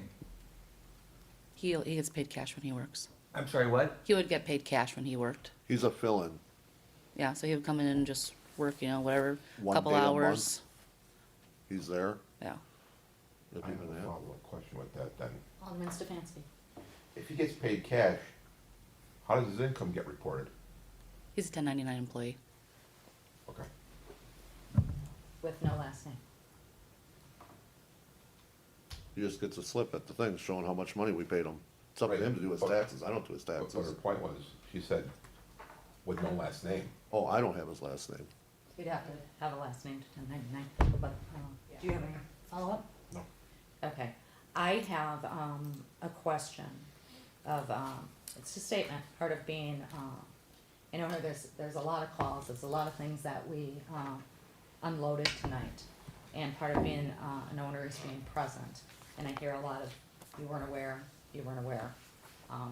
And remedial efforts, I'm also looking forward to hearing about that, but I just have more of a statement that, doesn't absolve you of your responsibility as an owner. I understand that. Which is concerning to me, and especially with the gravity and the amount of calls, and especially in a residential area on top of it. One question I have relative to those remedial efforts is, what part of that responsibility do you feel ends at your door? The reason I'm asking this is because, Mr. Jones, you mentioned it, what happens on the outside, really, you have no control over. But we're in, an area now that obviously since you don't smoke in bars, you have a lot of people outside congregating. You don't have a space for them. That is a smoking area. They're gonna be off on the corner, unattended. You're responsible for serving them the alcohol. So where does your responsibility end at that door when they're smoking a cigarette and turning around and coming back in? And I guess that is a question that I would ask you as a business owner, you know, because that doesn't absolve the responsibility of things taking place outside of your business, in my opinion. Then you need to put things in place so that there are things that you're taking responsibility for. It's too easy to say, well, it's my bartender's responsibility, or it's this responsibility. You're the owner. That's why we fired a doorman. The doorman takes care of that. He watches the inside and the outside of the bar. That was more of my statement. And then there's one more question. Go ahead. The camera outside of Lemansky's, does that work? Yeah. Did they access that camera when that incident happened out, the chaotic fight happened? Yeah. I didn't know if the police ever got any stuff off of that. Okay, all right, I I just thought it was checking. mentioned that they didn't have. Yeah, that's why I wanted to just clarify, because I wasn't sure. Okay, thank you. I have no other questions. Does anyone else? Clarification, was your bar cited for having people in it after hours? Mike received a citation. Okay. May I follow up on that? Okay, how many employees were in there that night at 3:30 in the morning that you're aware of? Mike, Virginia, and Jenny. Okay, and did any of them tell you that the police had come for an after hours call? They came because of the guy who said that he got assaulted. That's why the police came to Lemansky's at 3:30. Okay, but nothing was mentioned about the after hours drinking or anything else that No, was taking no one place was in- drinking, to my knowledge. Okay, They were waiting okay. to take someone All right, home. thank you. I have nothing further. Okay. Thank you. Then we'll proceed with the final, and we had two handouts here. Ed Jones, I wanted to, remember calling you for the first time, not recalling you at this time. With respect to Lemansky's and a document that is entitled Meeting Agenda, this is the two-sided one. Ed, I'd like to start with you because my understanding is you attended and ran this meeting, correct? Correct. All right, so there's a meeting agenda with a date of, two dates actually, December 5th and December 6th. Describe for the committee why you had this meeting, who was at this meeting, and why it was over 2 days. It was a full employee meeting for Lemansky's and Kane's, so all bartenders, cooks, the doorman, Joe, he was there. We did it over 2 days because some of our employees have families and stuff or have obligations. So we broke it into two meetings. People could show up on Monday and on Tuesday. The meeting was identical. There was nothing that changed between the meeting, and we addressed everything to do with security, with carding, with keeping noise complaints down, keeping the door locked. So I started off the meeting because we were at Kane's, talking to the bartenders that work at Kane's, which was Kelly, and let them know that the back door needs to be locked at 9 o'clock every night, no matter what. It gets shut down. No one can go through there, you know, because of noise complaints, making sure they took care of that, and went through all the procedures that we follow. They're not allowed to leave from behind the bar. If there's an incident and they can't control it, they need to dial either non-emergency or emergency police help. Went through letting them know that they have to card everybody. Even if we have a doorman, they're responsible still to make sure that people, if they have a doubt, card them again. We went through serving customers, identifying customers that are already intoxicated or getting intoxicated, cutting them off, offering them water. We went through what their job title is as a bartender. You know, they're there to entertain, but at the same time, they're there to make sure it's a safe place for people to come into. You know, they have to keep their eyes on the ball too. When the doorman's in place, what his job is compared to theirs, and that overall, they are still in charge of the whole situation. It's their bartender's license. They're the ones that are in control. Going through as you can tell, stocking the menu, ticket tabs, stuff like that, just basic house operations. The main reason what we called the meeting for was to update them on our procedures when it comes to altercations and serving people and keeping like the noise complaints down. So, One question, as you described, and we're not gonna go through this whole thing, but wanted the committee to have the full document, because you described some of these things as basic, and I would agree, I'm not in the food service business. But it's difficult to find employees and good ones it's very difficult. in this current market and everything like that. Yes. And is that part of the reason why, if the committee is looking at this meeting, a key meeting here in December, Mike Nichols was fired in October in a string of incidents, though, do you now have a staff you're comfortable with, and this is the all hands on deck and Yes. the meeting that's timely and the people that are now representative in running the businesses? Yes, the people that are there now, that I do have a lot of confidence in them. They're good. They take care of business. They know that, you know, we had issues. I brought it right up in the meeting. This is what's happening. This is why it's happening. Because in the past, we had people that were not responsible, were doing things wrong. And I said, and one of the things is, you know, I ran this meeting because, you know, I just,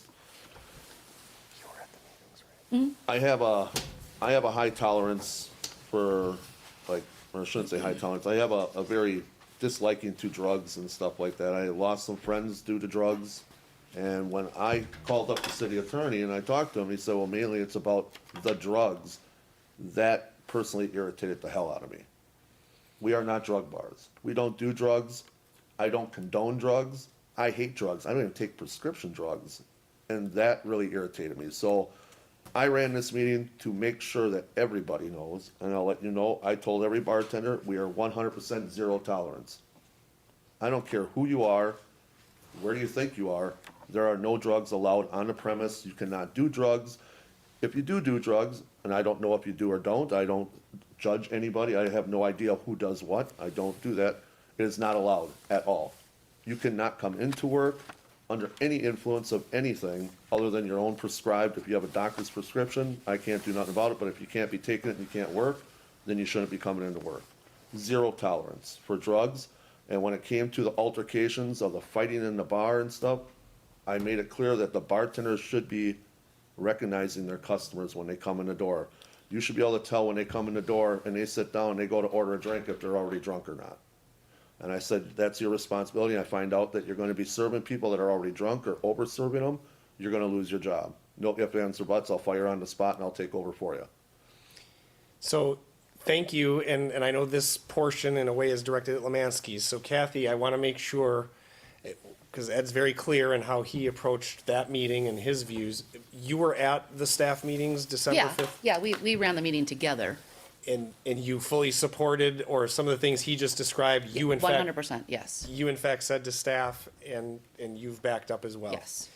So, on the meeting agenda, Ed talked about altercation procedure, licenses, and some of the customer service. There's a second handout that you've prepared and Yeah. that we want the committee to have in its file and in the record. And so if it's okay, I'd like to focus on you, again, Yeah, since you're the yeah, go agent. Ed, wave your hand if you need to add anything, but the buck stops with Kathy. There you go.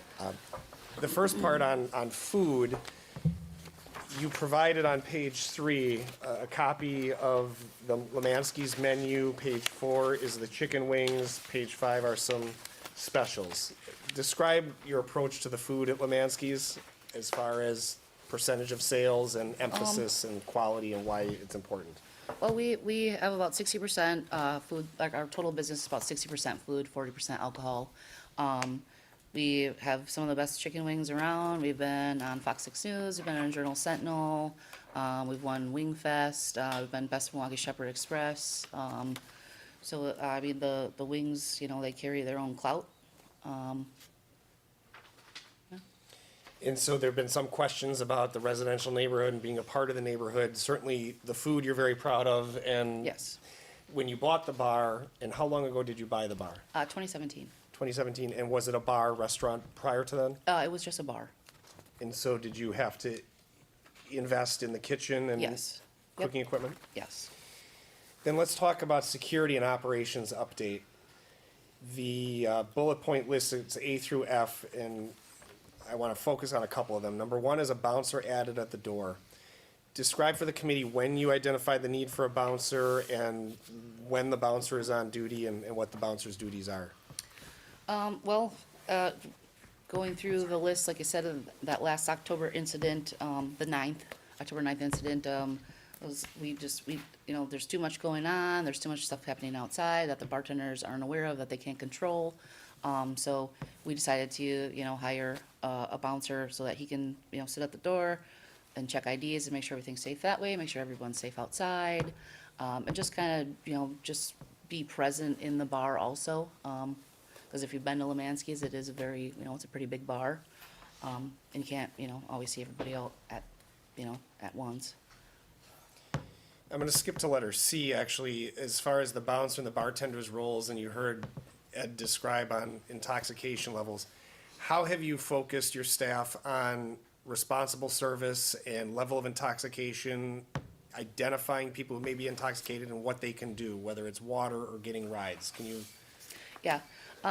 Well, I had everybody, come in and we watched, the identifying, intoxicated peoples from the responsible beverage service course. I explained to them, this is why you why you were able to obtain a bartender's license, because you know these things. So we need to, start implementing them and make sure that we're really paying attention to what's going on. Joe is at the door, if somebody comes in and they seem intoxicated, they're not allowed in. If there is somebody who is possibly, they got served a little bit too much, we're part of the Tavern League, we offer safe rides to people. So that's pretty much it. The testimony today has had a couple of key names. I'll just go with their first names, Dale, Cassandra. Part of your operational updates now is, and unfortunately it's come to this, where you have a list of prohibited patrons. Yes. Is it just those two? Are there others that we don't need to name names, but how have you worked with your staff to identify and then make sure that the staff is aware who's on that list and Like I said, we have like a Google chat room, and we have some pictures in there of individuals that are kind of pinned so that everybody knows who those people are. And pretty much all the staff, everyone, if there's a problem person, and there's 8 people, usually everyone kind of knows who it is, so. Is it fair to say at this point, you, with the reset of the staff and knowing who the staff is and the expectation the staff knows who their customers are, not that it's exclusive, there will always be people that find Lemansky's for the first time, but that's the direction that you're giving from on top to know who you're dealing Yes. with and then know how to deal with them? Yes. The meeting was relatively recently, but I noticed in this plan, whether it's the prohibited individuals list or reminding people on safe service and refreshing, those are at least gonna be quarterly Yes. meetings and updates? Yeah, we have a meeting, every other month, so. So it's more than quarterly, Yes. and that's something that you're committed to sticking to Yes. going forward. The letter D references that there are existing no firearms or weapons and no drug activity signs at the bar. Looking at Correct. page 6, are those pictures of Lemansky's, the one on the left outside and the one on the right inside? Yes. And are you actively looking for other locations or opportunities where you can provide additional signage? Yes. Might this be an opportunity, I know all of the good officers have left, but proactively working with them on Yes. what could be added? And you have, as a business owner, a no tolerance policy both for drugs and firearms at the bar? Correct. I know Mr. Jones testified to that, but for Lemansky's. Yes. Letter F is the continued cooperation with West Dallas Police. In a way, you're proud that you've constantly cooperated. I know there was the one instance where the officer said by a certain date the video hadn't come in, but your goal has always been to cooperate with the police, correct? Yes, absolutely. You're hearing other opportunities now tonight where maybe you could ask for monthly police reports. Yeah. You could engage with the officers. You're committed to doing all that? Yes. And does that go down to the employees? Did you cover that at this meeting, that the employees are to continue cooperating with the Yes. police? Yes. In the videos you saw evidence of that, even if. Yes, absolutely. some interactions were maybe gruff or short and curtailed. Yeah, I mean, on the body cam video, if you watch the bar manager fully cooperates with the police, and, you know, they even ask her if they can search her car, and she allows. So, I mean, In your personal commitment to the letter C under this is that maybe working better with the videos, that not just waiting for the police department to Yeah. call you, but downloading, have it ready for them, trying to learn the system a little bit better. Is that a commitment? correct, yeah. Like I said, in all the years that I've been in business, I haven't really had to use it or need it. And your plan, even if it's through Ed, is to install additional security cameras, one facing to the front or along Greenfield. My understanding is one on the north side of the building looking to the south, in essence, the opposite of the one Yep. that's there, so you have full coverage, and also one into the back parking lot, Correct. as well as maybe conferring with the police department on other interior locations or things that would be appropriate for additional cameras. Yes. As far as the altercation procedure, I think a lot of this is similar to the first part where the bouncer is now present. The bartender's letter A, not to leave from behind the bar. And if they can't handle a situation, call police. Is that a new procedure or is that one that you've reinforced? No, that procedure has been in place since day one of opening Lemansky's. And again, it's a fine line with calling the police too much, but your instruction to the employees is that they should call the police and they should cooperate if needed. Yes.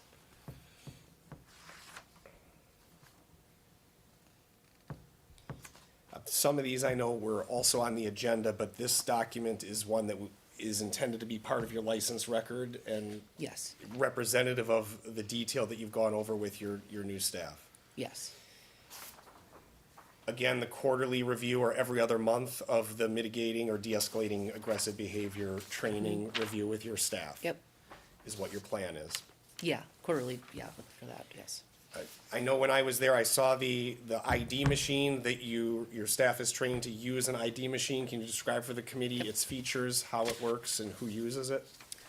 Well, it's a machine, it's an ID scanner. It has a magnifying glass and a light, so you can kind of read the IDs, and it also has a black light, so that you can easily identify like fake IDs. The watermarks. Or for the watermarks, yeah. And that is used by the bouncer during the hours the bouncer's working or the bartenders? Yes. And yet, your policy and what you've reinforced with staff is the bartenders are still responsible, even if the bouncer lets someone in, that they have their own duty to be checking Correct. IDs.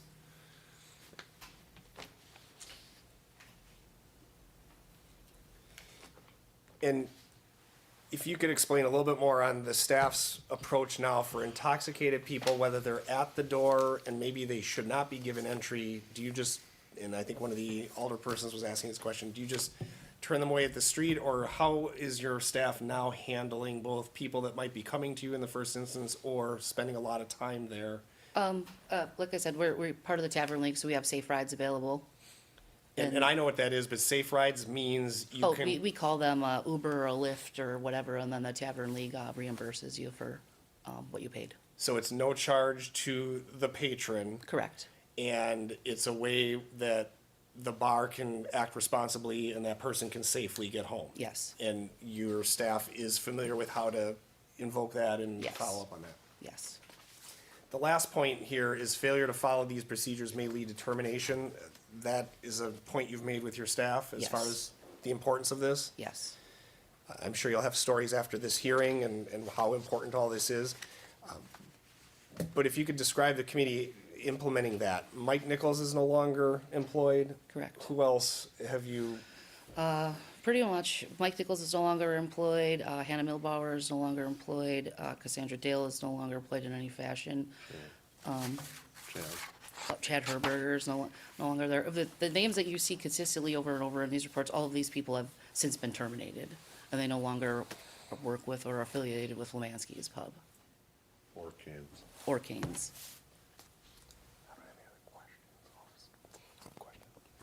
No other questions? Attorney Sermon? I have no further questions or follow-up. Okay,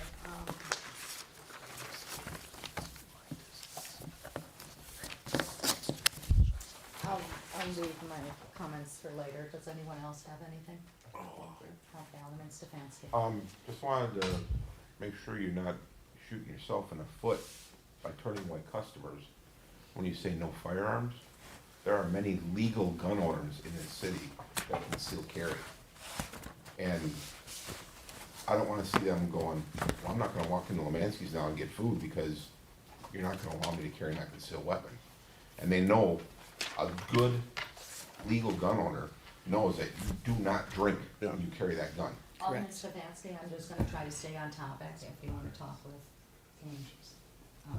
Mr. Jones. I just wanna make that point to them, so Okay. they knew that I didn't want them Appreciate to do that, you know, lose business because of it. Okay. All right. We move forward?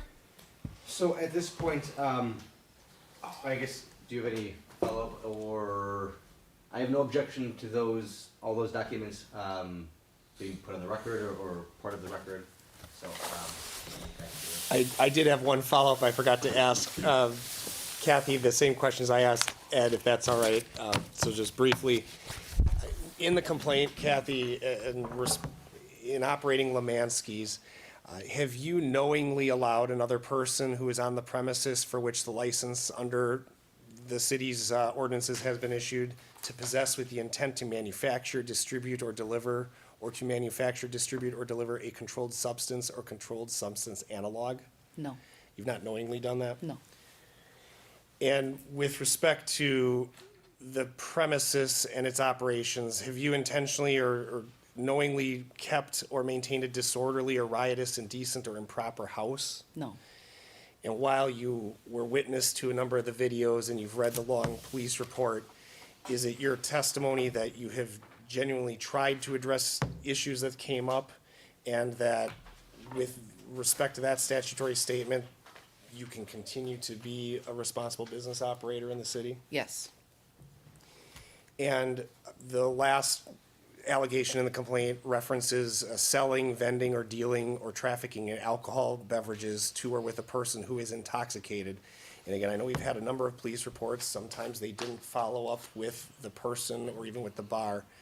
But with the intoxicated levels, are you confident that the new action plan and this training your staff has will make sure that you can continue to abide by that? yes. I don't have any other questions. I'm assuming we'll have closing statements at the appropriate time. That's, that would be my next comments, so yeah. And actually, Attorney Serwin, I think I'm not going to wait. I'm going to address this now because I Sure. don't want to lose where we were at on this. One thing, Mr. Jones, that you pointed out, that you said you got very irritated with. Yeah. And I just want to be clear on that. We represent as a committee residents and taxpayers within the city, and what is irritating altogether is having any business, and whether we're speaking of your business or any other business, it takes a lot for you to get here. Using a huge amount of police resource, having dangerous things happen in the community, overseeing your establishment because it's yours ultimately, regardless who's working there. I just really want you to think about that when you say, I don't wanna be known as a drug bar, because if you weren't having Miss Getty ODing behind a bar, or you weren't having guns in your basement, or drugs, or fights, or robberies, or assaults, things like that taking place, that's what you should really be irritated with. And who's responsible for that? You are. So think about that, Right? right? Okay, I'm sorry. If I could, I'd like to apologize for, you, I guess, pulling the police resources as often as we've had to. That's definitely not something that I want to continue to happen. And, moving forward with, all the new employees and et cetera, hopefully that would be good. All right, it just struck me when Mr. Jones said that about being irritated. Yeah. Because we're now at, 10 o'clock. Yeah, Well, it's just that that's what the attorney said to me on the phone. Right. And you have a right to your Yeah. your reaction. I understand the rest of it. There's a reason. And I don't like the rest of it Attorney either. Serwin Yeah. has to do his job I as know, well. but I don't Yes, like sir. the rest of it. I don't want the police being called there, and I try to do what I can do. I Right. keep the noise down, I lock doors, I do what I have to do, I have employee meetings, and we'll keep striving to, improve. That's all we can do is keep improving and keep improving. Attorney Serwin? Thank you. So I think at this stage, if you've rested your case, then we're at the portion where I would recommend doing closings. A point of clarification, and I still haven't actually looked at the agenda, but I'm looking at it now. 1 second.